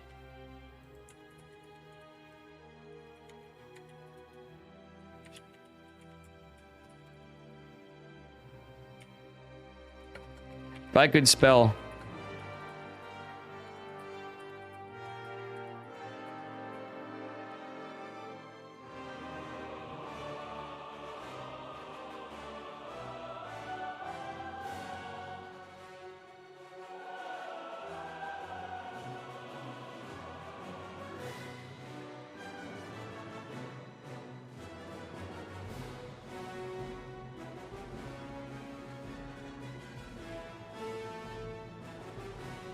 You don't know why you weren't following before? Well, thank you, Shadown. I may not be following you, embarrassingly. Some of you guys don't stream enough, so I'll miss you.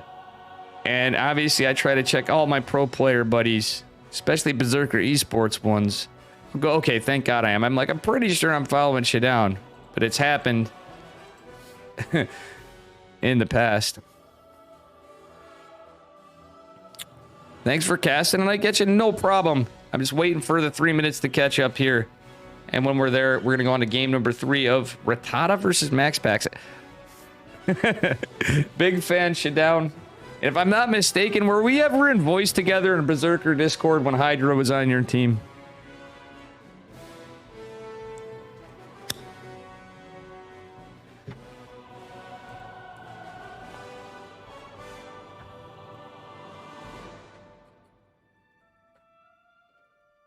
Number 1 caster, thank you. I don't know about that, but I can name several other casters that are better than me.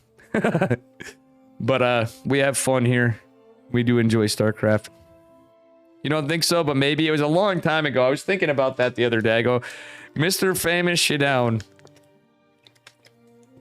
You may have been trolled by Dave. I like came in and just trolled everybody when you guys were in a casual moment. Just hanging out. And they're like, who's this American dude? All right, let's see here. Once the ads are over, I'm going to give you guys a little greeting for those of you that... wow, Shadown was gifted a sub, too. Base, that's why you don't see the ads. I figured you had ads, but you were gifted a sub. Anyway, we have 5 seconds remaining. And we'll get caught in.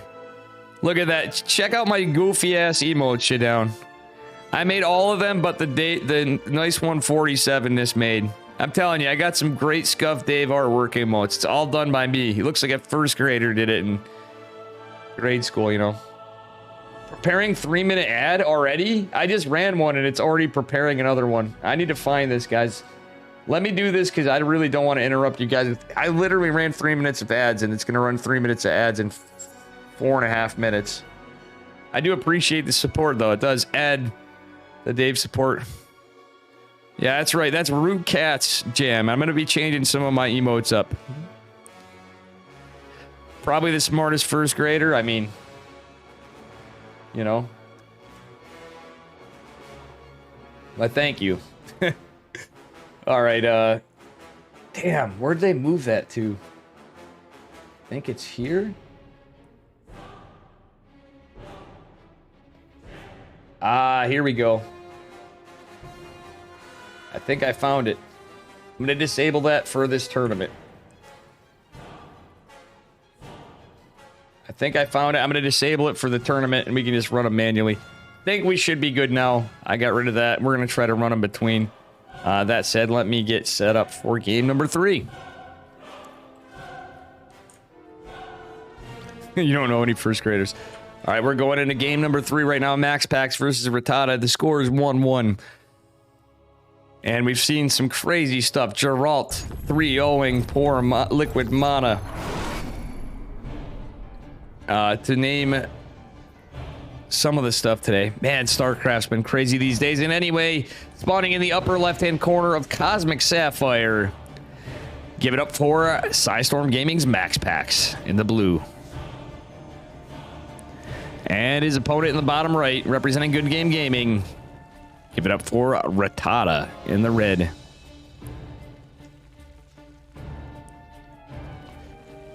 Alrighty. And I think I took care of the ad situation. I'm going to just start running them on breaks again. Thorn. I think, yeah. I just, sometimes I just leave it on for random streams, but we'll be more cognizant to that. There is a reason why I have it set normally like that, and it's because of ad revenue is actually pretty helpful right now. But let's get Dave back on track after we do all this casting in the next bit here.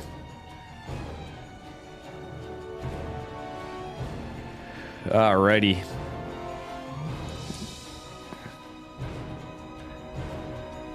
He got asked 5th grader questions every 1 minute and he didn't know some of them. Yeah, I've seen I think I saw Hearthstone doing that, funnily enough. I may have been there. He streams at a really early time. Like, bro, I'm getting ready for work or at work during Hearthstone streams when I'm in regular momentum, so I usually can't catch him. An example of a hard one.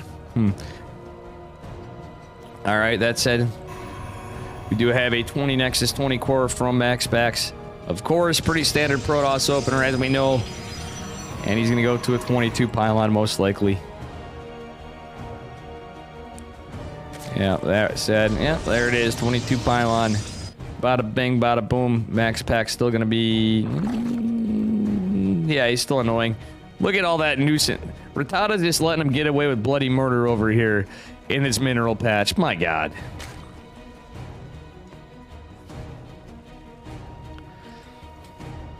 Alright, well.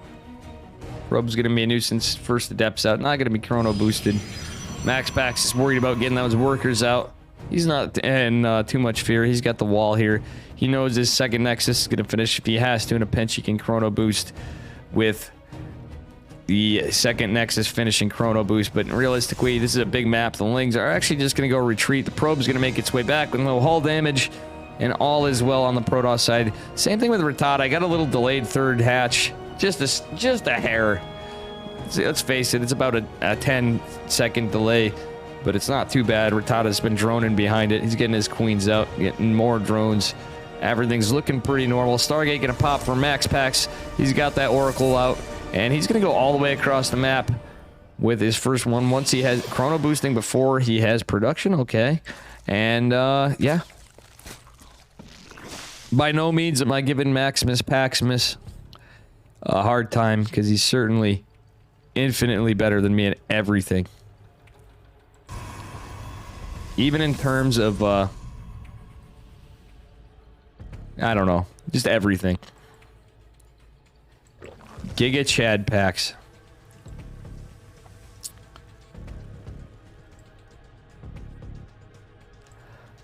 Alrighty. Ling gonna take the Zelnaga Watchtower, and some others gonna go try to deny the... Oh, yep, they're gonna delay the third from the super early timing, at least a little bit for Max, forcing about a 4-minute, 3:55 4-minute Nexus, which is actually just a normal time Nexus in said matchup. Just a hair earlier, but the Lings do help prevent it from being extra early. And he didn't even lose him, so that was pretty good. But the creep tumor's down, just a rev tag on the third hatch. Does see that there's a spore crawler and its position with that rev tag. Rattata going for a Evo chamber again. Is he going to go range attacks or not? Oracle's killing an active creep tumor being made. And not too bad stuff for Rattata. Rattata going in for melee this game. Ooh. Big ooh. I like it. Something sexy about that fast melee for me in against the... When it is the hero build, I just love to see it. The Zerg part of me loves to see it.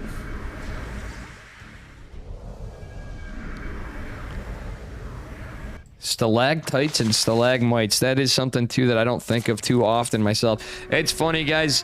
All of us, as time goes on, there's so much stuff we don't use in our day-to-day that it's no... surprised that 4th, 5th graders end up remembering some stuff that you'd be like, our younger selves would go, geez, I'll never forget this. Well, it's amazing how little you use some of that information. And as they say, if you don't use it, you lose it sometimes. Especially if it's a reiterated learning. But I don't really know. I'm not a teacher. I'm just a caveman. Nice little wall setup started from Max Packs. Isn't a full wall just yet. Does have some sentries again with the Oracles going into +1 and Blink. I think that was even a smidge delayed from Rattata and a little bit of aggression in micro. But as you know, Max Packs is quite good at micro. So is Rattata's. Rattata's no slouch. He's another player that I think it's... Well, I think he's a very underrated player by many. And let me tell you, from covering a lot of Rattata over time, he's very good. Just the Dave Man stacks. Raven. Me Caveman. Zeratul Me Protoss. Me F2A move. Hey guys, I'm not... Those of you that are Protoss here, I'm not hating on Protoss. Happen to be one myself, for those of you that don't know. I'm like even more of a crybaby than Artosis when I ladder lately. That said, we're going to have a Hydra Den and centrifugal hooks from Rattata. Is he going to go into lurkers? That's the question. Max Pax was able... Whoa, actually that was a bit of a delay, but I think these Lings are going to be scouted. No, they were just out of range of the Oracle. There's some static. Rattata has a chance to run in and maybe get some value. Does he force a cancel? Does he get the static? Does he get some probes? No. There's a photon cannon, a shield battery, and 2 stalkers, but there's a good aggression from Max Pack, so he's blinking +1 to follow. Oh, buddy. The force field's kind of working with and against Max Packs, but beautiful blink micro. Ultimately, he does trade out very nicely. Army size in favor of Rattata. Max Packs obviously on the income advantage, but Rattata is able to secure that 6 o'clock base down at the bottom. Baneling connections are huge. Mamma mia, 13 probes and a count. And does he... Wait. If he times this just right. Oh, very... Well, he gets 15 workers in total. Let's take a look at the trades. Pretty even. And actually, in terms of workers, the worker count's even. This is kind of a scary point for the Zerg, but it's kind of how the matchup works out now with the hero build. No drones in production, just a mass army production for Rattata. It's Hydra's Groove Spines with melee +2 on the way. Interesting combination. No infestation pit really fast, so... This plays out kind of strange. Charge and Templar Archives going down for max pack. Just a smart move against Hydras, in my opinion. Right here. When you've opened inside style, he's going into +2 ground weapons. Meanwhile, the 4th base is trying to get reestablished. But beautiful run bys from Rattata. Max Packs has already surpassed the workers. It's a 66 drone count from Rattata. Going in to get some pressure. Max Packs trying to not get disjointed. Looks like he maybe, crazily enough, he has the workers for it. No, he's not going to think of a 5th base. Oh, no! The rev tag. Rattata wasn't thinking. He revealed the fact that he's going for a 5th at gold in the bottom left. Oh, and that stasis ward was huge. Very unfortunate for Rattata. He doesn't want to continue up here. No, sir. That is a bit of a blind move with your whole army being kind of segmented off. And the Banes are going to engage the Stalkers. Not what you want to do. Not like this, Rattata. That stasis ward helped Max back so much. And he's even got Archons to take against this army, which are going to be pretty good, except for against the Hydras, dare say. Another stasis ward lands. Baneling's going to have to come in. Bust the shield battery. That's actually worth it. Holy crap, Rattata's coming in hot. Max Pack's warping in more units. Lings and Banes chasing it all down. And I think we might see it. This is crazy. Baneling's actually explode. GG, Rattata takes game 2. Are we going to see an upset series yet again? It's possible. I don't know the outcome. You guys don't know the outcome. And I'm going to run another... Should I run another set of ads just to get this over with? Let me just run a 1-minute ad. Just so we get rid of this between games. Rattata is up with a 2-1 on the Maximus Paximus.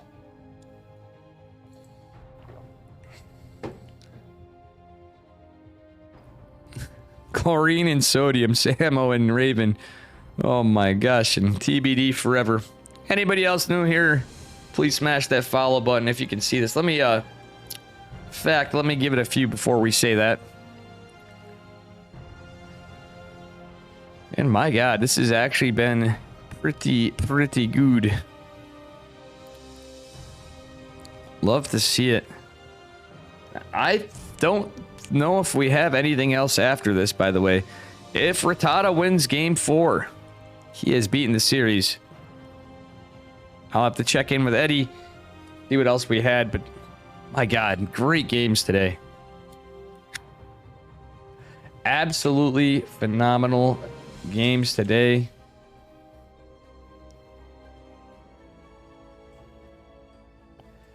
All right, the ad should be done. And guys, again, if you're new here, smash that follow button. Move it on to game number 4.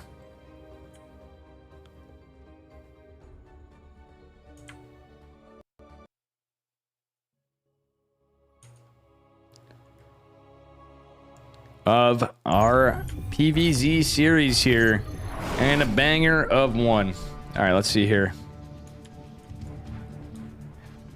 Oop, down a map and in the upper left, representing Psystorm Gaming. Give it up for our blue Protoss player. It is Max Pax.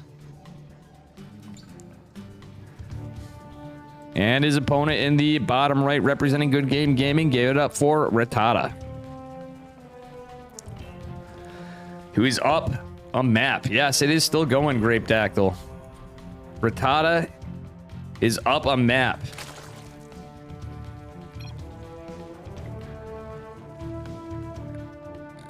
All right. Rattata cheekily going for a third. Nope, he's going for a proxy hatch, and then he's going to try to get a natural.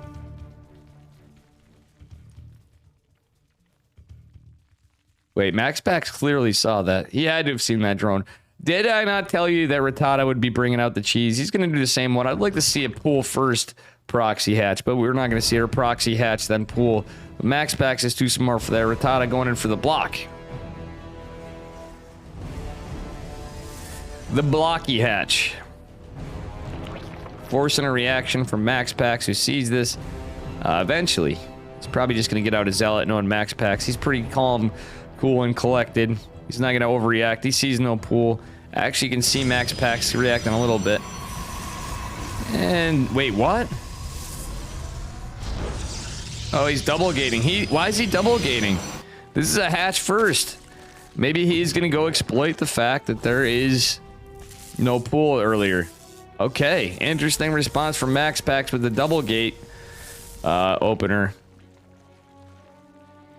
I think Max Packs is going to come in with something like 4-gate glaive or just a lot of pressure with gateway units. I don't understand this though, because Max Packs still has the probe. He can fully scout this. I don't know how much I agree with this from the Prince of Denmark.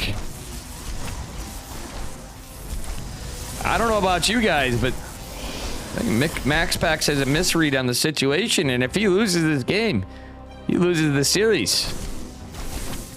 I do like, okay, it's 3 probes and 2 zealots are going to be enough for pressure with the 2 adept follow-up. It's going to be a full, oh no shield battery.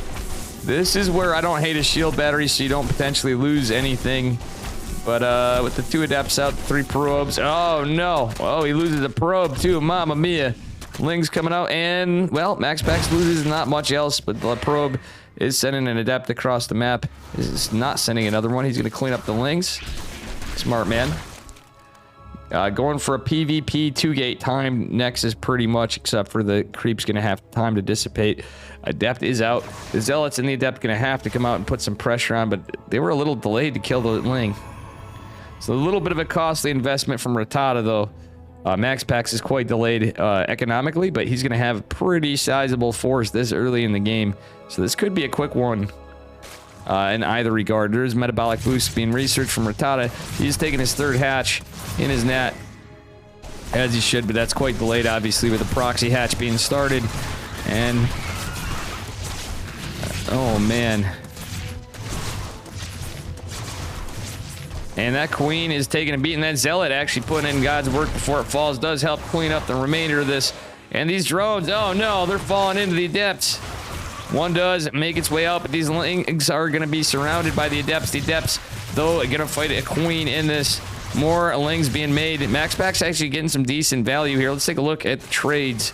Oh my god, so insanely in favor of Max Packs, even with the delay or not. Lings going across the map trying to find some value. Rattata may have just thrown his way out of game number 4. We'll see. Game's still going. Rattata pumping out. He's got such a low worker count is what it is. If Max Packs holds... Wait, he recalls for... No, not just 1 Ling. He recalls because he knows he's being aggressed. And Rattata is basically not really all in, but he's certainly behind, so he's got to find some damage. Max Packs gets a stalker in the wall. The 3 adepts are definitely going to help. The 4th adept is a little disjointed, though, and he needs to plug the hole. Okay, he does. Max Packs going into Twilight. He's got to be going Resonating Glaives behind this. If I was to guess. Rattata coming in cheeky, but it's very costly as the trades are now 3-1 in favor of Max Packs. So the cheese did not work. Again, it's a dicey move. I think Rattata should have probably canceled, maybe did the Evo trick, but Max Packs had too much to kill the Evo there. But now, Max Packs just leads the army supply, leads the worker supply, is in a fantastic shape, and he is going for Resonating Glaive just with 2-gate glaive so he can continue macroing behind it and just producing some units back home. Not really in a rush. He's just being patient. Cancel the shade, just getting a lot of... Every little bit of damage is a lot of damage at this point for Rattata. He's been very committed. GG, and we're going to go to Game 5 in this series. Welcome, Sergeant 60 times. By the way, if you're new here... Appreciate a follow. That goes for any of you. And let me... Preparing 1-minute ad. Am I? Switch, thank you for the resub. That you just blew your mind. Let's go. Switch, she just subscribed. Thank you, thank you. My man. Coming in hot. And thank you, Sergeant 60 time. I think we're going to continue on after this for as much as I hate it. A bit of ladder. We'll see if we got any more. I think this might be it. I got to find out after this. This could be game point. Hopefully we have some more.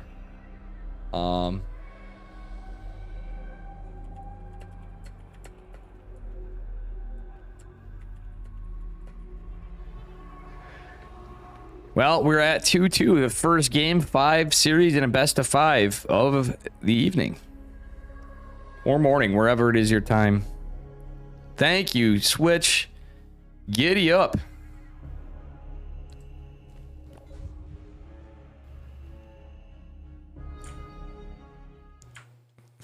All right.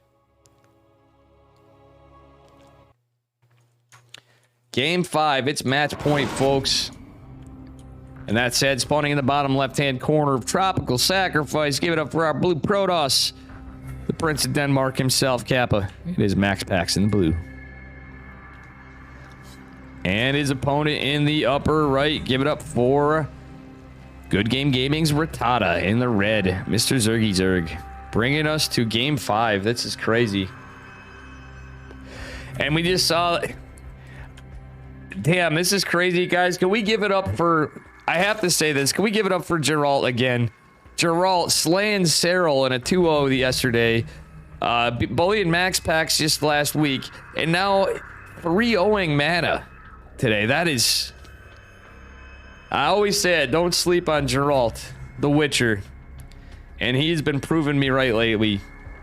When he's feeling confident, he's doing good. Max Pax is feeling a little sad that he didn't make it to numero dos in his standings, but he's still not out. And I am feeling sad for Mana too, because he's such an excellent guy. Great player. Been on Team Liquid forever, going back to back in the day of gaming. An OG, if you will, so he's still quite strong against all these kids. And as you know, we like to support the boomers here in the Dave stream.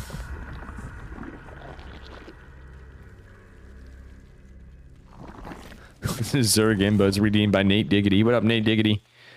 What up, Samo? And everybody's Thorn still here in chat. TBD forever. You guys are funny. Raven, Switch, all the fam, all the gamers gaming.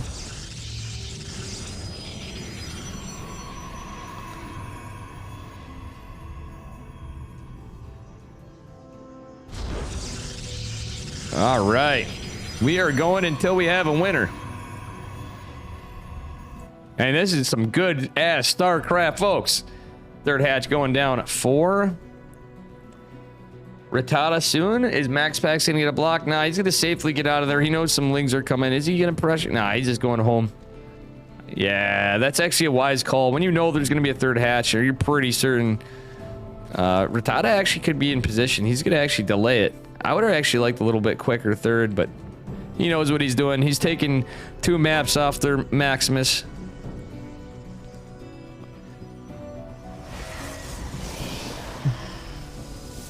Very good stuff.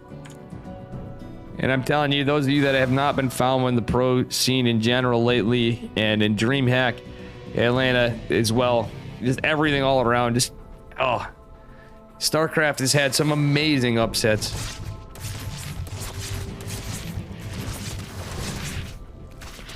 Oof. Adept narrowly shades, takes a little bit of health damage, not hull damage, because that ain't no robot. Ooh, Adept actually goes and kills 2 lings from the high ground. That was 500 IQ played for Max Pax. Adept staring down the queen.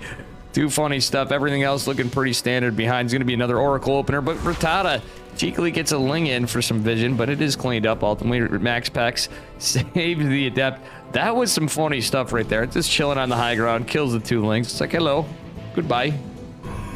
Thank you for flying Max Pax Airlines.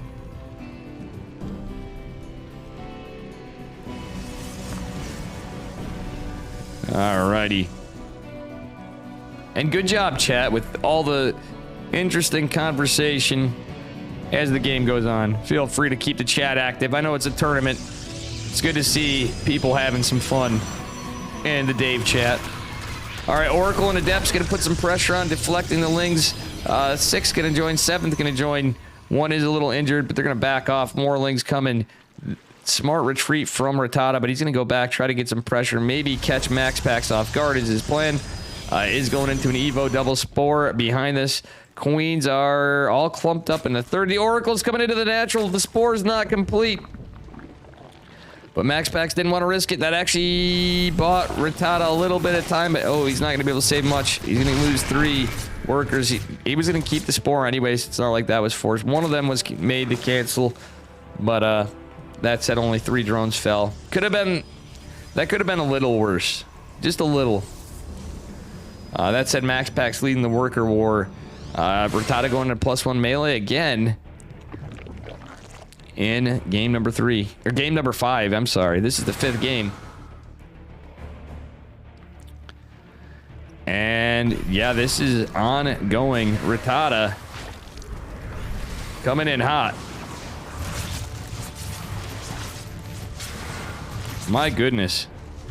These Adepts and Oracle pressure are going to be goddamn annoying through Rattata, who's got to make some decisions to save workers. 3 Adepts make their way in the main, going to get even more value. These are just standard plain Jane Adepts. Actually getting some good damage. Are they getting some target firing? No, Max Packs is going to try to micro some Oracles. I think he should have microed those Adepts. He could have got a solid 9 kills, I think. Maybe 10, dare I say it, if he was microing those. 7 drones do fall in total right there. Let's take a look. It's 10 drones, 23 lings for 6 Adepts. Trades a bit in favor of Max Packs, to say the least. He does have some Oracles in defense. It's just a Stalker in the wall. Some Stalkers morphing in, blinking +1 on the way. Some long distance traveling probes, of course, to go saturate the 3rd. Stalker's gonna go kill a... Well, Stalker's in the center, gonna go kill an Overlord. Rattata gonna go retreat. He sees the army. He doesn't want to risk it. He does have 1 ling here protecting this, and still has the Overlord on the pervert pillar. That said, Max Packs is going for that early base. Setting up a nice 3-gate wall, or starting to, down in his 4th base location at 6 o'clock. Rattata taking a 4th at 3 o'clock. A little later than Max Pack. Well, actually, it's about the same time, which is just how she plays out now. It's the matchup has turned into a feeling of TVP, as we all talk about. It's definitely changed. Protoss versus Zerg, totally a different ball game than it's been since the Void Ray patch. We love to see it. It's more like Zerg versus... It's almost like which one's more Zergy, the Zerg or the Protoss. It's crazy. 1 ling is going to find some value. Does get a probe, which is worth. It's 25 minerals to 50. Nice stasis wardy coming up here. Oh, but it only catches 2 lings. Max Packs is surrounded. He does that blink, but he can be... Yeah, this is going to be a surround on the low ground from Rattata. The Stalkers catch it, forcing a recall, and Rattata finding some good value right there. Truthfully, he is going into Hydralisk. He's getting muscular augments +2 melee. Not doing the mutas like we saw in Eternal Empire, and I actually like that for this map. He's going to go into Hydralisk. Are we going to see lurkers this game? We'll see. Rattata's got his own flavor. And that was an interesting choice of a base for Max Packs. I kind of like it because you're defended on the side, but he had nothing on the ramp. Oh my god, so many lings. The Stalker narrowly holds, and Rattata smartly does not throw away all his lings here. He's going to try to cheekily hide this one in the back. He wants to save it to deny a 5th. Well, we had some counter pressure from Max Packs. He's trying... It's just a hallucinated Phoenix, actually. Nothing consequential, but he gets a good read. Sees there's Hydralisks, and is going to consequently be already in preparation. Has an Archon coming out. Is going into +2 ground weapons with charge, which is what you want against that Hydras. Stalkers don't do so good as time goes on against Hydras. Let's be real here, if they get in good numbers in comparison to charge lots. All right, Rattata going to take care of the pesky rocks here, as he is going to secure a position to try to take on this 4th base from Max Packs. Maybe go... No, he's just setting up some zealots for a run by. I was going to say, is he going to take that 4 o'clock position base, or 5 o'clock position base rather? Hydra's getting some decent DPS on the gates, but he has to be careful. He's losing 1 in the front. He's going to lose a couple here and there to the Stalkers, but the Lings are behind and run by. If he breaches the wall, has to be careful because there's a lot of batteries coming down a stasis ward. Rattata's got to be mindful of this. It's a lot of Protoss. The stasis ward could make this even rougher, but the battery overcharge. Yeah, battery's not being targeted. Okay, now it is. All right, kind of a scrappy engagement. Rattata does have the numbers game. These stasis wards are scouted. There's hydras leading the fight. They could actually target the stasis ward. He is backing off a little bit. It's a lot of stalkers, a couple zealots in the mix. They are going to get chiseled away at, but I think Rattata isn't taking the greatest fight. He's trying to, but he has a little bit of missed target fire. Now, why he's not as that zealot run by, as I said, 9 drones fell at the 4th base for Rattata. He's only got 4 bases. Would have liked to see him cheek in a 5th base at, or sorry, yeah, 5th base at 12 o'clock, but he's not doing so. Zealot's getting the work done. Rattata, no. He's got his drones coming in. The Lings are all, he's so focused on the aggression, he forgot. He's going to lose some more drones. Not what you want to see. Do we have a Baneling Nest? He didn't get a Baneling Nest this game. And had he had some Banes, there's no Bane train. That's actually helped Rattata in most of the games here. I don't know if this is a... This reminds me a bit of Mio Moika with Ling Hydra, but no Banelings. Where are the Banes? We need the Banes. Rattata is in a good spot with his melee, forcing a cancel in the 5th. So he needs to get a 5th of his own. Like, truthfully, he can. He's got the pressure. I'd like to see it. He's on such a low drone count, though. But, like, behind it, he could have gotten a little more ahead. He's just focusing on Ling Hydra. This is going to not end up so well for him. But Max Pax doesn't have Psionic Storm is one good thing going for him. And...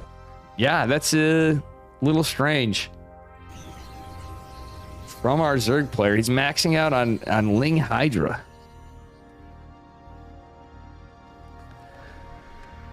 Very strange stuff here. Very, very strange stuff here indeed. Creep tumor getting cleaned up here. And my god. Giddy up. This is something. Thanks for the follow. Zandomat. Stasis ward a little underwhelming, but beautiful force fields from Max Pax. Lings get a little disjointed, but the Hydra's jumping on top of the Archons. Hydra's coming from the back flank, and they're going to clean up the Oracle. Going to clean up a lot of Max Pax's army with a huge power spike in terms of numbers. This is actually looking pretty good for our Zerg player if he can continue to get the damage. Target firing the shield battery with the overcharge is nice. And our Mortal is going to come out, but that's not really going to help against Hydras and Lings so much, but there's 2 stasis wards. One's gonna finish up. Does he target fire? Oh no! Even with the Overseer, this is not gonna help Rattata. Every little inch Max Pax gets is good for him, but Rattata killing this base is huge, but Max Pax comes in with a charged lot Archon, 1 Stalker, awkward push on the other side is not good for Rattata. He is lower on workers, he's losing more, he doesn't have much here. His army's gonna be slowly trickling out and he's losing supply huge. Rattata's gotta finish the game hard here and I don't think he's gonna be able to do it. He doesn't even kill the okay, now he's gonna try to kill the Nexus, I guess, but yeah, it's slowly chiseling away, but he's lost 46 workers down to 12. Rattata is in trouble. What a crazy game. Max Pax is too good at these run-bys. Rattata, if he went Banes, I really think he could have cheekily got into the natural and started finding some value with run-bys in the production. He is going to get back up to the main, but he's just so down on workers. It's GG in a damn good series in a best of 5. Let's fucking go.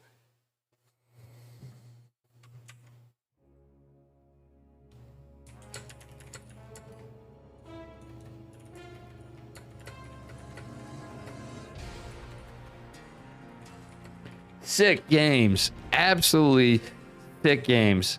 This has been a fantastic event. Gotta love it. Gotta love it indeed. Oof.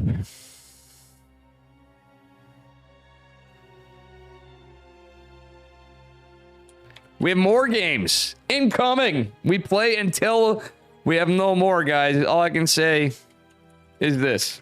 Hey, Dave, where'd you learn I'm gonna this run a build 3-minute from? ad break as we get our stuff together. University. Oh wait, they're disabled for 62 seconds. I want to make sure the next series gets its treatment. We don't know what's the outcomes are. I don't even know what we have yet. Stay tuned for more.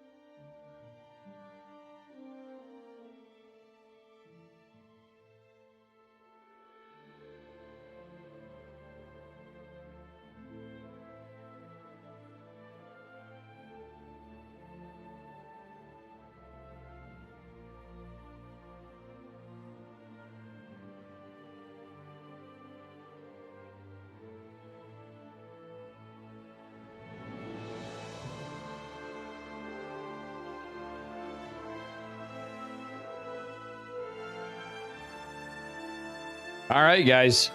Just bear with me. We got more. Hey, what up, Lamb Clam? So much Max Packs. Thank you. Thank Eddie. Thank everyone. Thank you, players. Thank you, guys. If you're not following, please smash that follow.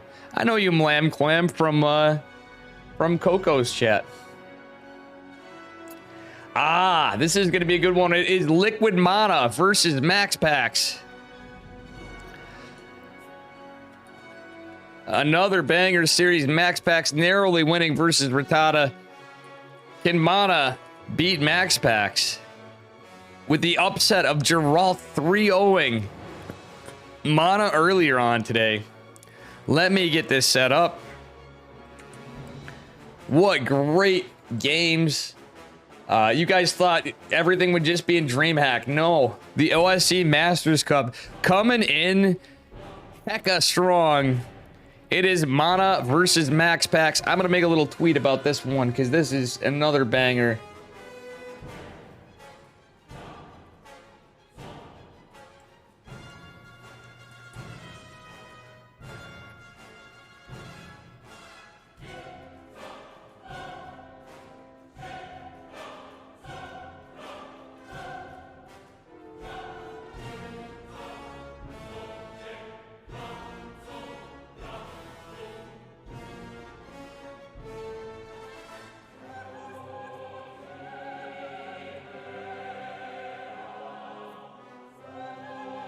Did I get this right? Yep. All right, here we go. Do you guys want me to run the ads so it doesn't interrupt you that are not? Oh, I can't run it yet for a bit. Preparing an ad. You guys want me to let's give it a few. So those of you who aren't subscribed, well, if you don't want the ads, you can always subscribe to the channel. Hook a brother up. Or we run the ads so the people don't miss the start. But it's the first couple minutes of the game anyway. Nah, we're just gonna roll with it. We got a banger of a series coming. Let me get it queued up here, and we shall be onward and upward.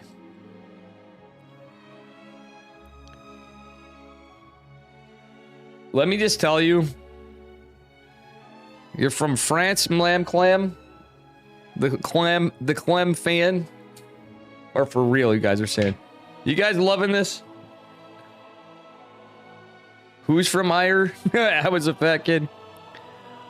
God, no, Lamb Clem. Where are you from? You gotta be from the US, I'm guessing. Or Canada. You're up at this hour. We got people from all over in the Dave stuff. Hell yeah. Guys, also soon to come, I'm gonna have some other content. I talked to Hupsea. I'm gonna see about an interview of Patty Mac with Hupsea for the Protoss podcast. It's been a long time since I've done one. Other interviews to come are Estrella, Max Angel. Estrella committed. M Canning seems like the time has fizzled out since we did it. But I'm hoping to get the Can Man in an interview. I bet you we can twist his arms. We're gonna get Geralt back. I managed to get Geralt in voice, believe it or not. At the tail end of a thing. So we're gonna have some more Protoss memery. The only one we have so far is Fear Dragon. Chicken Man and I just bullshitting about absolutely nothing. And that was kind of fun though. Anyway, with that said, we're moving on to Mana versus Max Packs in our first game. Numero uno. Canada, Mexico. I mean, I live near Rome, New York. And there is a Mexico, New York. There's no Canada, New York. There is a Mexico, New York. And a Cuba, New York. Funnily enough. Anyway, it is the first game of this series, and what a banger this is going to be of a PvP. Spawning in the bottom left-hand corner of Waterfall. In the blue, give it up for Psystorm Gaming's Max Packs.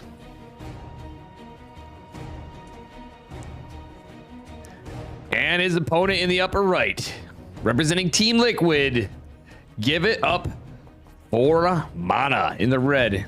Air Orange, Central New York represent indeed. I'm from Utica. No, chat. You Simpsons fans, there's not such a damn thing called steamed hands in Utica. We do not have no steamed hams here. There are no steamed hams, Sam I am. It's going to be a low ground versus a low ground. We know Max Pax is going to...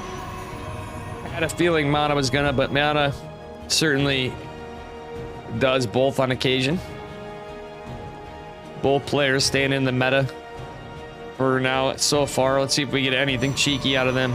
I'm sure they're going to give us a banger. Certainly Mana and Geralt was a good one.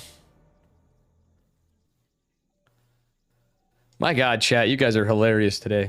Everybody's getting out the facts of life and geography and science. You guys are such a classy chat today. What happened to you? What happened to my chat? We're not the usual degens here. Mana gets his Nexus before Max Pax. Max Pax going core before Nexus. He knows his probe's been too annoying. So Max Pax may just go... Yeah, Mana's going for that greedier delayed gas.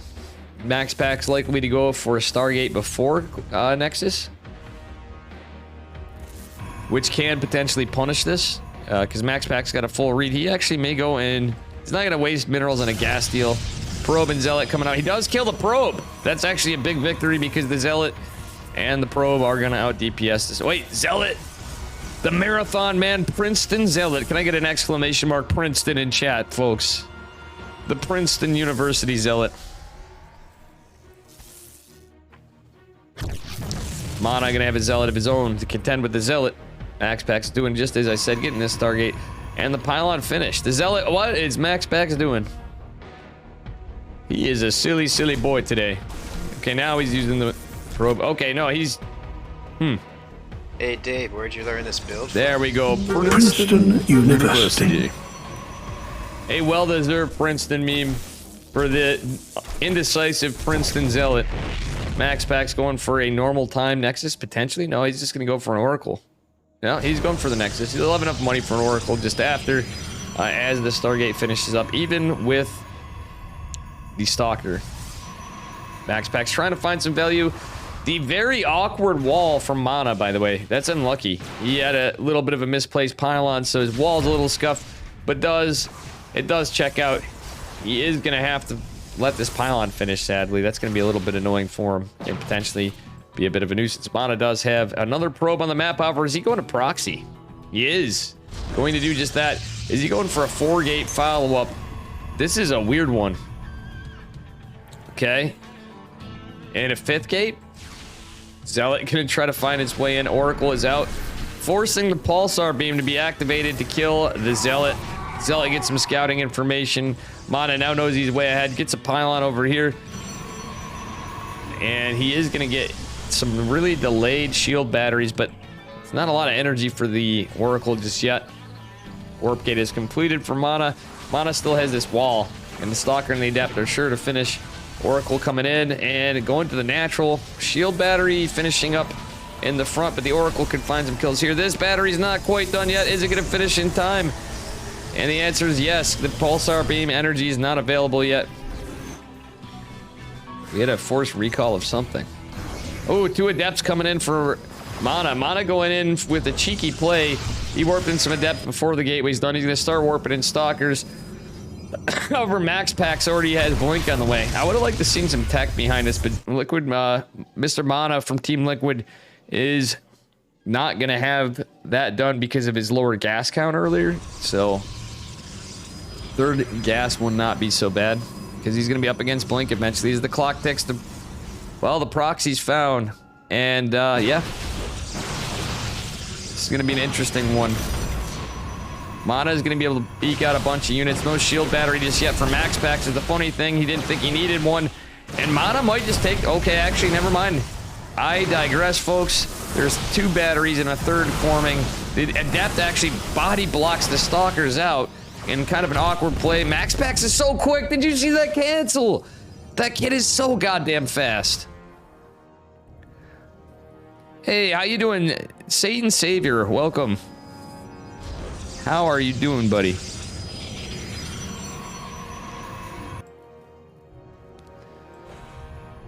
No blink for Mana. Mana's just going all in. He's got 5 gates, no tech. He's just now getting a Twilight, and Max Pack seems to indefinitely hold. Thanks for the follow, Big Red, by the way. Welcome, welcome, welcome, welcome. The Adept actually helped him fight the Zealot in the front line. Max Pack is putting up a valiant defense. It's 5 gates to not, but let's take a look at what's going on with this Oracle. Stasis Ward causes devastating damage to Liquid Mana, and neither player can take a third base with all this action going on. Max Pack's actually losing the army supply advantage. Does he have enough energy for a warp? And no, Mana actually targeting the units before they're warped in.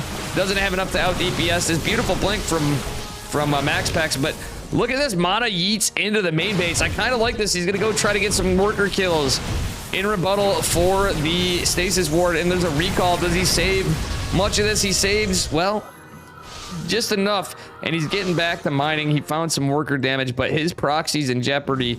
Oracle's still out with some energy, and Mana's a little disjointed in his army. He is getting blink of his own, but it's a ways off. This proxy's as good as dead, and I think Max Pax is going to just go take a third base behind this as soon as he can.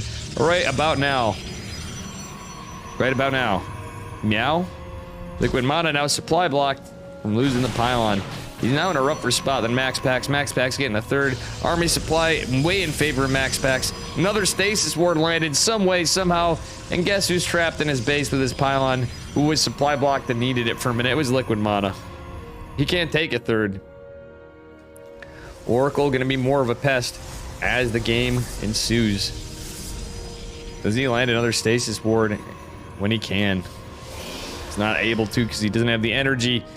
And I think Mana might want to bust out of here. He's waiting for Blink, but he's getting a Robo and a Forge. Oh. Yeah, actually, this is going to be rough. He has some trouble on his hands. Blink is not done. He was trying to tech out of this late. Again, oof, this Cybercore is done. And that means no more Stalker production for Mana. Oh.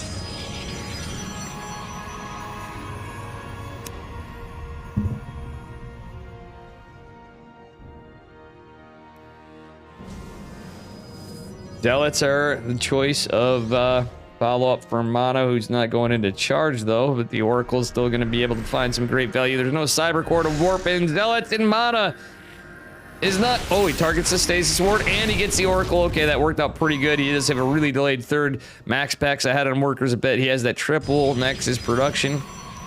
Cybercore finally going to finish for Liquid Mana. I would have liked charge, considering, well, he's delayed on his Cybercore. He could have warped in some Zealots, head charge well on the way. Max Pax is going to have it done. That's another reason why. But he's also going to have a Robo. Liquid Mana does scout the Stalkers with the Observer, and only has a couple slow Zealots in the front. I don't like the lack of charge, just considering how the game played out, but there's so many decisions to be made in PvP. Let's be real. When there's that much pressure going on. This game is a weird one. Proxy 5th gate. That's just so strange of a play from Mana. But Mana has Blink. I guess it's almost useless now. Well, yeah, the numbers are looking rough for Mana now. The game has it definitely edged in his favor a bit. The recall was kind of a bit of a problem for him. But can he hold? He's about that +1 with a little bit of an advantage, but he's taking the worst side of the fight. I don't think he holds. I think this third base is going to fall, and I think game number 1 is soon to be called pretty quickly. We'll see. Max Pax is starting to get pretty bruised himself, though. Is trickling in some reinforcements, but they're going to take a while to get there. A little bit of an overextension for Max Pax now at this point. I'm starting to feel like, and Mana is narrowly holding his third. Max Pax taking a 4th. He's just feeling way more ahead. We do have +1 ground weapons for both, but no other tech. Oh. Mana just getting into +2 ground weapons ahead of Max Pax, but he had to wait a moment as his economy was a little blundered there. Max Pax pushing with the larger army again, and this Nexus is taking a beating. We don't have a shield we do have the 1 shield battery there. Very Artosis pylon in the front as the Cybercore fell before. We could see some adept pressure. Ooh, Max Pax's Observer falls, and, well, these are some battered Stalkers from Mr. Mana. He's going to chisel, keep eyes on the army, and try to keep Max Pax away. GG. Mana just feels 2 behind, and Max Pax takes game number 1. And with that said, let me run some ads just to get that out of the way for the next game.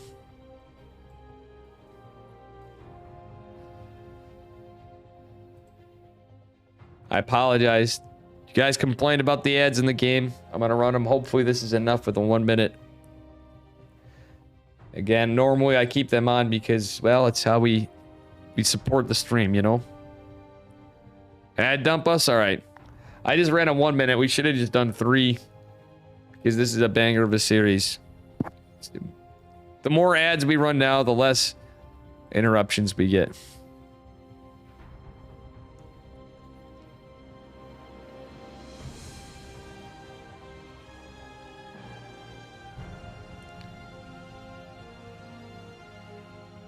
Actually, we should be good for a while for ads. No more ads. We have 60 minutes of pre-roll off. Let's go. We can now get into game number 2 uninterrupted.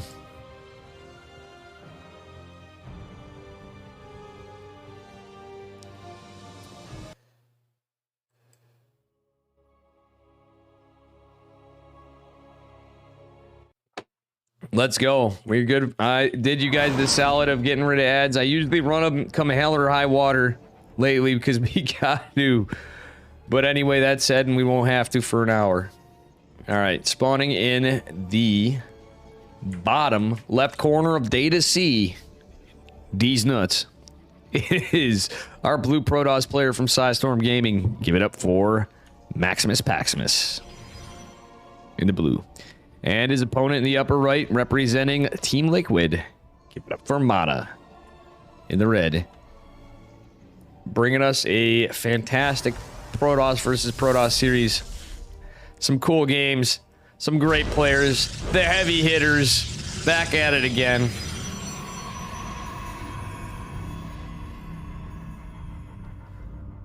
And yeah, it looks like a mirror opener again. See if anything cheeky comes out of either of these guys. It is quite possible for Mana to come back. Both these guys are feeling a little down on themselves, but I think Mana is deserving of a win for moral victory somewhere here. Seemed a little upset about a dream hack, but we love him to death. And that said, well, we shall see what happens. Mana going for that super fast Nexus again. Max Pack's doing the same. A little bit of a mirror build. Just a little behind. But literally a mirror opener. Both Mana actually gets his cover up before him. Actually, Max Pack's is a smidge behind Mana this game. Mana almost... No, actually, yeah, Mana almost loses that probe. Max Pack's coming in. Is going to regen some health. Let's see here. Mana's probe on the other side, however, goes uncontested. Is going to be around, be a nuisance scout, I doubt a bit. And he sees that he's a little ahead in tech. Even on workers, of course, but... yeah, we are going to see a nice setup. Looks like Mana does have a slight knife's edge lead for the moment in terms of setup tech for the Nexus. Just literally by seconds. Okay, Max Pax is going to open Stargate, of course. As he does. Curious if Mana's going to go double gate or is he going to go into Stargate or Robo. But Max Pax still being damn annoying with that probe. Both players at the probe for some scouting, but Mana's going to delay his tech. So he might have something cheeky up his sleeve. No, he's just going for a Stargate as well. This is going to be a little later. And the Adept is going to be out to clean up this probe, which will fall very, very shortly to the Adept.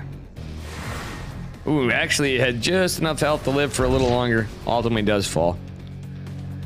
Certainly going to be a, more than likely going to be an Oracle opener, but it could be a Phoenix.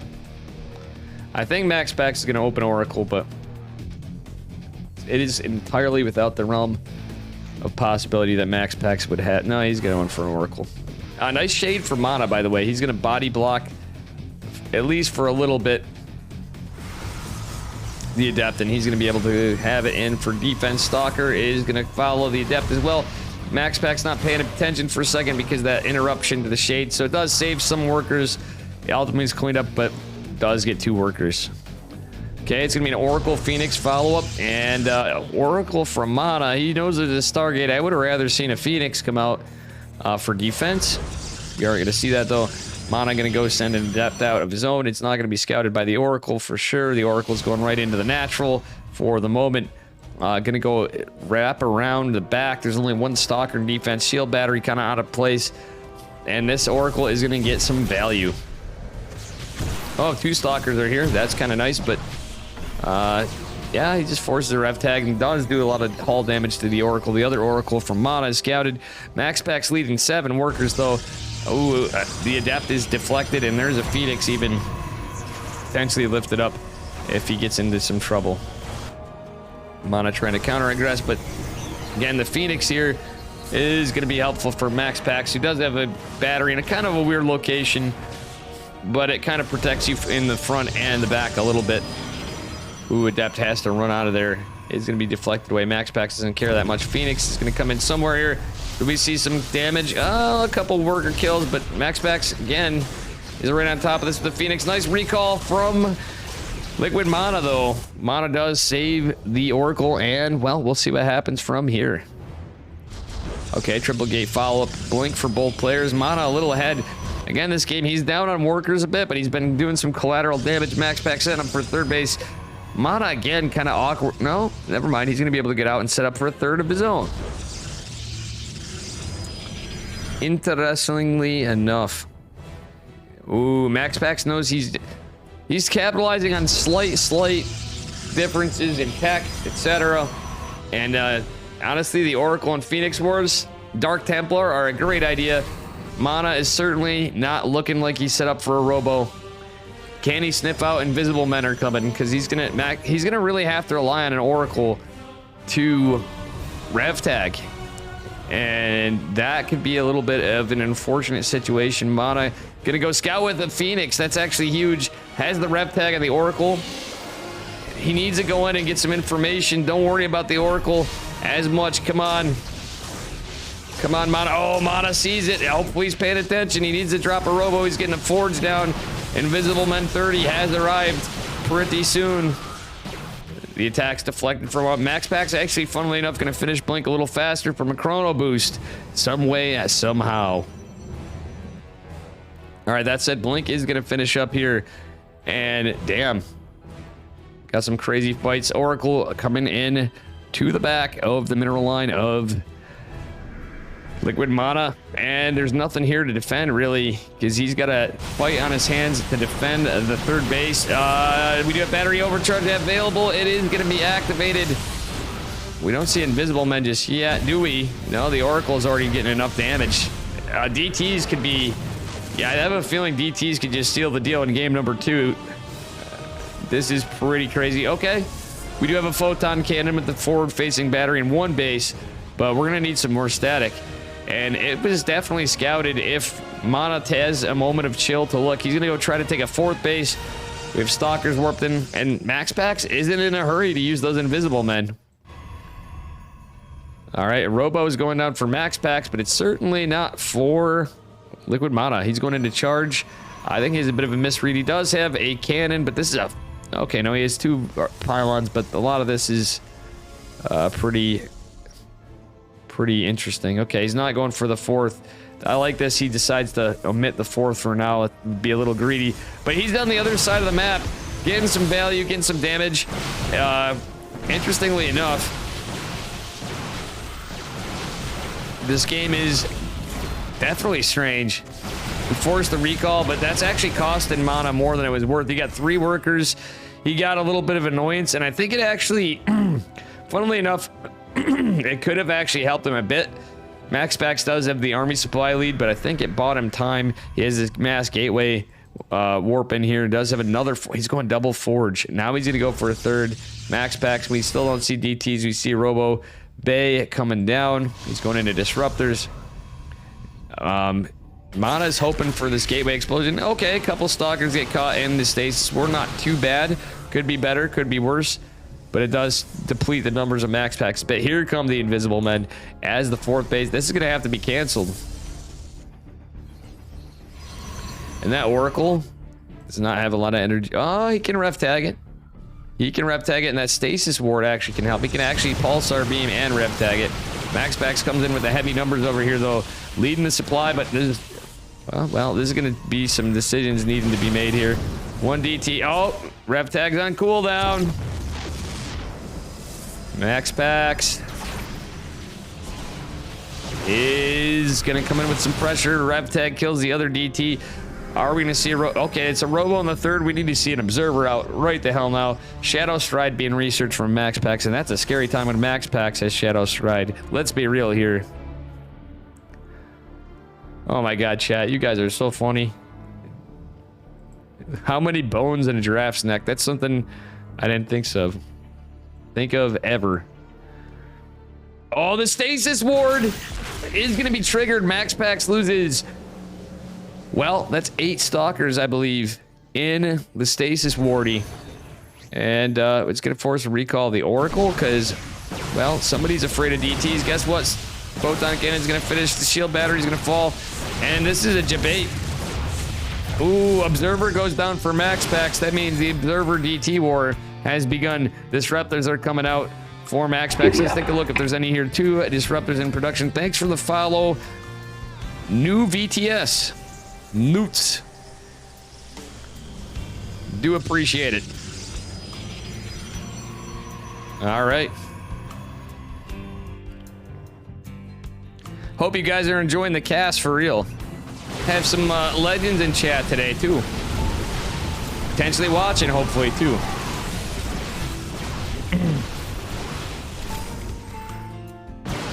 It's been an interesting set of days here. Oh. Though behind on supply, Mana has the army supply advantage, has to be careful of the disruptors, but he is punching with a plus. He's got upgrade advantage though. That double forge is play of choice. MaxPax going for a 5th though. This is gonna be awkward though. Okay, this is scouted by Liquid Mana, who's gonna get a warp in, has some static. Zealots running in, Stalkers finding this. A stasis ward deactivated somewhere in this. All right, MaxPax is keeping his disruptors around defensively. And you know what? Mana's got the upper hand here in terms of army. If he can secure this on and get in the macro game, MaxPax macros are absolutely solid. He's kind of playing like Geralt's been.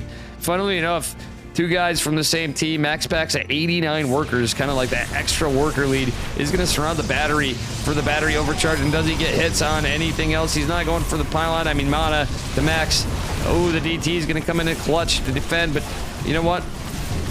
Mana's actually finding some good value over here. Regardless, forcing an Archon morph because the Observer comes in, some Stalkers being warped, and Mana coming in, does kill the 5th base, and is putting pressure on the 4th. There's this, oh, this could be a problem for Mana, though, with the Blink War. Here come the Disruptors, and can he get the hell out of there? Okay, first Disruptor whiffs, 5th base falls, overall success. Would like to see a 5th base go down somehow behind this for Mana, or he's just going to keep on pumping out units.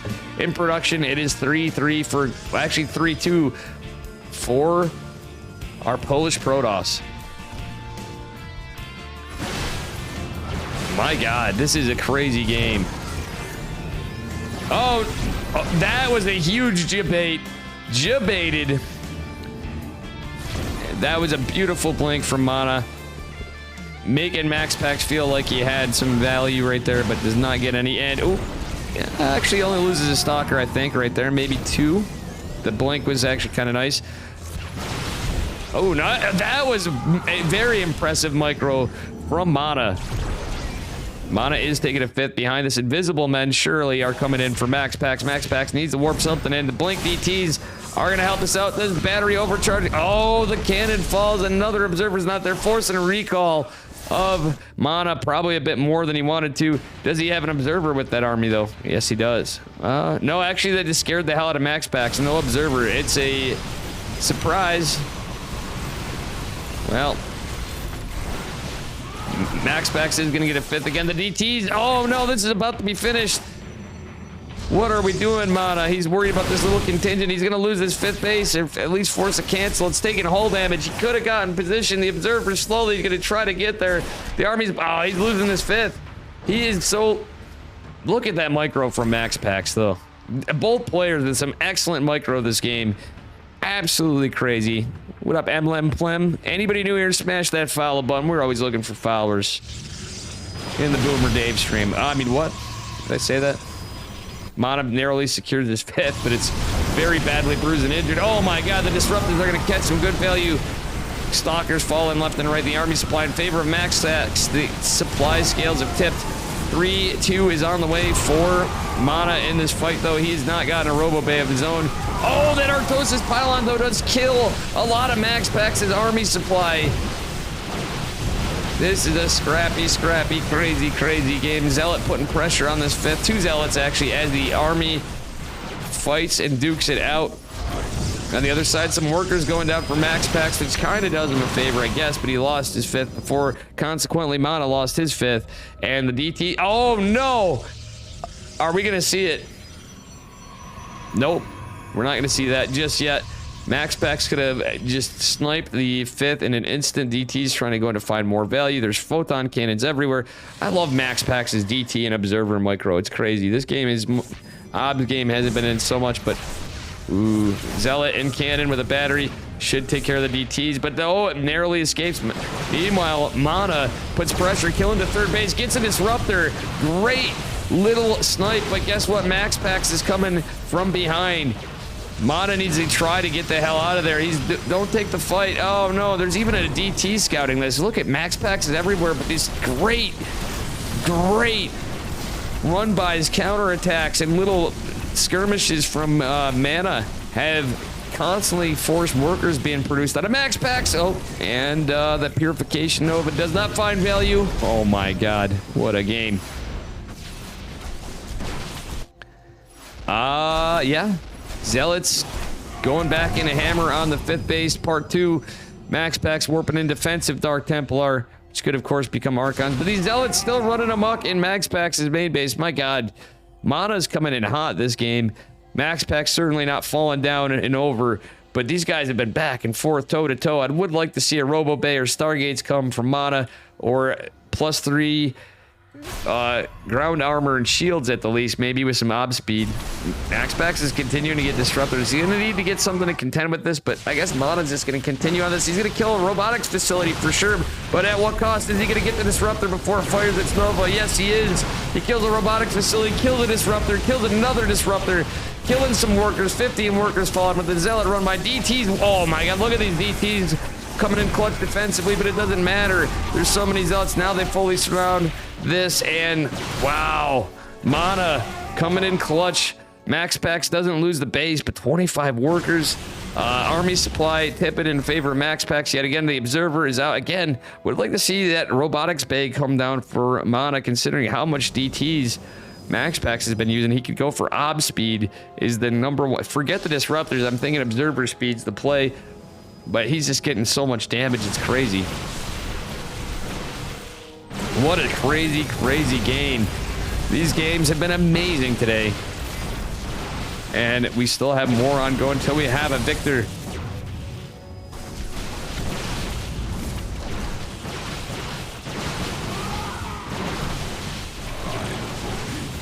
Oh my god, this is insane. The battle cometh.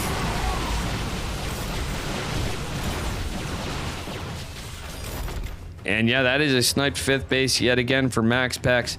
This time, though, there's been lots of trades. Lots of DTs. That's like, holy shit. That's base sniping him out of DTs, but he has to be careful because some units were warped in. Observer sees the DTs, but does it? Oh, no. Okay, there's another Observer. Mountain's got Observers everywhere. He's going for a run by with Zealots, Stalkers, chiseling at DTs and the Stalkers. And kind of a better save. I'd say that's a favorable setup for Mana. He's actually going to take the better end of the fight, and now his army supply is up almost 2-1, 92-50. The DTs in the middle of the map are going to be potentially sniped. GG's called, and Mana brings us to game 3 with a 1-1 on the board. Let's heckin' go, guys. Let's heckin' go. Who thought the day was over with DreamHack when we have this coming up after? So many good games, so many good players. Guys, give me a moment in between this.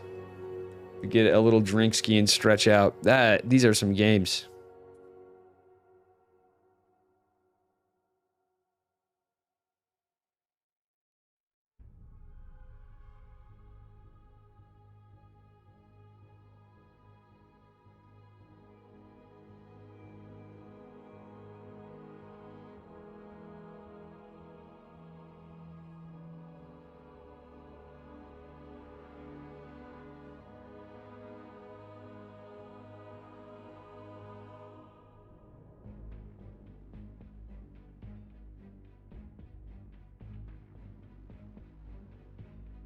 Am I?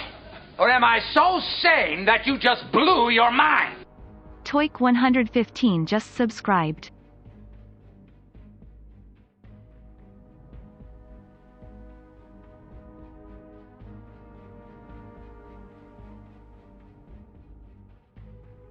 Take him down to Kirktown.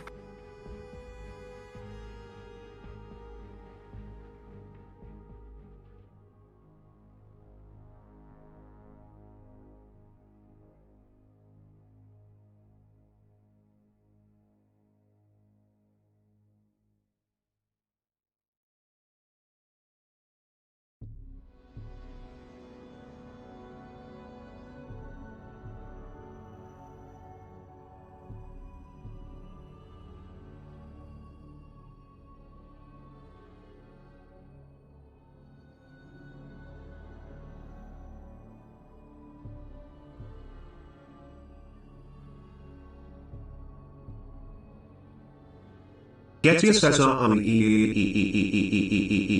Go Dave go. Alrighty, let's get primed up for game number 3. Hero Marine versus Showtime. You think I remember winners? Thorn, you're like an encyclopedia.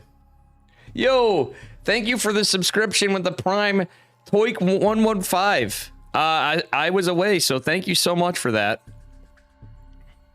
Let's fucking go, guys. Today's been pretty hyped. We've had a pretty generous couple days here.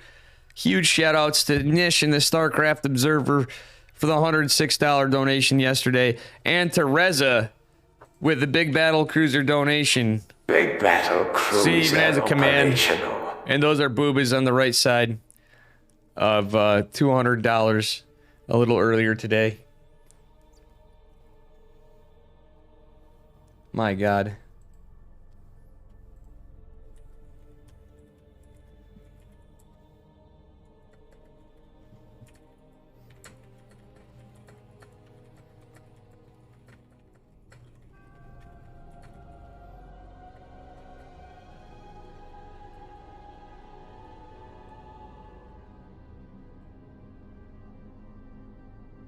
All right, we're going on to game number 3.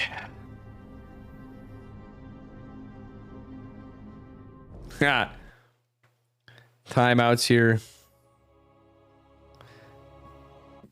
Get ya timed out. All right, guys, moving on to game number 3. Spawning in the bottom left-hand corner, representing Sasstorm Gaming in the blue. Give it up for Max Pax. And his opponent in the upper right, he's red. He's from Team Liquid. It is Mana. You're a mod and you got spoiled? Yeah, you're usually pretty good, Gene Sim. You can pog squirrel away. It's very rare that I see anything that even remotely makes me sketched out by Gene Sim. He's just a lover of pog squirrels and cats. He likes squirrels and cats and animals. That's why I like Gene Sim. And he likes Dave.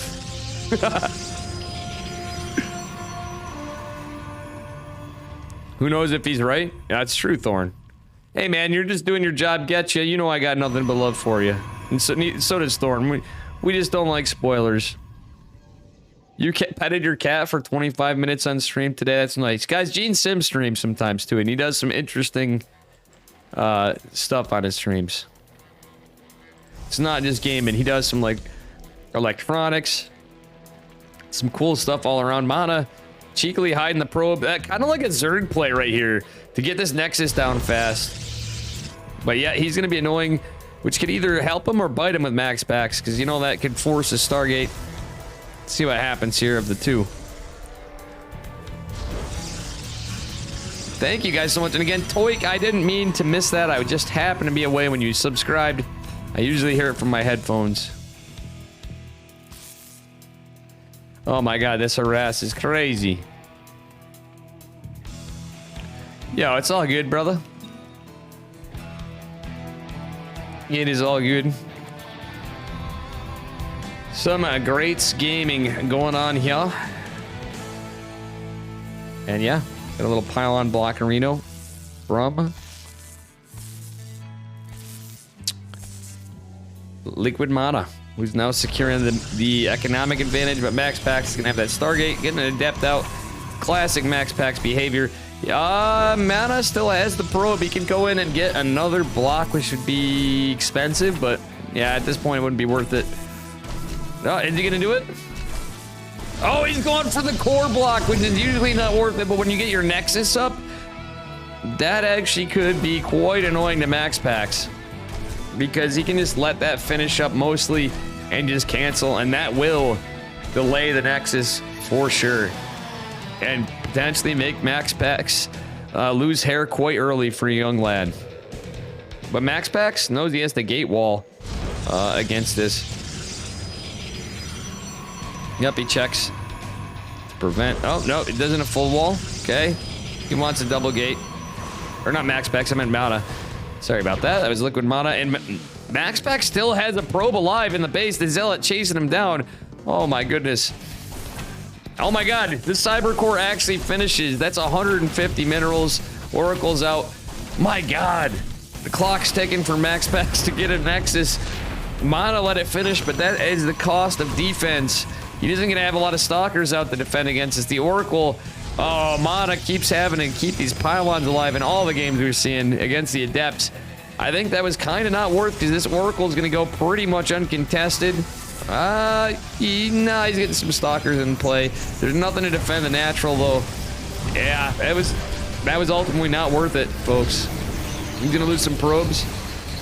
Stalker's going to come in to retreat. Actually, that bought him some time, I guess. He doesn't have a shield battery. Is going into the Twilight. He is actually behind on workers, funnily enough, but Max Pax has a ways to go on his natural, but Max Pax ahead on workers now because of the nuisance.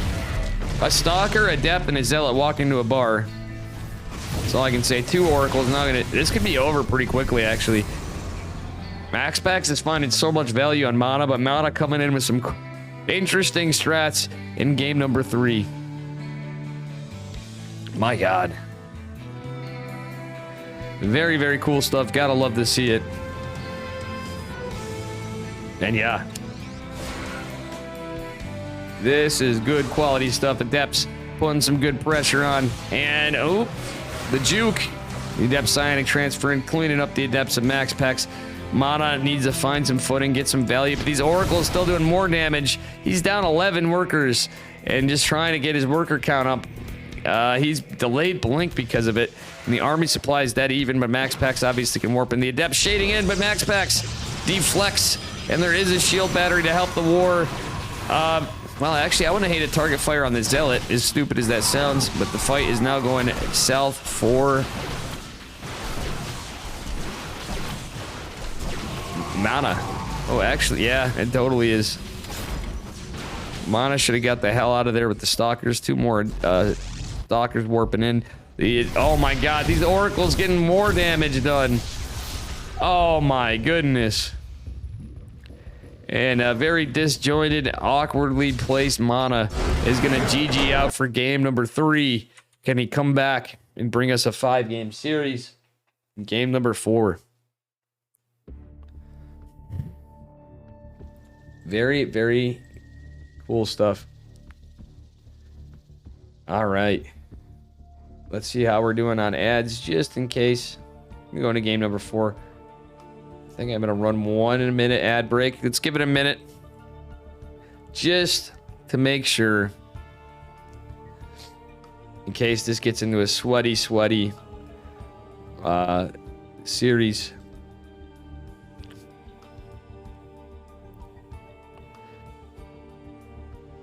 All right.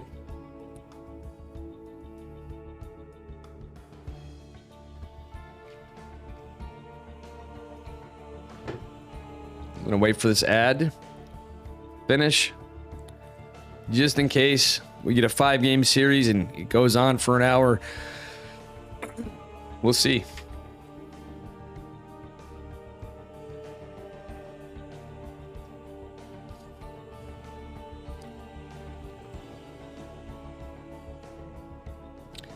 And we will be starting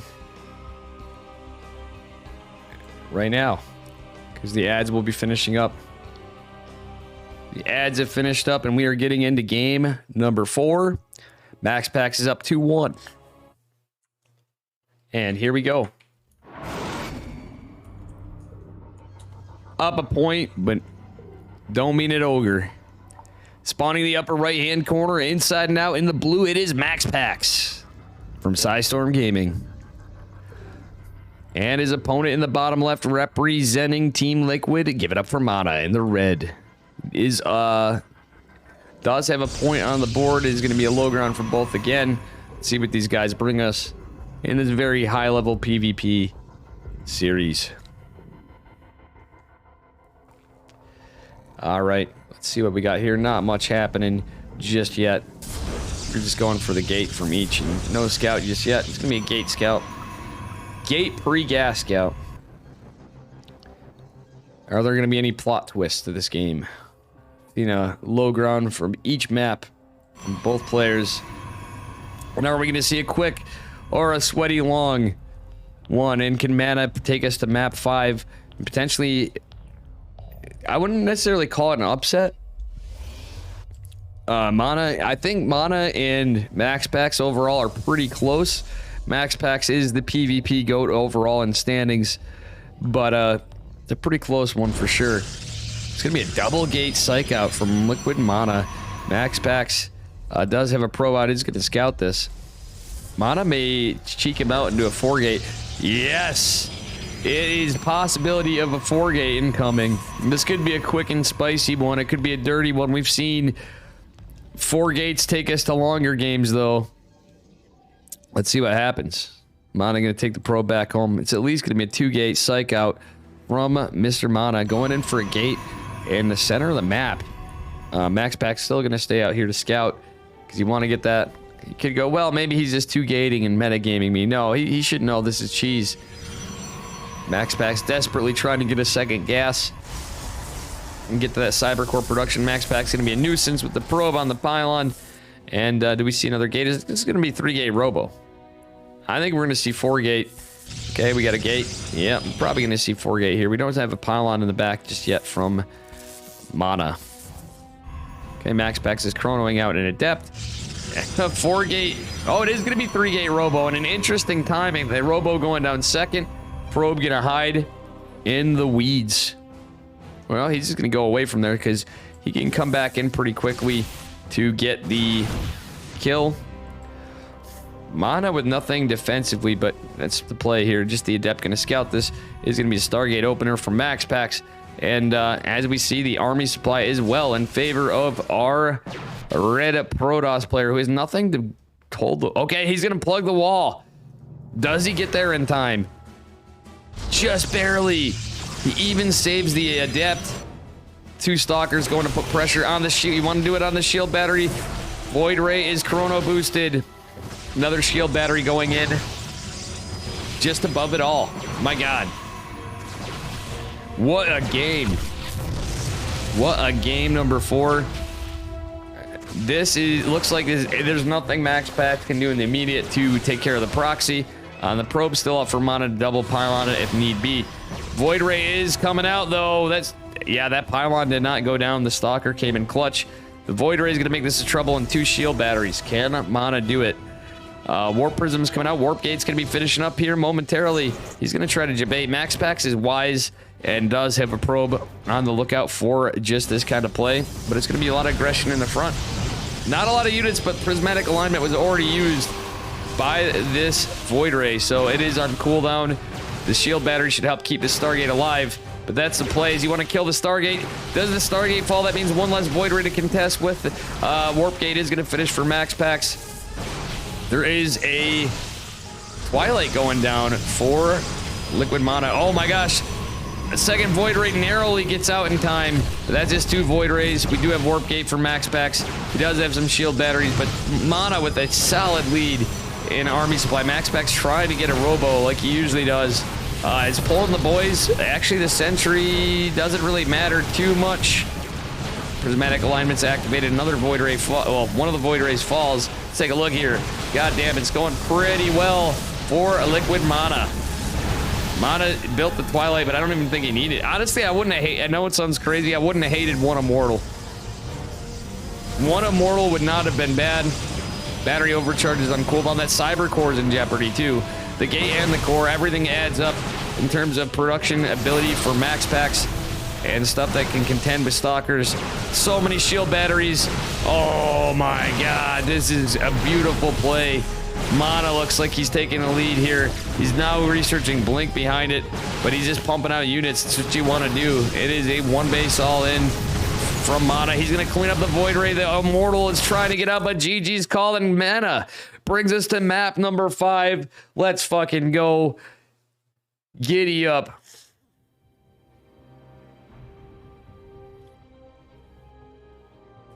Nika. Oh my gosh. Nika, I take it you're newer to StarCraft. Pax a million. All right, guys, give me just a moment between this.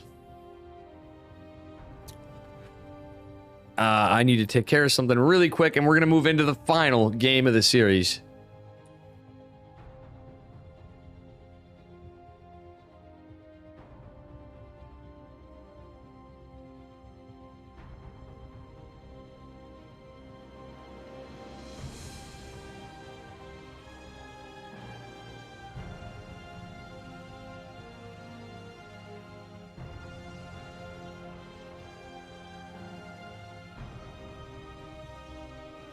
All right, and we back, fam. Let us go into game number 5. Who is the victor? He needs to throw in some cheese. I know it's amazing. He used to be the cheese player, and he became the fundamental macro player. Pretty predictable, honestly. It seems.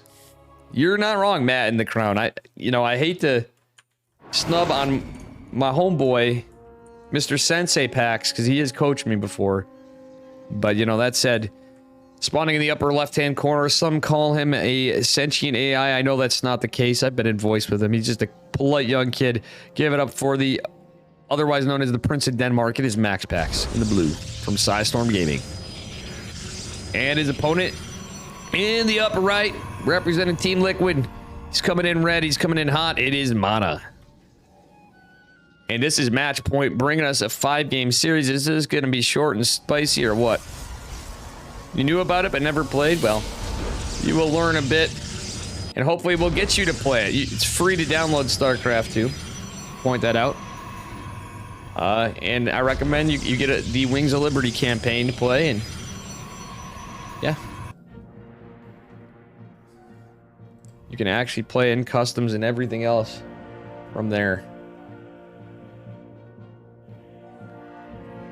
Hey, Agent Muller, choose Zerg race. Zerg race is a fun race. But, yeah, this is going to be potentially, a 2-gate from Liquid Mana. Max Pax may just be taking a high ground 1-gate. So, I think that may be the case. Yep, Max Pax going for the Nexus before core. Like we've seen Mana do. Mana going to go, nope, he's going 2-gate. He's like, we're going 2-gate. This could be Mana's series to take. Well, there's 2 kinds of aliens. You got Protoss and Zerg. Max Pack scouting for a proxy. Mana just... Oh! He's going for it again. And Max Pax is going to scout that there's no pylon here in a moment. And he might actually even find the proxy, but will it matter? Mana's Cyber Core is finishing up, and Max Pax does not scout this just yet. Very unlucky timing. We might see it quick. It's either going to be the cheese is discovered and denied, or the cheese is going to prevail. Mana has a higher health probe. He's going to win the probe war. MaxPax sending his probe back to try to kill this one. And it is going to be another 3-gate robo from Liquid Mana, who's going to have 2 stalkers out. MaxPax has nothing to defend on the low ground. He's going for a robo this time. It's 1-gate robo. This is a little bit more difficult of a situation to defend. He's not going to lose his production this way is the only good thing I could say. Well, not the only good thing, but the best thing for him, I'd say, is going to kill the probe of Mana, which is some scouting information. Backward shield battery is started for MaxPax. He's getting another stalker out, but he wants to start immortal production right away. His robo is down, obviously, a little later. Warp Gate's going to finish up and everything to tech for Mana because MaxPax went with that extra greedy Nexus before core. Shield battery does finish, however. Can he hold?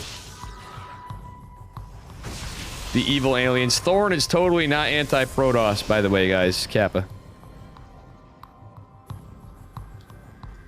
Zeratul, that's for me. Nah, I actually play Zerg as well. We need more Zerg on ladder, though, too, truthfully. We need Zerg players to go in and get into Grandmasters so we can have more Zergs in tournaments. We're okay on Terrans because we get enough tiers on ladder. Oh, I like this. Warp Prism being used for some adepts. It's actually a big brain play from Mana. MaxPax probably not going to be expecting this at all. Is going to see the Shades, does have some stalkers in position, but this is certainly going to be a problem for Maximus Paximus, who doesn't even have Warp Gate. Did MaxPax forget Warp Gate? No, he does have it. It's just he's only has 1 gate production. Nice micro with the Warp Prism. Mana actually ahead on workers for the, well, almost ahead. He's about the same. He's on 1 base Satch, on a 1 base all in, and he has nothing to defend though for counter harass with adepts. MaxPax going for a Warp Prism, has an immortal out, immortal in production for Mana. Mana with the serious army supply lead, but 2 stalkers are here. Wait, does MaxPax jump onto this? This is a very Artosis pylon. MaxPax is segmented away, but he has a Warp Prism of his own, and it's going to be a micro battle here. The Immortal's not finished for... Well, actually, 1 Immortal has finished for Liquid Mana, but MaxPax coming in clutch with the defense as he saved the Immortal. Warp Prism's in danger, however. Oh, okay, the Immortal does help lead the charge in the fight. Shield battery's getting chiseled away at, but you know what? I think MaxPax may actually hold this. Army supply dead even. The Adepts coming in are going to be a nuisance. But MaxPax lost the Warp Prism. He's going to rebuild another one. Does have badly injured Immortal with just 2 HP. That is a lot of hull damage to the Immortal. 4 Adepts and 2 Immortals is going to be what Liquid Mana has. MaxPax with the Sentries aren't really going to be the greatest against 4 Adepts. These suckers can just be picked off in a moment's notice. Oh, the Adepts coming in. There's nothing to plug the hole in the wall, but can MaxPax get in position? Then there's going to be Immortals. Oh, it's a debate.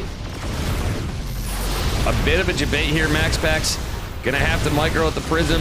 He does have the lower health. Immortal battery overcharge is activated. It's a lot of adept pressure from Mana, who got a couple sentries out. Just trying to eke out what he can on the 1 base economy. MaxPax has built more drones. Is gonna plug the wall, but that's a lot of adepts. Another Immortal coming out for MaxPax. Oh my god. Another Prism had to be rebuilt for Mana. This is a close one, folks. And that base looks like it's in a lot of trouble. Oh, Warp Prism out for Mr. Mana. It's actually, funnily enough, MaxPax could actually power the units as only sentries for the Warp Prism. Yeah, he can power the batteries. Does he get battery overcharge again? Let's take a look. It is not on cooldown, or it is on cooldown. So he's not going to be able to use that. MaxPax needs a micro. So he has to get his Prism out. It looks like Mana may have just done it. There's a 3rd Immortal coming out. However, for MaxPax, he does have a lot of pylons powering this. 3 Immortals and a lot of juggling versus a huge gateway army with 2 Immortals from Mana. MaxPax putting in the work to try to defend, but it looks like Mana might do this. I don't know. Can he take it? It is damn close. MaxPax is behind on supply now, losing more. These Immortals taking a big beating. And yeah, I don't know. I think we may just see it right here. Okay, we got 3. Oh my god, that was not Max Pax Warpins at all. Oh, look at this micro from Max Pax. He's now down on workers. He's down on everything. The supply do not lie. It is looking pretty ogre, pretty fast. 22 workers falling for Max Pax. He had to pull the boys. He's down to just 2 workers.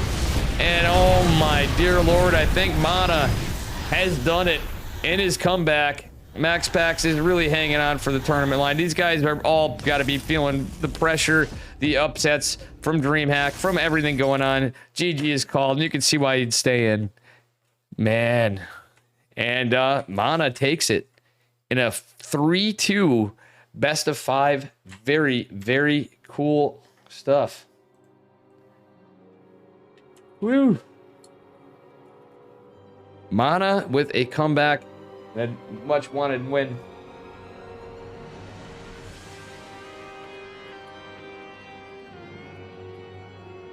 Very good stuff. 3-2. Such games today. Absolutely impressive. Guys, if you want to see the bracket of what we've had today, take a look. The OSC Masters Cup, number 146, playoffs, number 2. Let's bring up the bracket. We are now moving on to the grand finals. But Geralt has a 1-0 lead on Mana because he was the upper bracket winner. We've made it to the grand finals. This be it of the OSC Masters Cup number 146 playoffs, and this is the end. So this is the big prize money right here, I believe, if I'm not corrected. And interestingly enough, both of these guys, if either one wins, if Mana or Geralt wins, it would be their second career Masters Cup title, which is very exciting.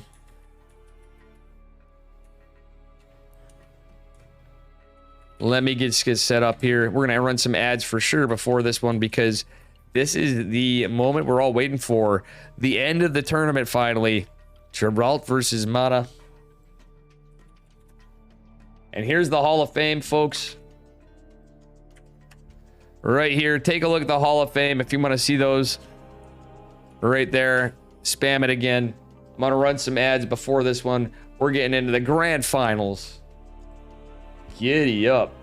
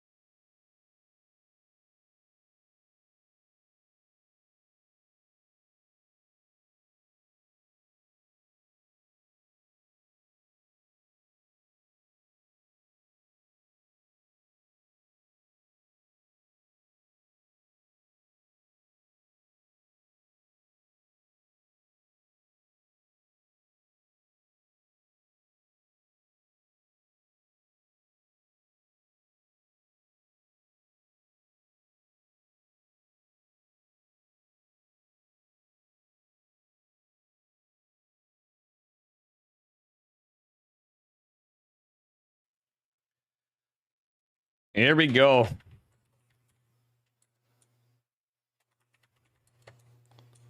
The grand finals.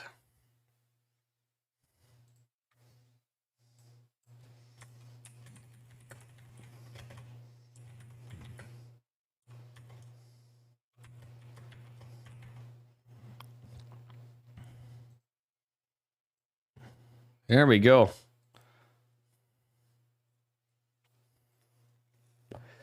This is going to be banger.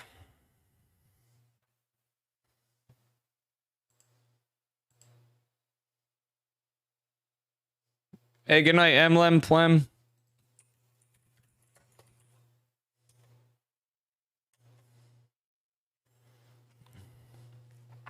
All right, here we go. So we're going to start out on map 2.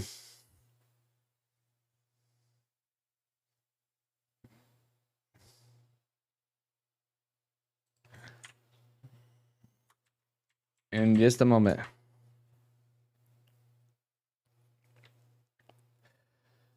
You guys excited for the grand finals? 'Cause I know I am. Let's get going into this. Alrighty. Starting out in game 2, up a point. We have Geralt and Mana finals. We are going to kick things off on Waterfall. Oops, I didn't think we had music. Anyway.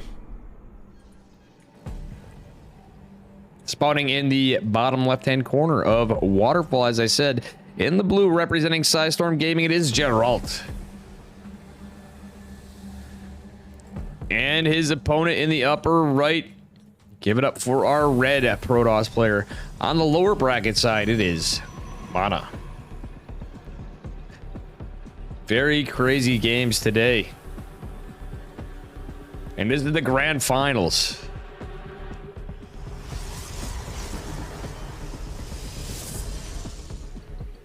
And with that said, we're just going to leave this here. We have a low ground versus a high ground. Probably double gate from Geralt. I'm just going to make a little tweeterino from this. Actually, let's follow the probe.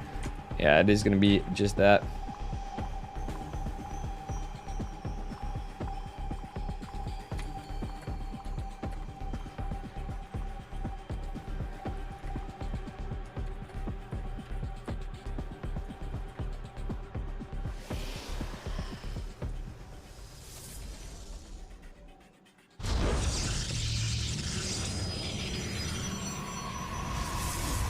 All right, here we are.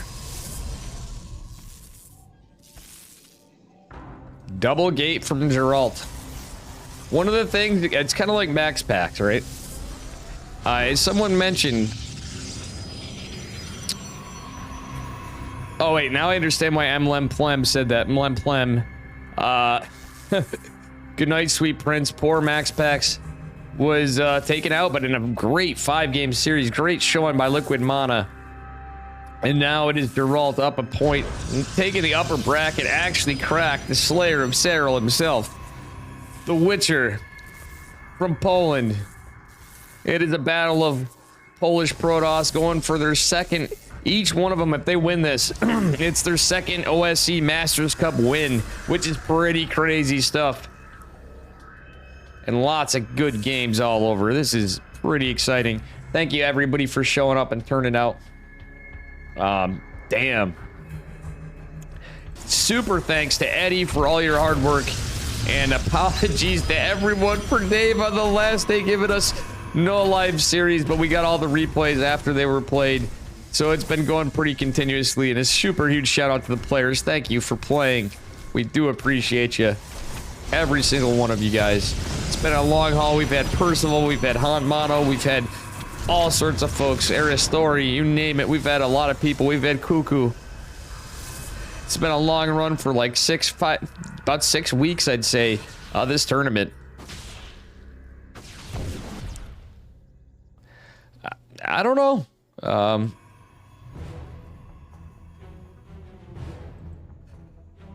Who knows, man? It's maybe he's just not feeling it. And some of these guys are just feeling it. All I could say is Geralt has been on fire, and Mana's got to be at least happy to be in the grand finals. These guys do know what happened before us, but if Mana can come back from this, he's going to be feeling really good because, well,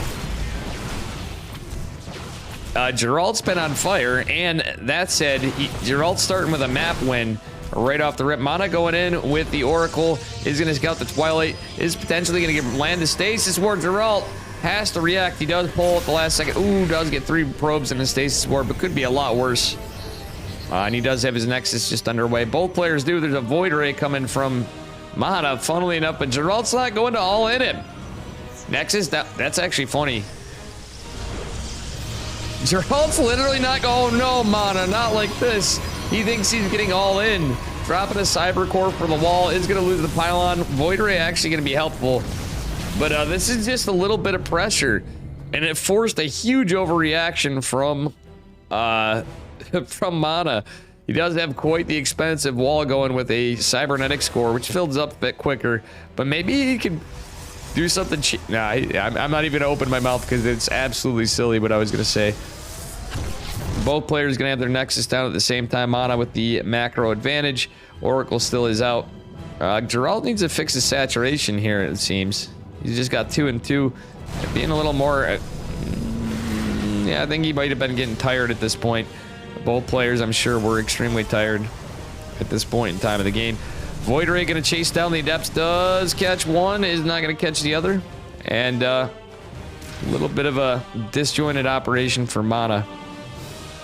Geralt, though, just now fixing his macro. He's a very good macro player, but everybody falls a little bit from time to time, as we see. And Mana in an interesting spot again with the pylon wall against the one Adept. I think he should just kill that pylon. And he is going to do some rebuild. There he goes. Attaboy. Well, the Void Ray harass. That's actually hilarious to see. Reminds me of the patch. The patch before. It's going to be an Oracle and a Void Ray pressuring. It's just so awkward and random to see. But a bit of a misread from Mana. Mana now going to use that to his advantage. He's going to be the aggressor. Geralt with a behind army supply, and the Void Rays are going to be damn annoying. It's going to be a lot of Stalker follow-up. The Adepts not really catching much value from Geralt. I think Mana is in a pretty good position this game. With a little bit of a rando Calrissian plot response. Geralt does what Geralt does best. He's going into Invisible Men, though, as a follow-up. If that Oracle goes down, that's actually going to be huge for Geralt. Geralt maybe taking a third, maybe psyching it out. He is going to take a third. Mana taking one as well. Geralt's got no information on the other side of the map, but Mana, I think, does sense something is amiss and is going to get a robotics facility, but he knows Geralt felt behind for sure. I'm pretty sure he's feeling that, or maybe just relying on the predictability of his opponent. These guys have played a lot, so I do believe he is aware that Geralt has a possibility of Dark Templar. Robo is always a safe follow-up. If you're unsure, either way, Observers are good units. War Prism is... oh, it's actually an Observer from Geralt. Geralt's not really... oh, no, he had the War Prism first, but guess what? That is a dead War Prism. The DTs are a thought in the past. This is not going to happen. That's a... no, it's a fast warping. It's all right. Geralt does have Blink as well, and he does have more of his army over here at the moment. There's some reinforcing Stalkers coming from Mana, and the battle ensues.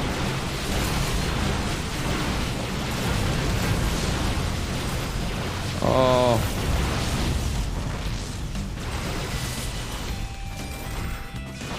My gosh.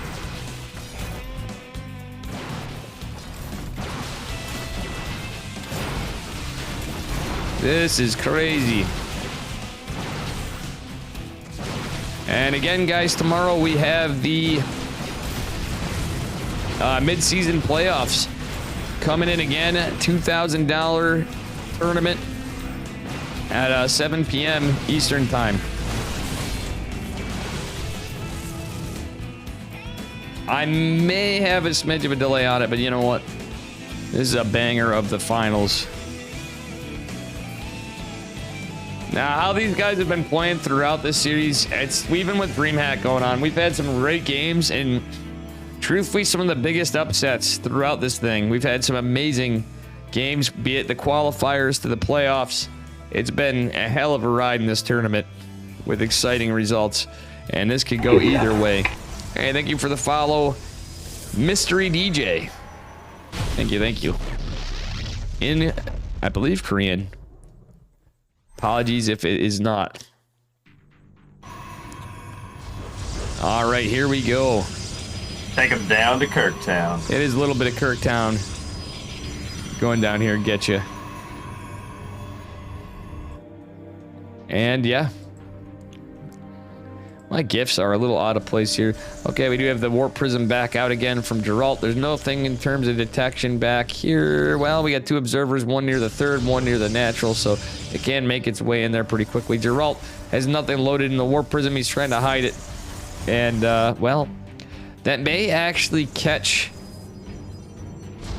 Mana off guard. He doesn't have charge yet, doesn't have +1, does have some cannons in places. But there's some pretty exposed pylons which can delay production. DT's warping in, and the observer, I think, may have scouted it. I'm not sure. That is cutting it damn close. Geralt exercising patience on this. Mana taking a 4th base way earlier than Geralt, so he's going to have a pretty good economic lead. He's done quite well so far. But could Geralt get some good value with these 2 DTs? Even though there's photon cannons and observers everywhere. Ooh, this army's gonna be scouted. No observer for Geralt. Geralt going into disruptors, though. Geralt knew he was on the back foot, so he's playing kind of defensive. But you know what? A Warp Prism over here with Zealots could cancel this 4th base pretty quickly. Geralt reacting. He knows something's up. He's sniffing it out. He sees this, but I don't know about the Warp Prism. It's going in the main. Quite a bit of SimCity going on, and only disruptors in production here. Does Geralt have charge? He does not. It's going into ground weapons +1 mana, going into +2. And that's a massive charge lot run by. We had cancels on the disruptors the last second. For money and supply. Oh, man, I think Mana might just do it here. Wait, Geralt with the invisible men counter. There are, well, the battery overcharge saved them for a bit, but once they got out of position, that's enough Zealots, and the +1 advantage is going to help. Battery overcharge is on cooldown. Again, just a remaining bit of energy, and that's it for Geralt's static. 7 workers have fallen for Mana behind this. Geralt going in with the invisible men, but loses the Warp Prism, and the engagement continues.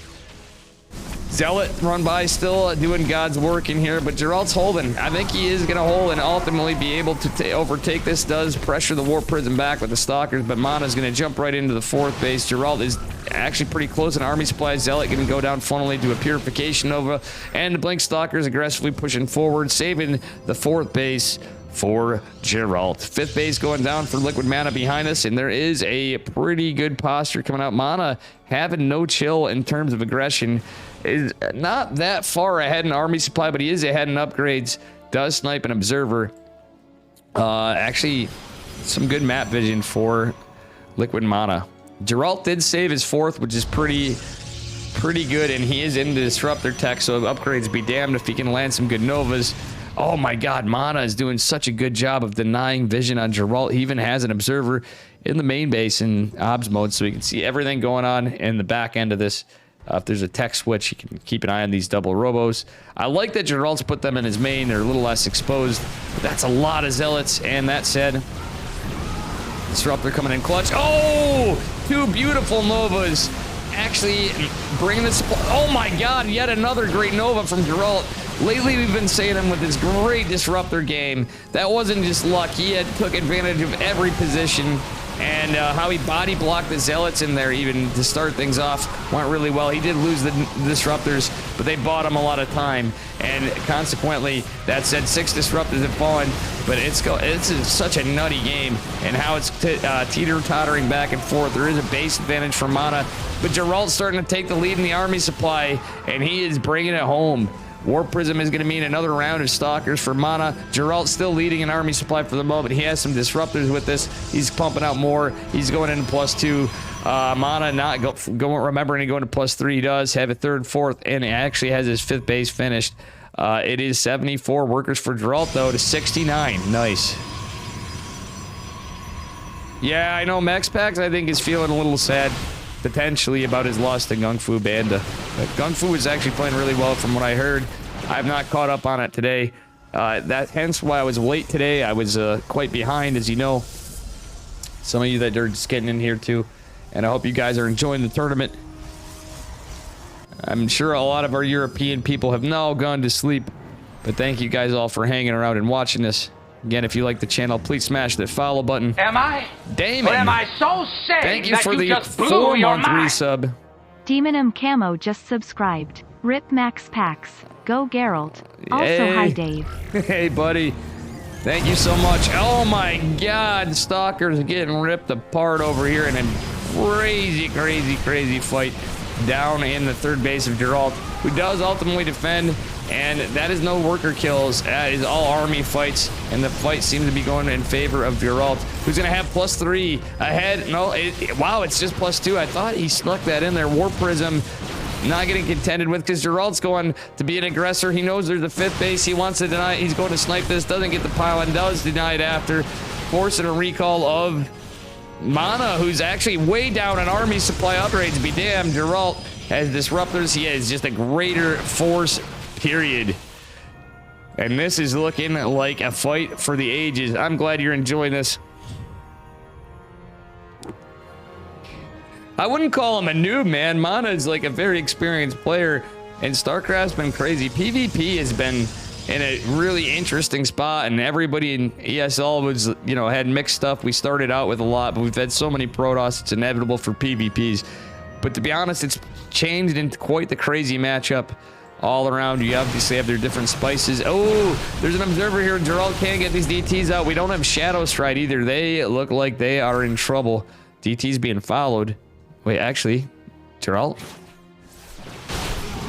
Well, he had a moment where he could have got some damage, but they don't do that great against Stalkers, as you know, as a whole, by and large. But Geralt is going to do a great job. Behind us, all the disruptors. Oh, 20 workers fall. Geralt coming back hard this game. He was on his back foot, but it's a base raid. A little bit of a base raid. Disruptors coming in hot for Geralt. Geralt has a huge lead here. This base is going to stay. He's going to recall his whole army. He's going to clean this the hell up. And it looks like Geralt may just do it right here. He is taking down 2 bases of Mana. Oh my dear lord. He already has a 1-point advantage from winning and being in the upper bracket. Nice Nova. Oh, does not complete. And these are very exposed disruptors. But GG is called, and Geralt takes game 2 technically, but our first game that we're covering of this series. Very well played by both players. My God. Very, very good stuff. The grand finals. Let's heckin' go.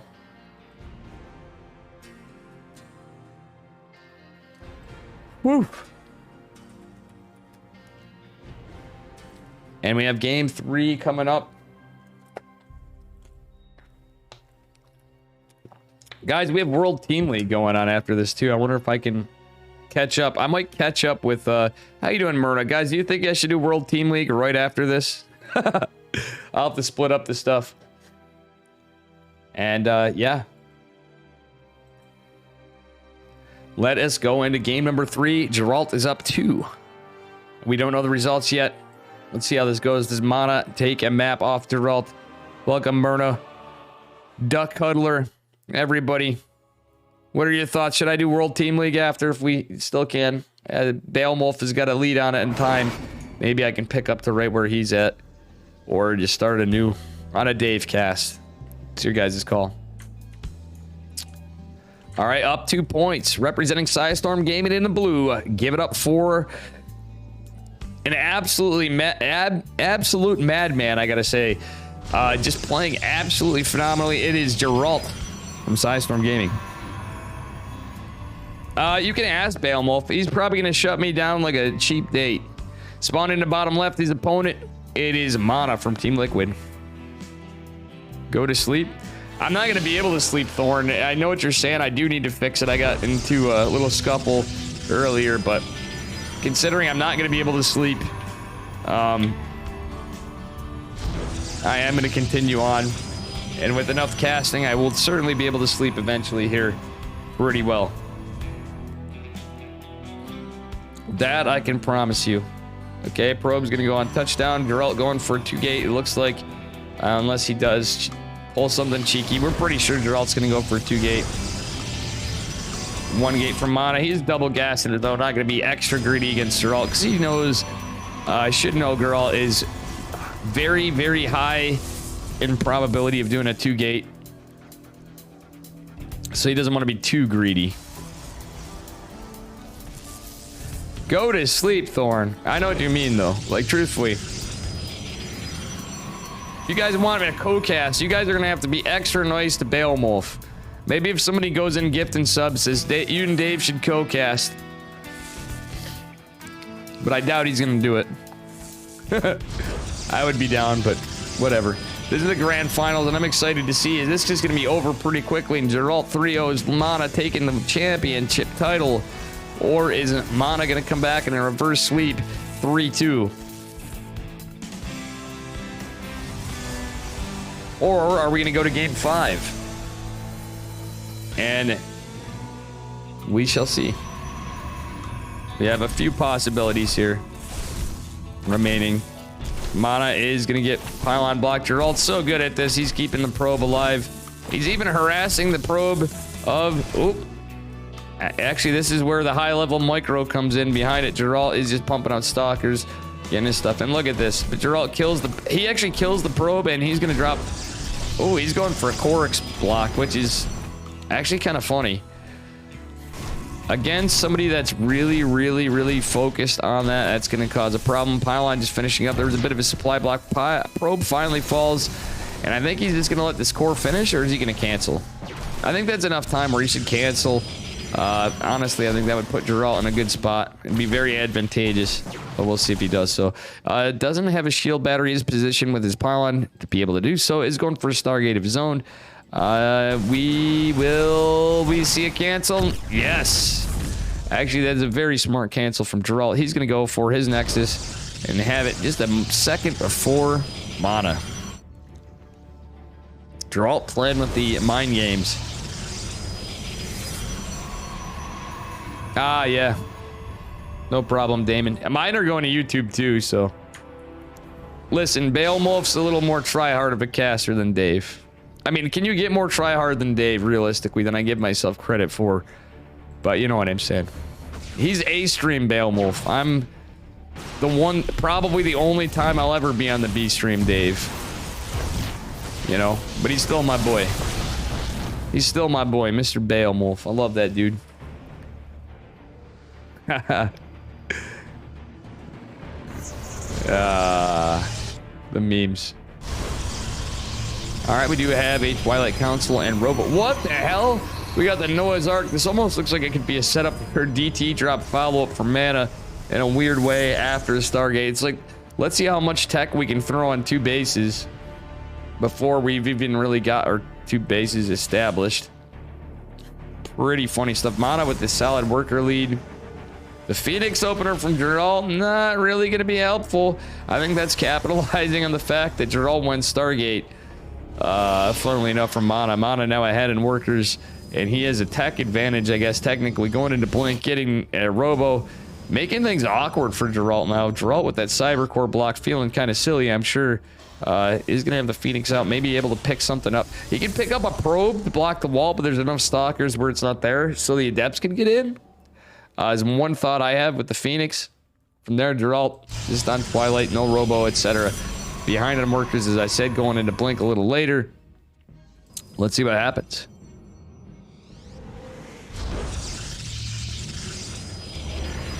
And, oh, there it is. He picked up the probe, but there's a lot of units back home for Mr. Mana. Adepts are going to go into the main, but that's where a lot of units are. The double Oracle pressure, though. Everything, all his eggs are in one basket. Geralt is trying to put a lot of pressure on. Does get 9 probes. Oof, it's all cleaned up, though. Actually, it wasn't. 11 workers fall. Now putting Mana behind, and workers' army supplies massively in his favor, though. Geralt still doesn't have Blink. He's going for another Oracle. He threw it all away.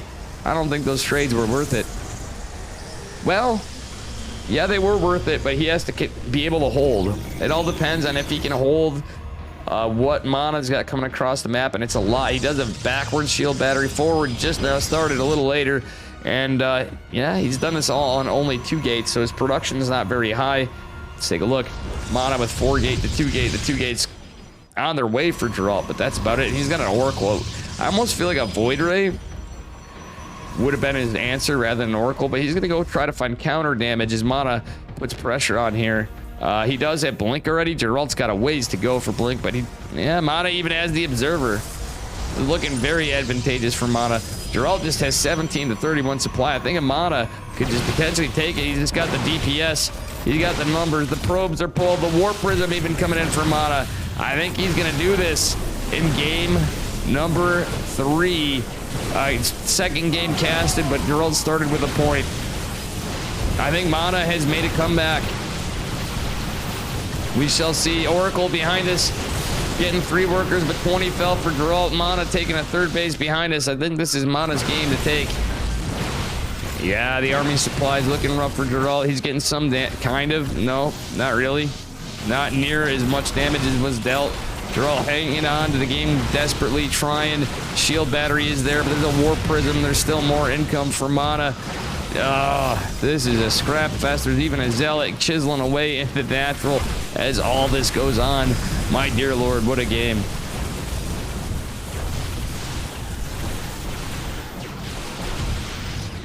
And yeah.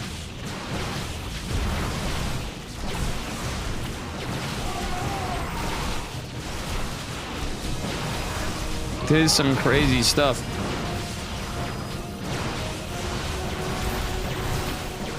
Let's heckin' go.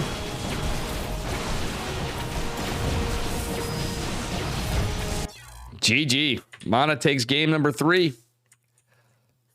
And I'll let you guys decide after. We'll do a poll when we get through this of whether or not I'm doing World Team League. In which case, I'm just going to put a little gap.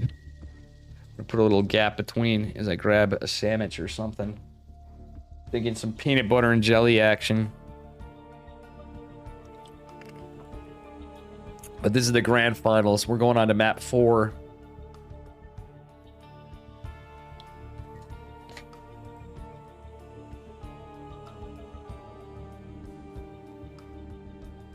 Oh, we get Rising Star. Loki_X says peanut butter jelly is the best turn earner.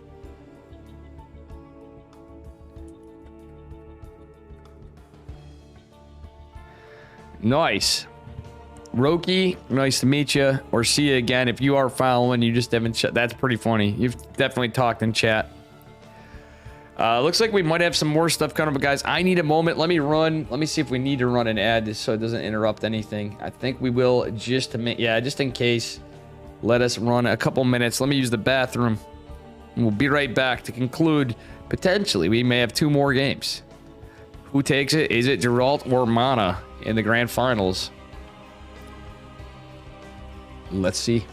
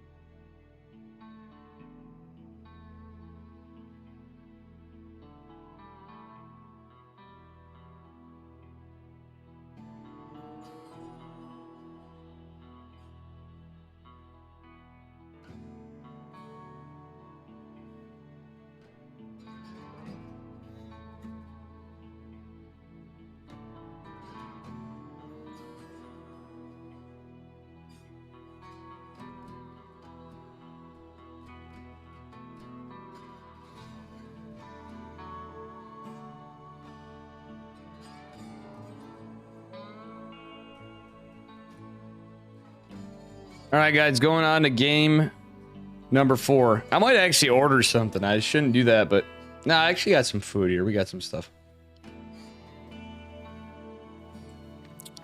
And guys, we might have something cheeky for you.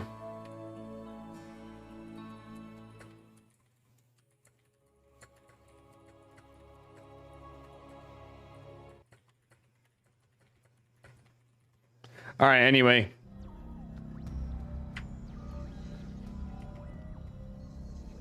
Let me get this situated. Spawning in the upper right-hand corner of Inside and Out. He's up a map. Give it up for Geralt if he takes it.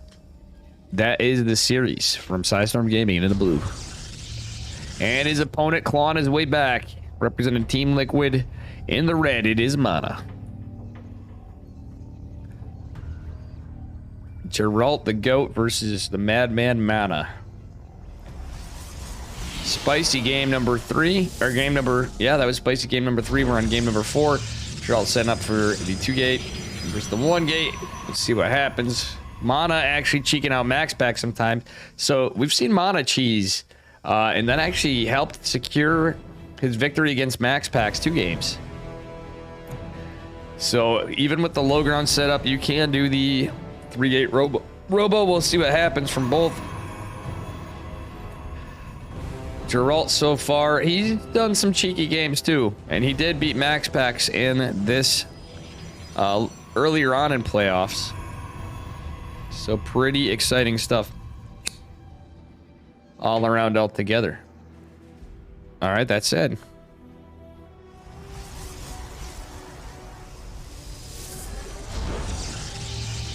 We do have a little bit of a low ground from Mr. Mana. Actually, guys, we may have something special for you. I think I'm going to let Beowulf do the World Team League. Considering, you know, how that goes. We may actually do the OSC Rising Star right after this. I'm just going to decide what I'm doing here for... I'll just need a few to get something to eat. That's it. I've realized what I got to eat. And it shouldn't take me long at all.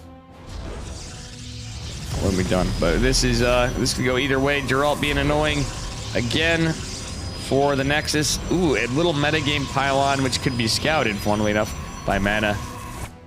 But that could do a lot to Geralt for mind games. If Geralt doesn't scout this in, he is gonna... Wait, he's gonna find the pylon, I think. Let's take a look at Geralt's vision. Yeah, he sees the pylon. A lot of harass here. Geralt being annoying with the pylon still. Is going to be a Stargate opener from Mana, as is the meta. And this happens.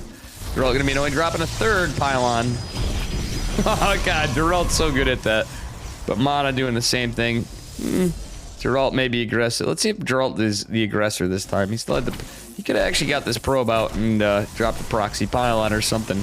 Turned against a Stargate and went maybe 4-gate. But that's not the case. It looks like we got a little bit of a macro opener. This is going to be an Oracle from Mana. He doesn't expect to be all in, and he's not going to be. He's not going to be at all. Geralt, going for a shield battery. I wouldn't hate a Twilight opener on a Geralt this time. He's been going Stargates. Mana. Oh, Mana. Is he going to do it? Is it going to be scouted? Oh, it's scouted. Oh, shit. They found my proxy.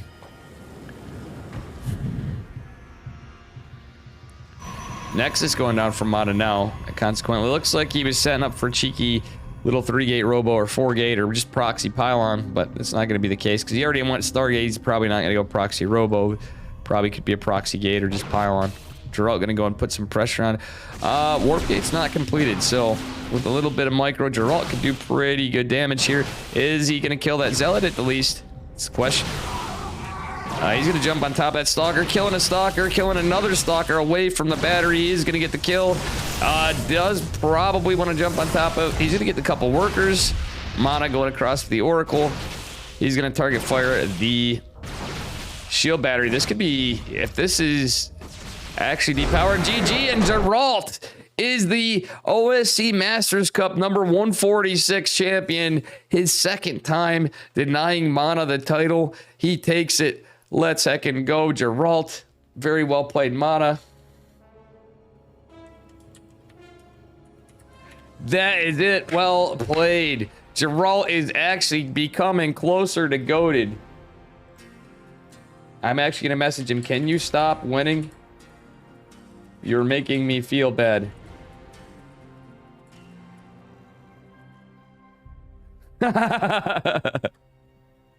Geralt is absolutely goated. It should be a funny message for him to wake up to in the morning.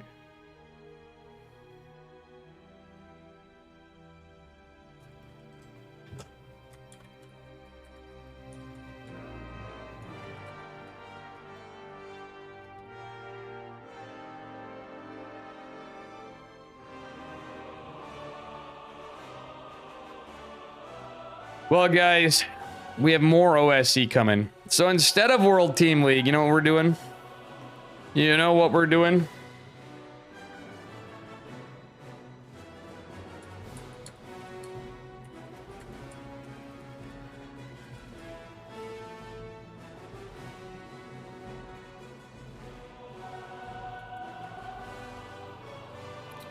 We are going to be doing more OSC. We're going to be doing Rising Star.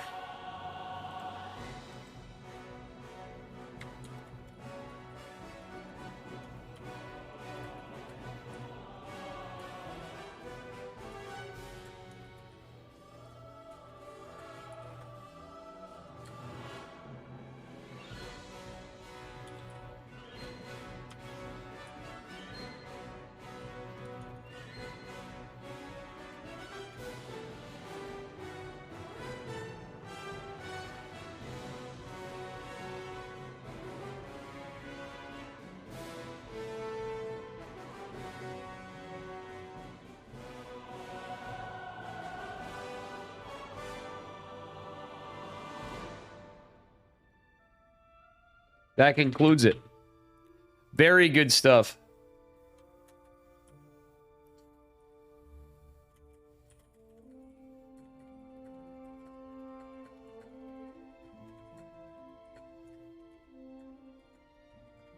Now we're going to another Rising Star right after this.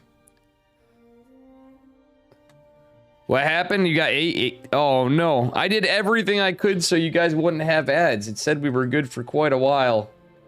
That is very, very rough.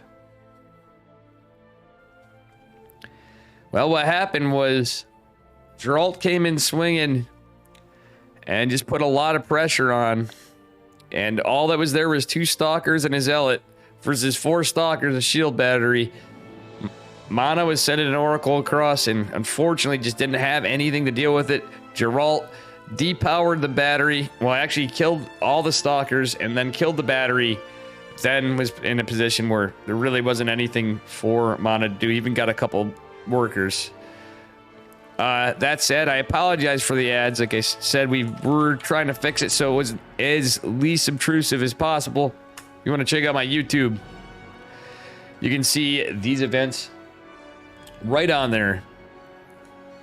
Well, we are going to be doing OSC Rising Star in a little while. It is Rising Star number 5. Day 4.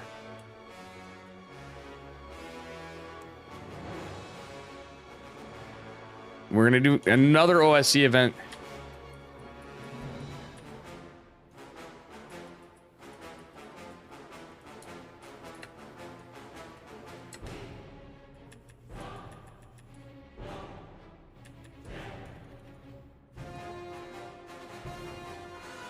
All right, here we go.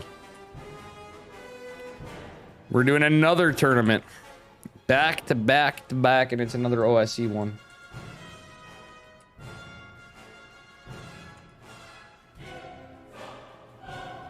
Let me just update this.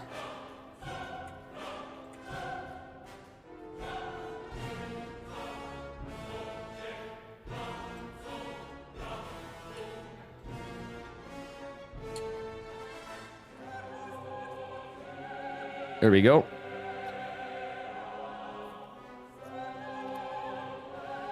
We're going to take a brief break, and we're going to get into this one in a little bit.